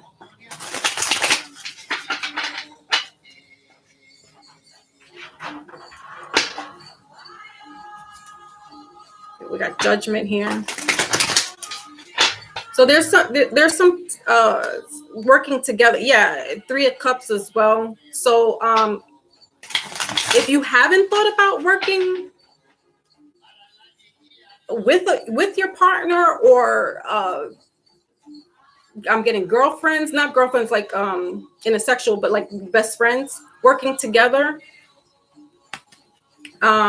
This could be an option for you coming up, come Gemini season, Cancer season, not January, June, either beginning of the month or the end of the month. All right, what else is going on in regards to finances, please?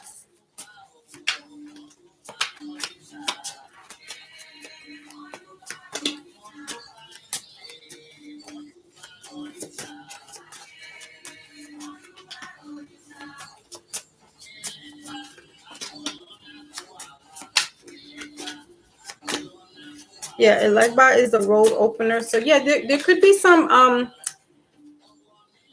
avenues opening up for you in regards to partnership with, you know, either a significant other or friends and family. Yeah, we got Cancer here at the Chariot in reverse.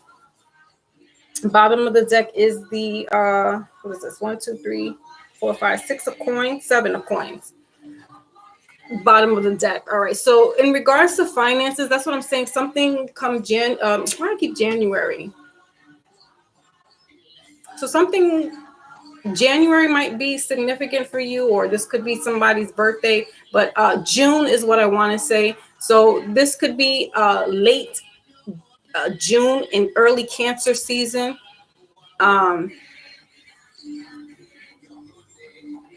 So if things didn't, like, you didn't have, if you didn't think about working with anybody, now is the time to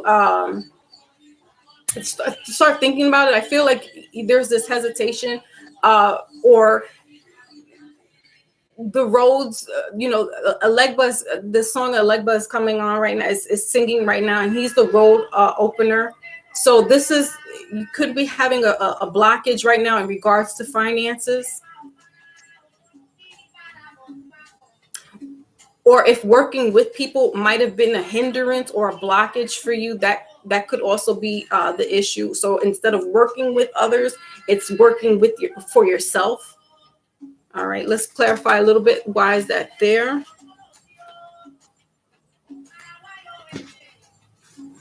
And what's underneath here? Your Page of Cups. Yeah, so there's this, yeah, a lot of water energy. We've got the Page of Cups at the top of the deck here. Is that energy on the top of the deck. Again, in Cancer. So if they're not a Gemini, this could be a Cancer person that you're dealing with, or you're thinking about doing business with. Okay, let's clarify a little bit more.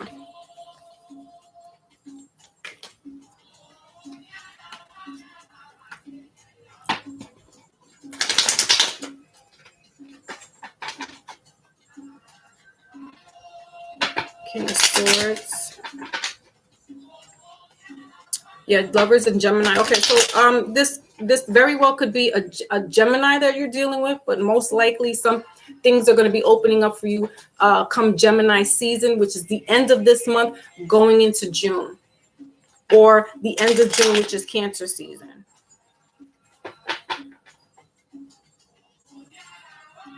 So if there's a blockage right now, and you know the roads are not opening up in regards to finance or working with somebody, they will come. Jesus, here we go with January again. Gemini, June, or Cancer, June. All right, why is this Chariot here, please?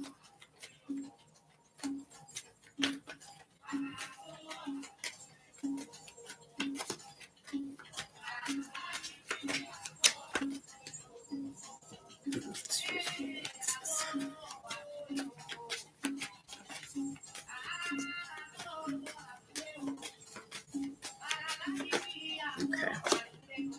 All right, yeah. So 5 of Wands here, 2 of Pentacles, bottom of the deck is the Chariot. Beautiful. So this confirms again, most likely coming into the Cancer season. So end of June going into July is when the roads will open up for you. This could be actually you having to either physically move businesses, or travel to meet with somebody, or traveling in regards to business connections. All right, because this 5 of Wands here, it's to clarify this Chariot here. So it's very well possible that dealing with a group of people is not working, and so maybe a one-on-one, or you and your if you're in a relationship, is working with just that person. But I'm getting it's more so like individually. So the opportunity for you in regards to finances will open up more better come the end of May, because that's Gemini season going into Cancer, but heavy with the Cancer. So most likely the end of June, this will open up for you. All right, so let's get an outcome here. And what's behind that? Page of Swords. Yeah, new opportunity, new business. Yeah, and and the King of Pentacles. So I'm getting that it's almost like if it's not one other person, it's just you. Because working with like 3 or 5 people is not, it doesn't work out so well with you. So it's more like a one-on-one partnership, you and either a Cancer or Gemini.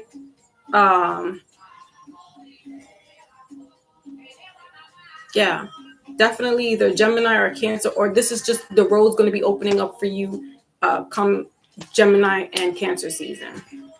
All right, so what is this outcome, please?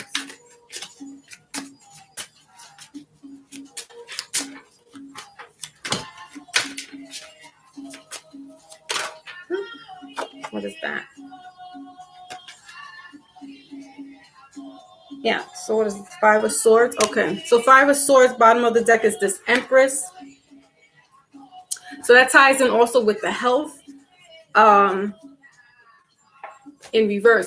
So yeah, it's like you're better equipped and best to work either by yourself or like one other person.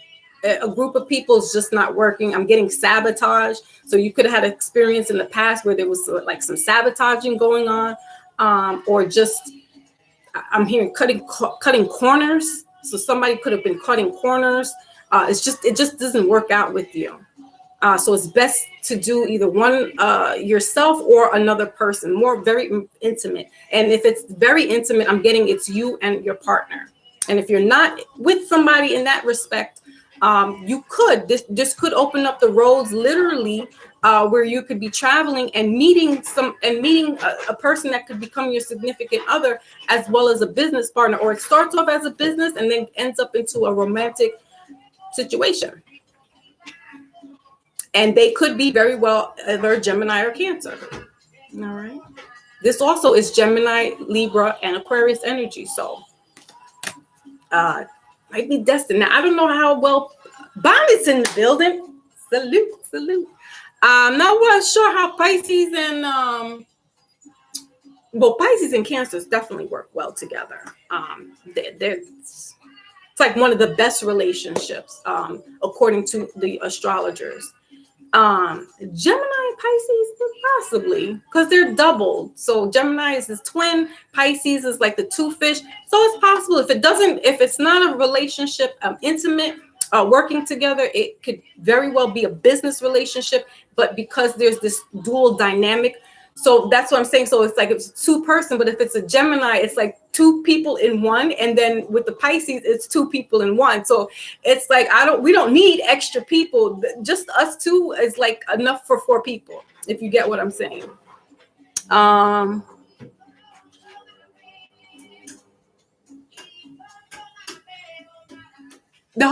Okay. Wait, Pink is leaving us? Pink, don't leave me. You leaving?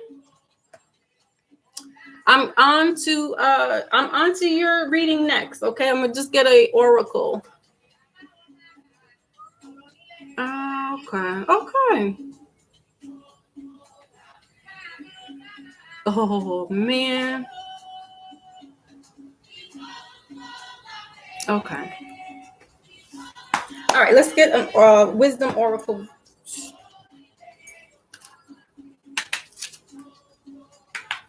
I know I could be a little long-winded. I have to explain everything.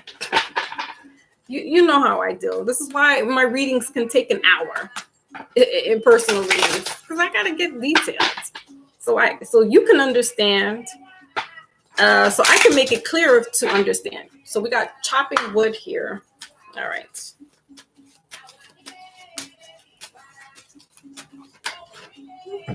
Okay. How many is that? That's 2 cards there. Okay. So bottom of the deck is deep knowing. And your cards, your wisdom oracles is yin and tick-tock. That's 2 and 30, breaking down to 5. So this is that change. All right. TikTok is that it's going to happen soon. So again, that Gemini Cancer season is right around the corner. Yin is that feminine energy. And with that number there too, that's that partnership. So it's very well, you and your husband could be doing business together.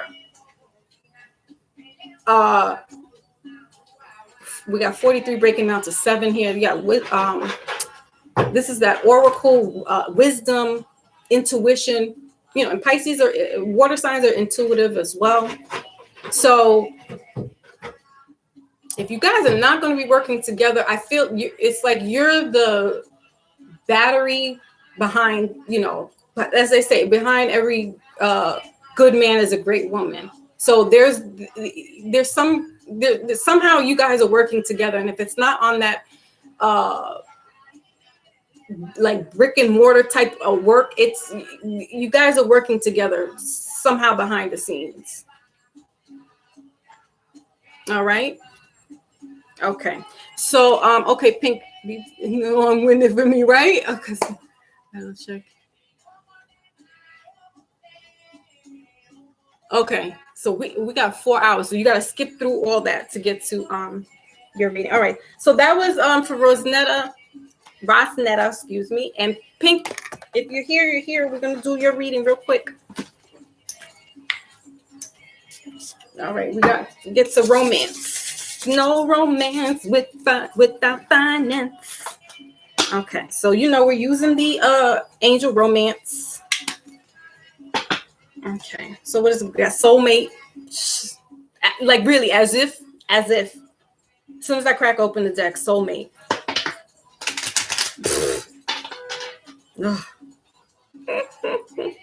Getting to know each other. And chemistry. Okay, we'll stop right there.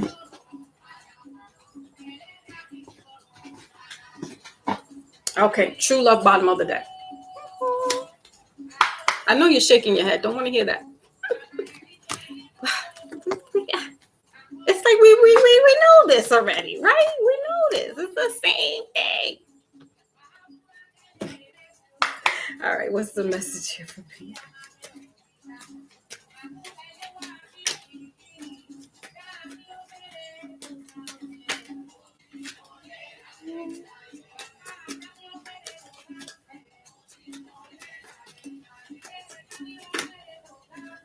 Okay. So we got calling in your soulmate in reverse, retreat, bottom of the deck, and make the effort. Says here, great love is worth taking the steps you're guided to take. You know, we really don't need to go into details. We got retreat here. What else? And healing family issues. Your love life benefits as you forgive your parents, or just healing that family issues. Mm-hmm. There goes that forgiving word again. All right, let's get a little more clarification. This is that playfulness, that youthfulness, that, you know, that's the childlike energy.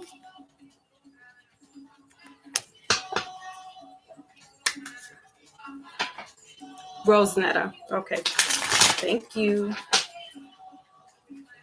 All right. Lightning, sudden change, shocking news, surprise, epiphany, upheaval, transformation. Mm-hmm. Soulmates. Oh boy. All right. Let's clarify a little bit more. Was this make an effort? My head is tingling in the back. We got healthy choices here. Bottom of the deck, Cupid's arrow. All right, healthy choices. Make healthy choices in love and life, self-love, self-care, be happier.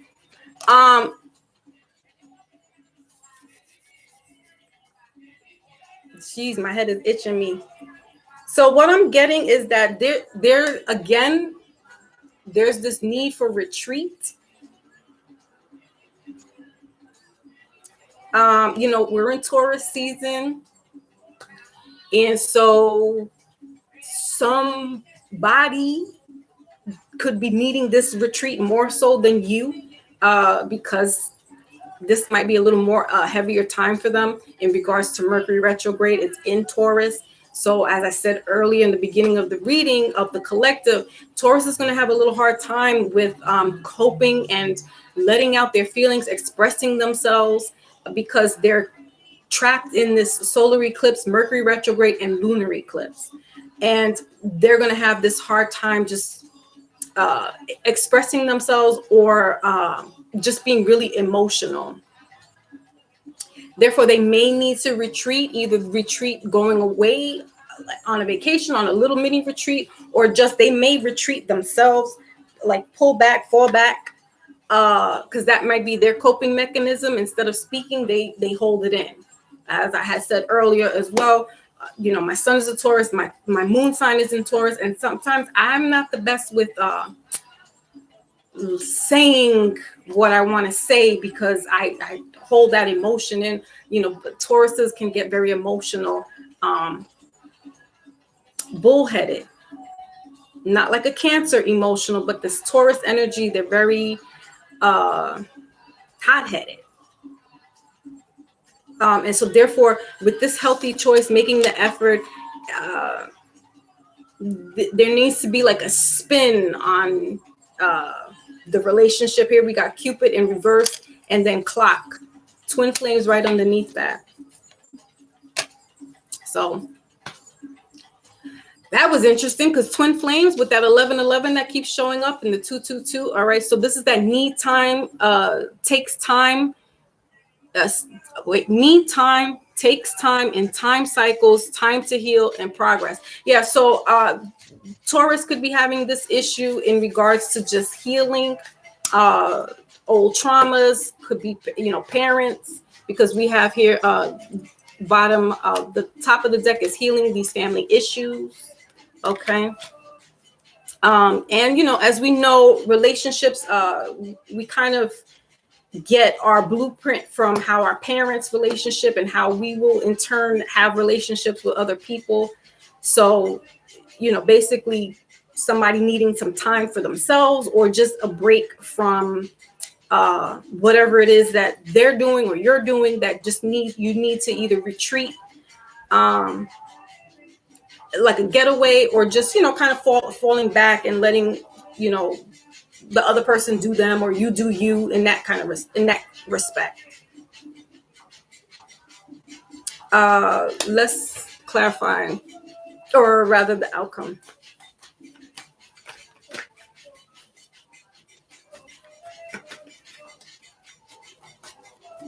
Yeah, and that twin flames is the yin yang, zen, balance, union, duality.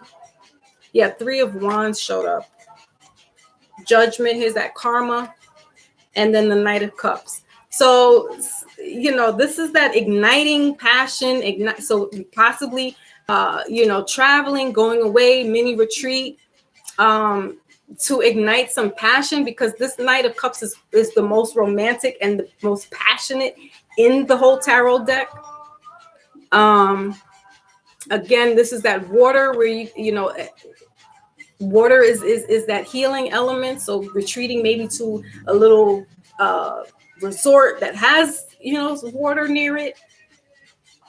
Yeah, 9 of Pentacles here right underneath that. So money's not an issue. That's that Sasha Fierce. And then we got the 10 of Swords here right underneath this. So it's like igniting passion is what I'm getting. Igniting passion. But in order to do that, it's either retreating, one retreats from the other, or retreating together, but at a retreat or at a resort or some type of little mini getaway where it kind of just ignites or puts the relationship in balance again. Because like Taurus is having, like I said, they're having their moment. It's their birthday, but they're also in this weird little spot of the Mercury retrograde, the solar eclipse. So they might be having a little hard time coping. And they might need this retreat. All right. Let's get a romance oracle. This is a new deck. This is the soul connections when two hearts meet. Okay.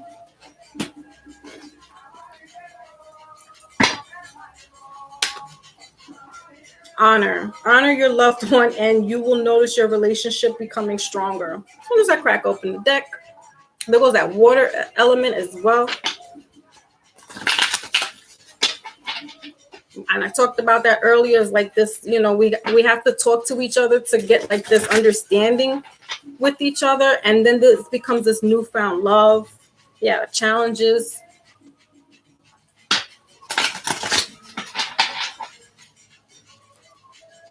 And universe. Thank you, universe.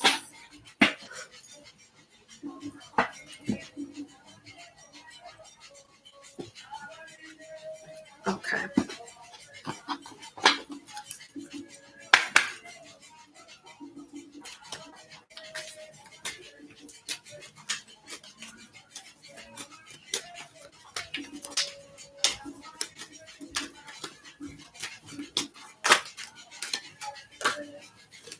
All right, recognition.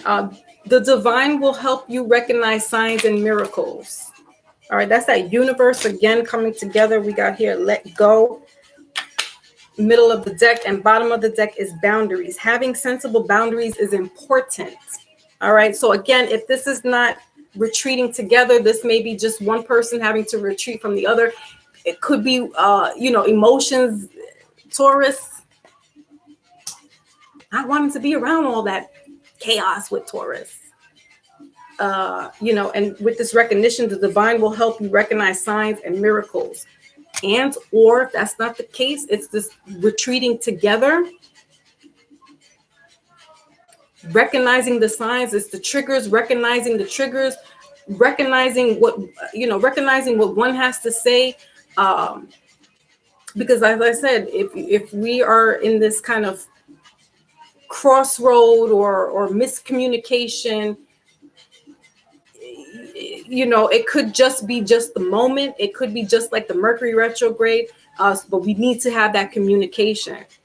But universe is recognizing this again. The twin flame is recognizing this connection.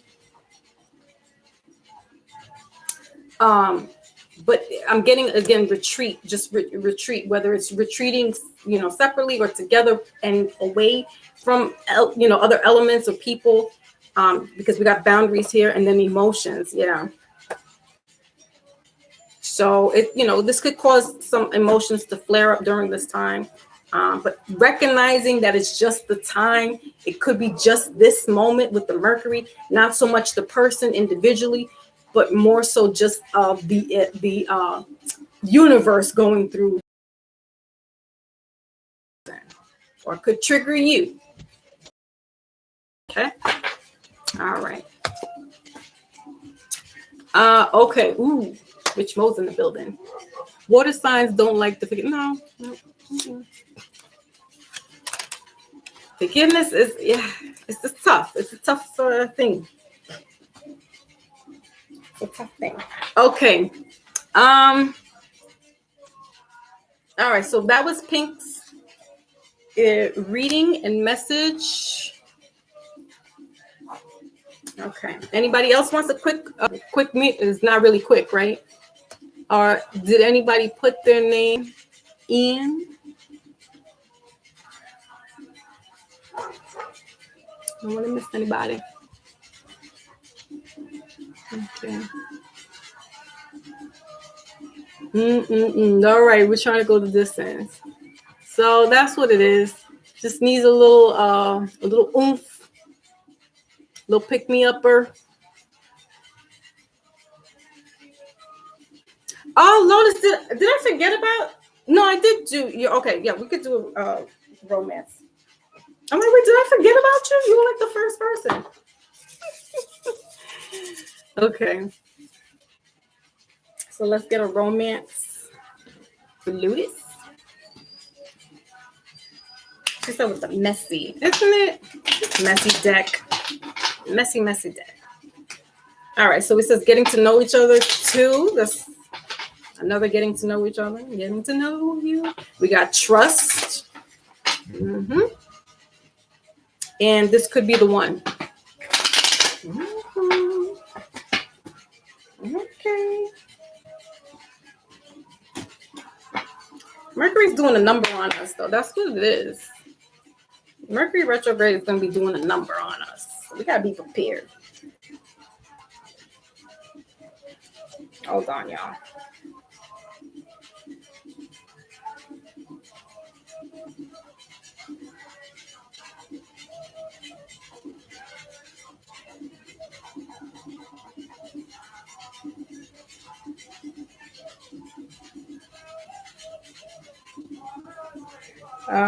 Hold on. Where's my mother? I'll call her back.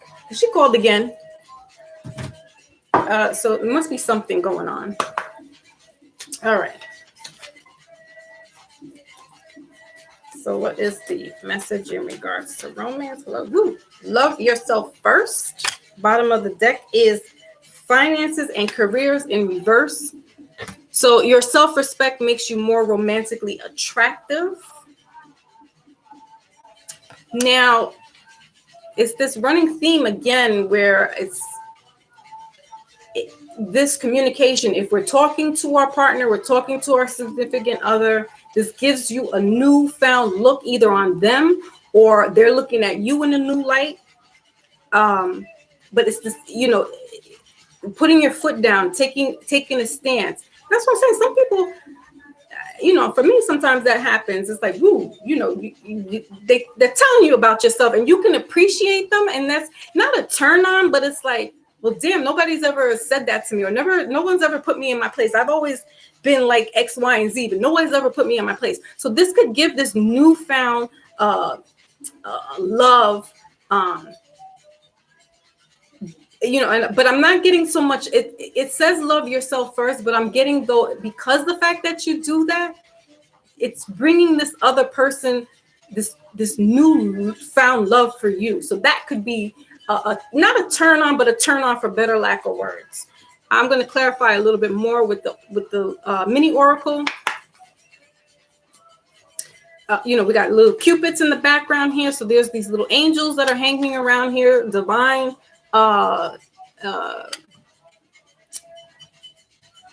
protection, but I'm getting divine encounter.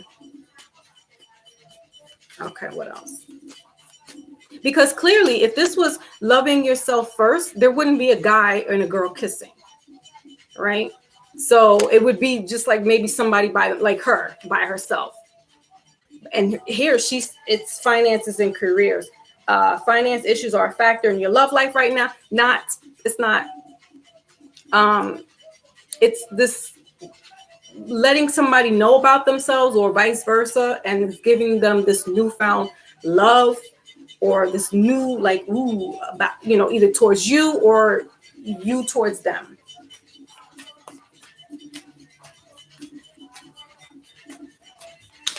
Yeah, Cupid's little Cupid is playing a part in this. If you believe in Cupid, the cherubims.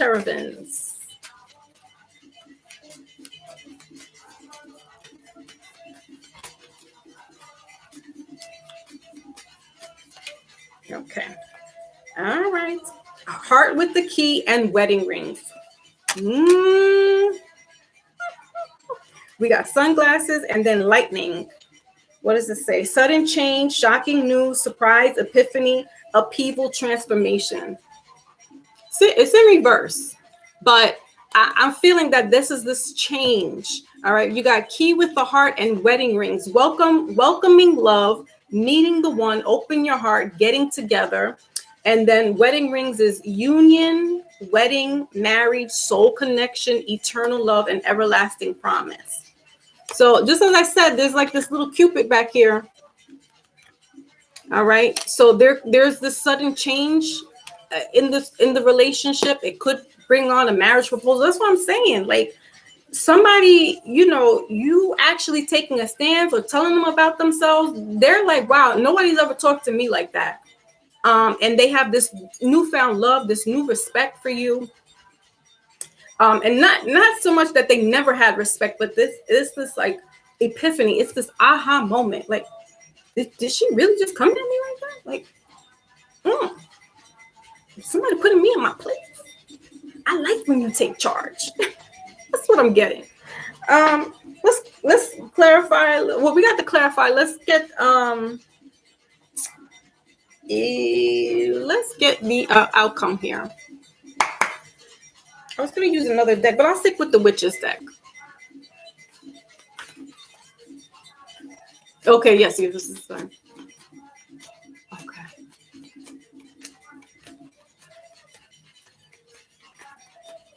So what is the outcome? Yeah, somebody has the key to either the key to your heart, or they have the key to your heart. It's either or. We got the Magician here right in the middle. And then the bottom of the deck is the 10 of Wands in reverse. Okay, so this outcome here is the Strength card. It's the courage. So that's what I'm getting. Somebody, being a Scorpio, right? So some things you could be telling somebody about themselves, and they're like, "Woo, no one's ever talked to me that way. No one's ever said the things that you've said."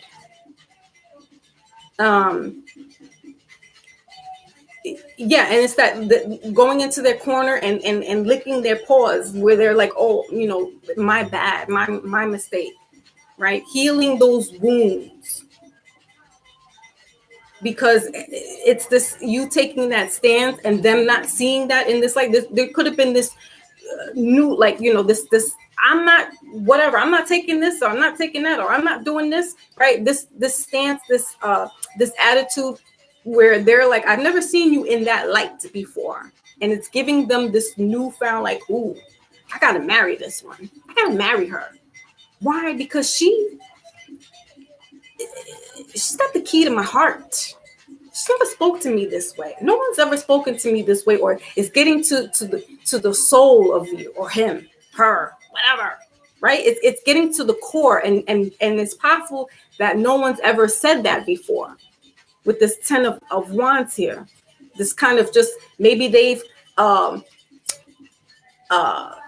able to walk out of relationships, or escape certain things, escape certain burdens, or if somebody said something to them, they kind of just, it doesn't hit them the way as to what you say hits them. All right. So it's that taking that courage. Leo energy, all right, fire sign, but mainly Leo energy here. But it's definitely,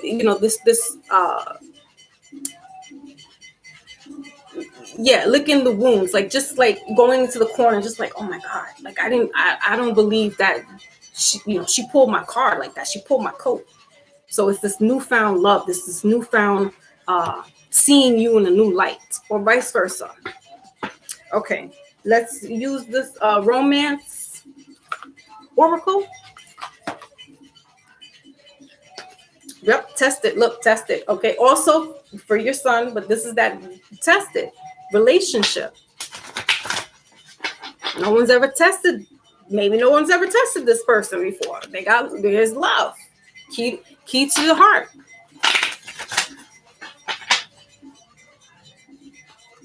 Yeah, enlightenment. Yeah, letting somebody know about themselves. That's what it is. That's what it is. Okay. Yeah, super hard again. It was in reverse. So it's like no one's ever got to my heart like that. Okay.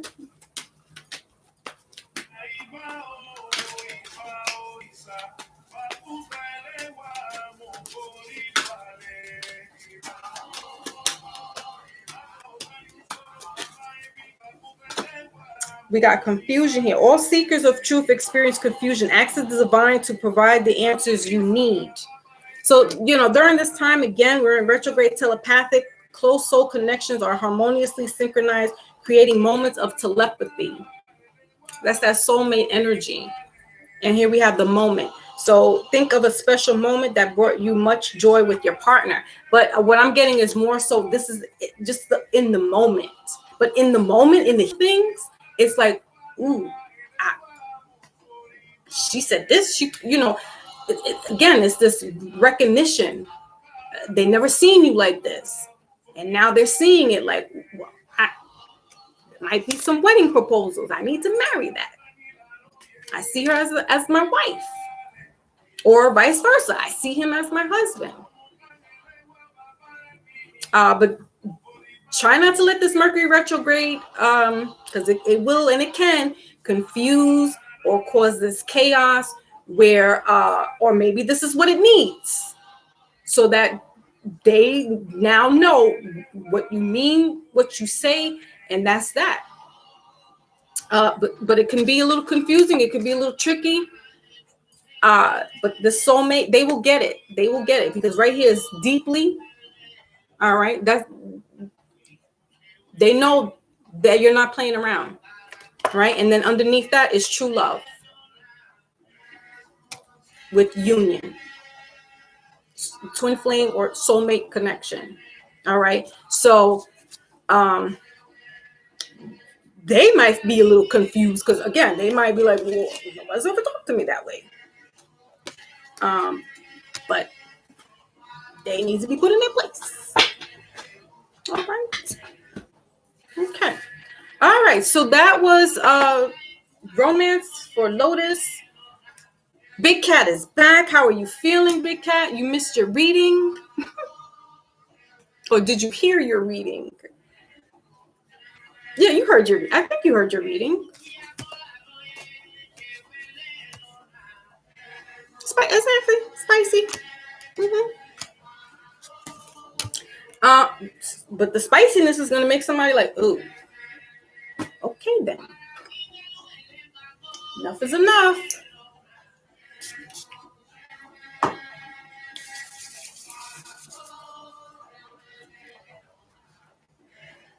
Okay.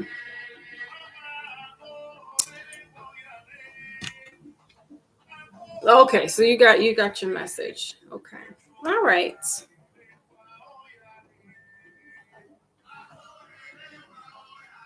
Okay.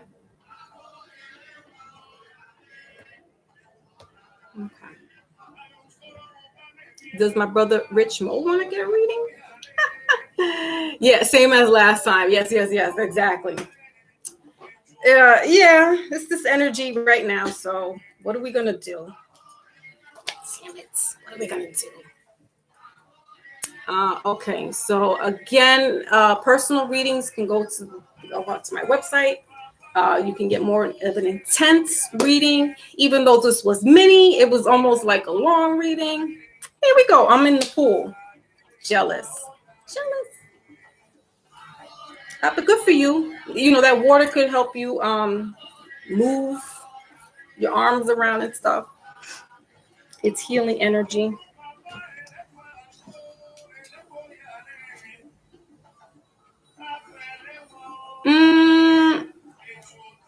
Well, it was Mother's Day though. I was like, listen, it's Mother's Day.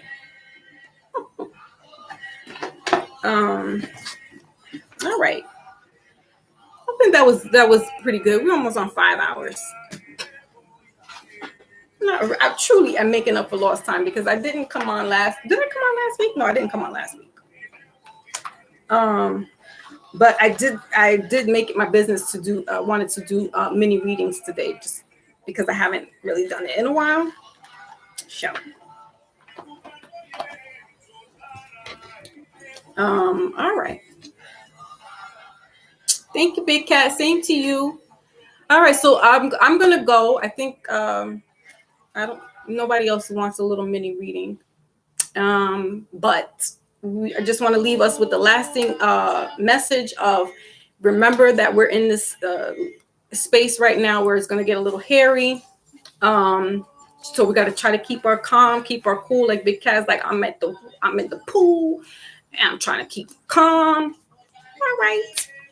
So finding other ways to cope without really going down the rabbit hole of self-indulgence.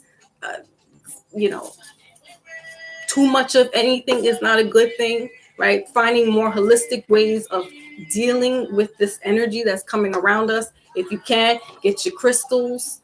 Again, selenite is what I'm working with right now. Sodalite is also good for this Mercury retrograde. And there's a whole bunch of slew of crystals or gems that you can work with during this retrograde. Know that some people might poke the bear.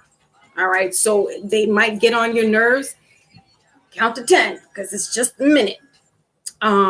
Or retreat and let you gonna just go separate and go sit down in the room or go take a walk and calm yourself down, because this energy is going to pluck our nerves. It's going to pluck everybody's nerves, and we're going to be kind of like and it could cause some damage, and we don't want that, because it's just for the moment, but it's going to last for a while. So we got to find ways to healthy coping mechanisms, and that's pretty much it, guys. So I appreciate everybody that came through. Now I can't remember everybody, but everybody that did, I appreciate you guys always, supporting me, hanging out with me for this long. My moderator extraordinaire, Lotus Bomb, also Big Cat and Pamela for holding it down. I appreciate you guys so very much. Pink Sugar came in and graced us with her presence. And everybody else, my brother Zaid, and brother Rich Mo, Aunt Dog, CJ, Layla, I believe it is, Rosenetta came through. So I appreciate all of you guys. I don't want to miss anybody, but I know I probably am. Raz Girl, Beauty Queen. So yeah, just try to be mindful about this energy coming through. Big Cat, drop that whole drink your water if you can, and fruits and vegetables, health is wealth, because that's the real true message. We need to be drinking that water, hydrating ourselves, clearing out that toxic energy, because water is healing. It's a healing property. All right. And until next time, guys, I will catch you on the flip side. Peace.